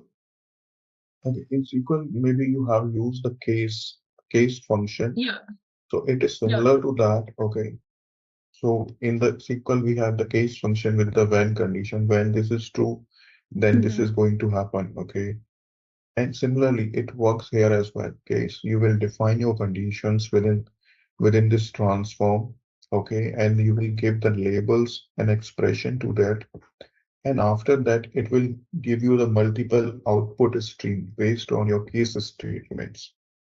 Okay. So multiple output stream will be like the then condition, like you have in the SQL. When this is true, then this is going to happen. So similarly, when your condition will met, okay, then the output stream will trigger, and you can go with that output stream. So here they are just creating a table in the database. Okay, after that they are inserting some records, and after that they have pushed the data here, and here you can see they have connected to the data store. Okay, but after that case transform, creating a case data flow, and this is the icon for the case transform. Okay, and now they have a label and expression. So label is nothing but just labeling your expression. Okay, because once you take the output stream, then it will be marked as label, marked with this label, so that you can identify which output stream is belongs to the particular use case or the expression. Okay, like here, see, its labels are IND table, US, UK, Japan. So when they take the output stream, so you can see the default one, no IND, US, UK, Japan.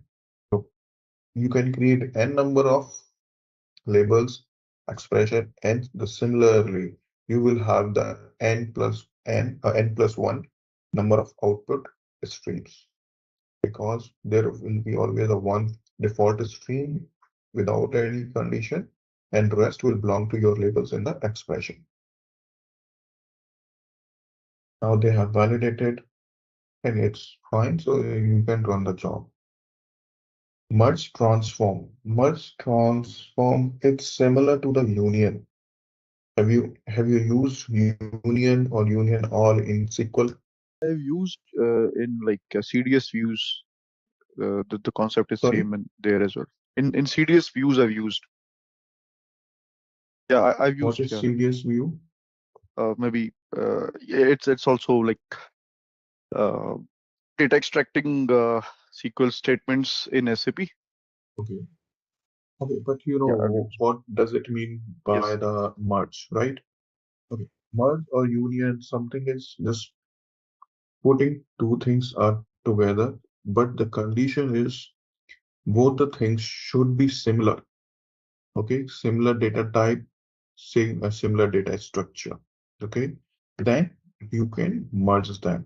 Let's suppose you have data is coming from a two different location for the same company. Okay, let's suppose DMart or the Reliance outlet store from the Mumbai and Delhi. They are pulling the data and pushing the data in a one location, in a one warehouse. So they have the same company layout and they will be have a standard process. Okay. So we can merge that data. We can put it together because ideally the data should be aligned or its data structure should be same. Okay. So that's why we here we can use the merge transform to combine all the data. It's pretty simple. It's required. You don't need to do anything within it. You just need to connect the data sources and it will give you the output, but it will work when the data structure is same. Okay. Validate transform. Validate transform is generate the output based on your expression. Okay. So you will in the case, okay, sometimes we get confused between case and the validation. Okay. So validation, the validation transform the condition, put your condition, okay. If like country is UK, okay. So what happens in the case, then or something. But in the validation transform, if you put an expression, then it will give you the output true or false. Okay. So in case transform, you can have a n number of streams, output streams, but in validation transform, you will have a three stream only. Fail, whether your condition is true or false, then it will give you the fail output, pass output, and the one output is also the I don't remember exactly, so we will see into the designer. One is also there, either it's default or something, okay? But the difference is case validate the expression or execute your expression and segregate your data, okay? But in the validation, it's validate your data based on provided expression and tag as whether it's true or false. Okay, it doesn't segregate the data. Okay, this is the icon for the validation. Now we have the next transform row generation. I told you that few transform doesn't accept the input. So this is one of the transform where you can't provide the input. Okay. Here, let's see. Here you can see in the validation, there is a left arrow on the data is coming from the left side. Okay, so this is the input. But in the row generation, you will not see that. Row generation, generate the rows. Okay, it's similar to the date generator. Okay, but the thing is, in the date generator, you generate the dates only. Okay, you have the limitation that you can generate only the dates. But in row generator, you can generate anything. Okay, so it gives you the output of one column. Okay, and you can define the rows, and it will generate the number of rows based on your input. And here you can generate anything, whether it's date, text, or anything. Okay, Now the question arises why we need this row generation. Okay, so row generation, if we want to add some dummy data or the master data, okay, like the data which is not going to change anytime, okay, or very less chances to change that data, like the country name. Okay, you have the country name called India. There are very rarely chances it's going to change. And if it's going to change, then the frequency is going to be very minimal. Okay, maybe in a hundreds year it will change. So we can open the designer and make the changes because this is not the frequent changes. So we will use that row generation for the master data applications or generating the dummy data. While we develop when we start the development of the ETL jobs, there may be a possibility that source database is not prepared. Okay, the data from where it will be generated, it's not even ready. So what you may get the instruction from the project manager. Okay, our data will look like this. Okay, so generate the dummy data by yourself and you start developing the ETL, because we can't wait until the source database is ready. Okay, so in that scenario, we generate the dummy data as well.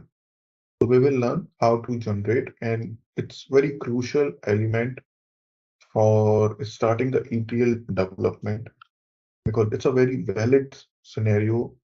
The project manager or the team manager will ask, okay, generate this is the repo or the data source structure, okay, and these are the data types. So generate the data by yourself and start developing. SQL transform. Again, it doesn't accept any input. Here you can see there is no connection from the left hand side. So and it's very useful and very easy. Okay. So whatever we design in the designer, it generate the SQL behind the scenes. Okay. You can see that SQL, the generated SQL as well. I'll show you how to see that. But if you don't have enough time to design the ETL or you want to do some POC, okay, whether your logic is correct or not, you can just write your SQL statement in database, okay, and put it here, and it will process your SQL statement here, and you can take it further. Now the benefit is it reduce your development time, okay. Like you have to pull the data source, tables, put the other transforms and make it happen. And after that, your data will be processed. But if you have the pre-built SQL, just put it there and you are ready to deploy it. But this is not recommended because it execute at the database side and it cost more. So it's generally we use this transform whether we have a complex data transformation which is not available in the BODS, or we want to deploy it quickly. Okay, in these two scenarios, we generally use this SQL transform, else we try to avoid this. Okay, so these are the transforms we are going to cover today. And let me cover the reverse pivot as well before going to the designer from the previous session. Let's see if there is any material for that. Else I will. Okay, so reverse pivot, in the pivot, we were converting the columns to the rows. Okay, and reverse pivot is rows to column. I don't know whether you are clear or not, but sometimes I get confused. Okay, which one is used for converting the row to column or column to row? So how I remember, reverse pivot is start with R and it converts row to column, and pivot is going to be a reverse of it. Okay. But if you can remember, that's good. But if you can't, then I try this way to remember myself. Okay. In the pivot, we were converting the columns to the row, but here we will reverse it. this transform create one row of data for several existing rows because it convert the multiple rows in a one row, or we can say in a multiple columns. Okay, so we will learn this first and then we will learn the rest of the platform, data platform.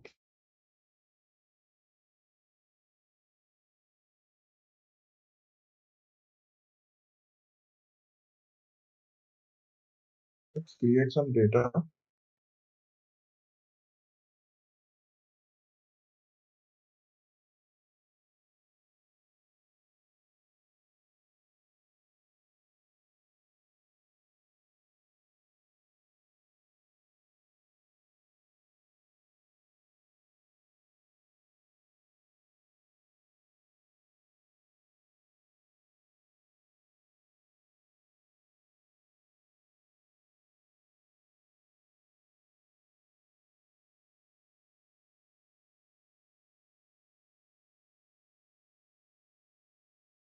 Okay, so these are the three employees. Okay, A, B, C. Name is ABC and type is home, office, and emergency. And their phone number is home phone number is 123, address is A1, office 1234, and A2, and so on. You understand this data? Yeah. Now you can see it here for the three employees, we have the 9 rows. Okay. So let's suppose TCS is the 5 lakh employee. So just imagine that the record will be around 15 lakh records. Okay. And we want to convert in, we want to store all this data in a one row only. So how we want to look this, the what would be the expected layout will be employee ID, employee name, and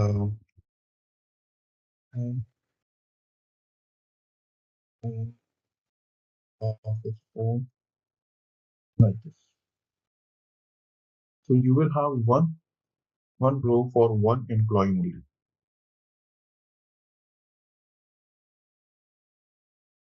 Okay, clear? Let's Currently, we develop are this. just changing the phone data, right? We can convert the address as well, but let's start with one, and then we will convert more as well. Okay. 1 second, please.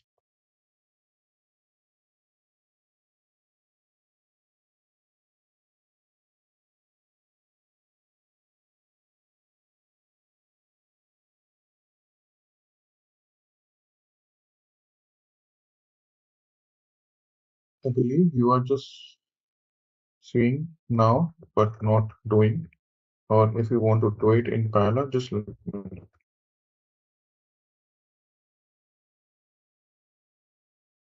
Yeah, we Sorry. can do in parallel.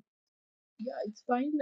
Actually, yesterday, Sheetal, we were doing first, like Anshul was doing it quickly, showing us, and then we were doing it. But both ways are fine for me. Yeah, we can do it in parallel then. Perfect. No problem. Okay, so now just please create a new file format. Okay, and point out to the same file but in a different data sheet. Okay, that just create the dummy data. You can see it here, and please confirm once you have done. We can create in the same file of yesterday, we created like you have done. Yes. Okay. Yeah, just in a different tab. Yeah.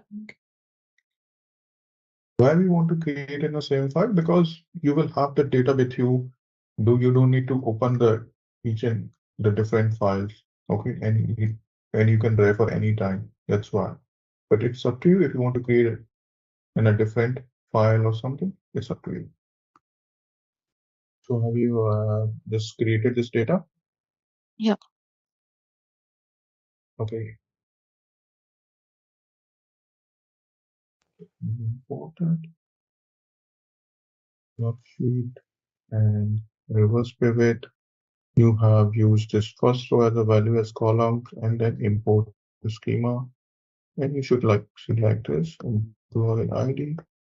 There's going to be a name. Phone number is int. And those rest the things are fine. Okay, so now we have the file. Pull this file. Okay, so now it's again up to you whether you want to use the query transform or not. I'm going to use so that I can filter the data in different format, different scenarios.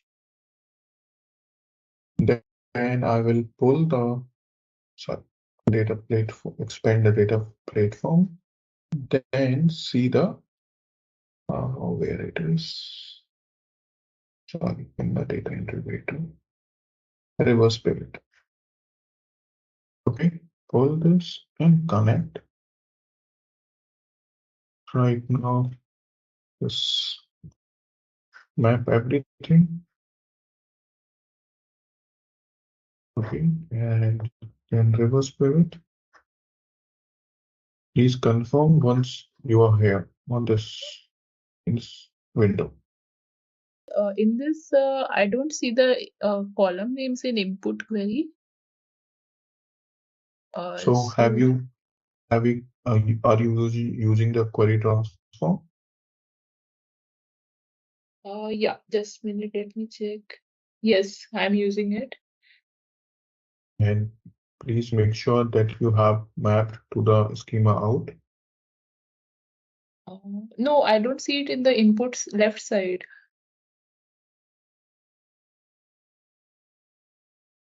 Can you share your screen, please? Yeah, just a minute. So I have created this connection and Open the query transform. just one thing here, I see 0. Is it because something is wrong? It will, because no, nothing is wrong, because you, or maybe you don't save it, save your work, okay, or not update it. So once you refresh or save, it will be coming as a 1. Not Okay. here, I'm asking for the designer, okay? You can close this. Yeah. Now open the query transform. Query.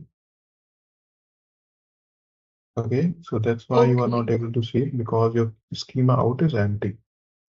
Just map all these columns. Okay. Yeah, okay. Got it.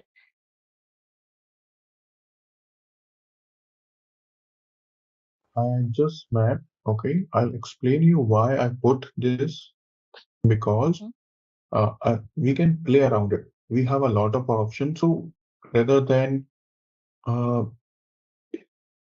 just it give you the flexibility, okay? You can restrict the rows, you can put the condition here, you can, if you have the duplicate data, then you can just apply this checkbox to remove the duplicate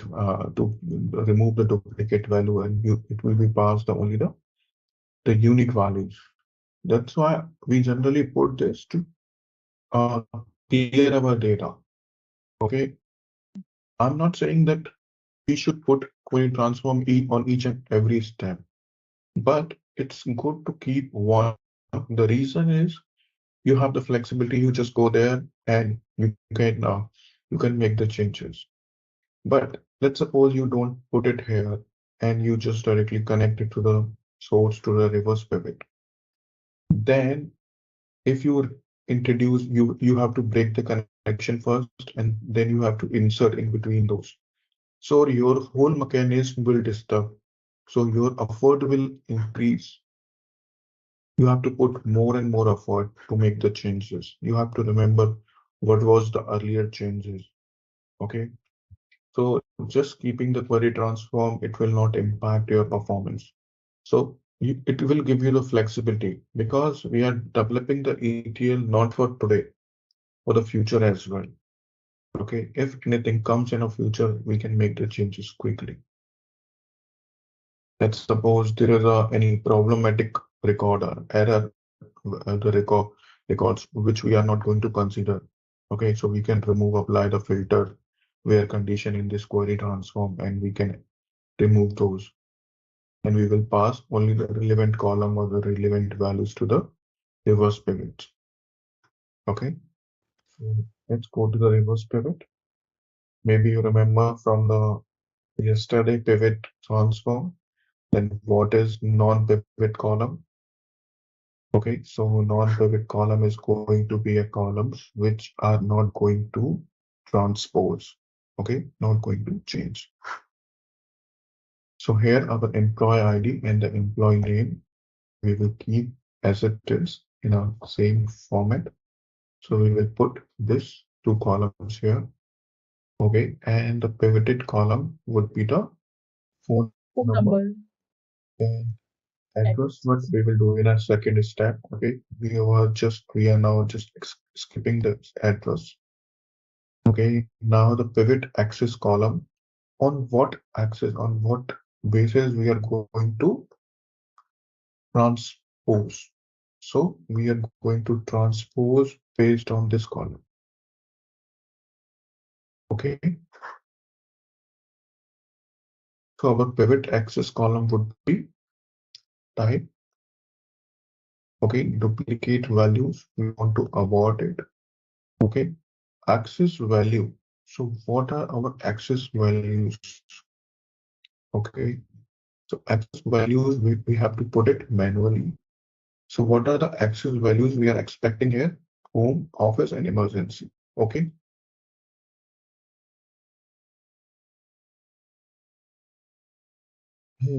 Put the same values in the column prefix as well.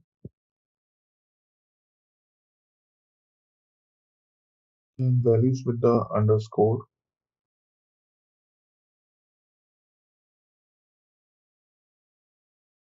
Once you are done, just press F5 and see if your F5 works with the function key or without function key. So you can check on your keyboard. Okay. Once you refresh, then you will see the reverse pivot schema out with the new details, the updated columns. And please remove the underscore from the column prefix. It will do it itself. Okay, so you can just remove. Once you do this, the column prefix, and it will introduce automatically one underscore. Okay. So I want to ask now here we entered everything manually in axis value. So is there a way to pull the axis values directly without? Why? Okay. No. Why? Because whatever you are putting here, it will accept these values only. Okay. Okay. So if the type value of in the column type, if value is apart from these values, it will not accept. Okay. So you should be aware about the data, not only the data type, but the data as well, what you are expecting from the data. Okay. So this is the axis value you are expecting from the column called type. You have to put these values same whatever you have the column in type, and in the column prefix you can put anything whatever you want. Okay, let's suppose I don't want to put, I just want to H and O. Okay, like this. So let's see this.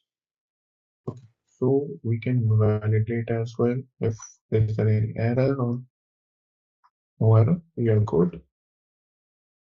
Let's introduce one new table and just connect and validate. No error. And execute this job. You all guys execute in execute mode. I'll execute in start debug mode. Okay. Because there was some error at your machines that start debug was not working fine. It failed in pivot itself. Okay, my file is open, that's why. Please close your files if it open.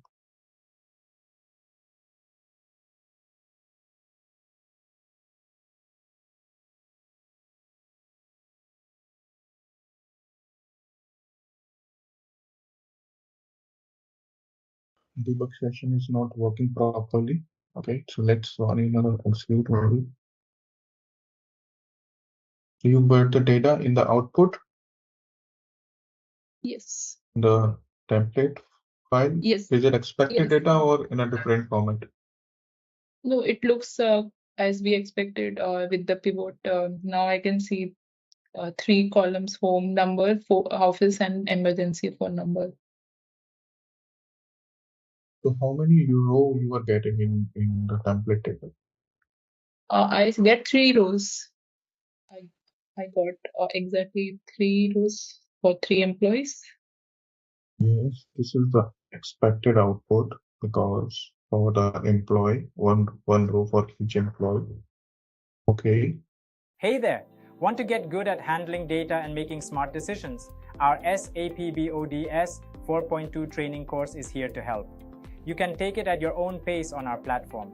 In this course, you'll learn all about SAP BODS. It's like a powerful tool to clean, transform, and move data where it needs to go. Our course covers everything you need to know, from the basics to advanced techniques. It's designed by experts who know their stuff. Your teachers are experienced professionals who've been doing this for years. They're here to guide you and answer all your questions. And don't just take our word for it. Our students love the course too. People just like you have found our course super helpful. Best part?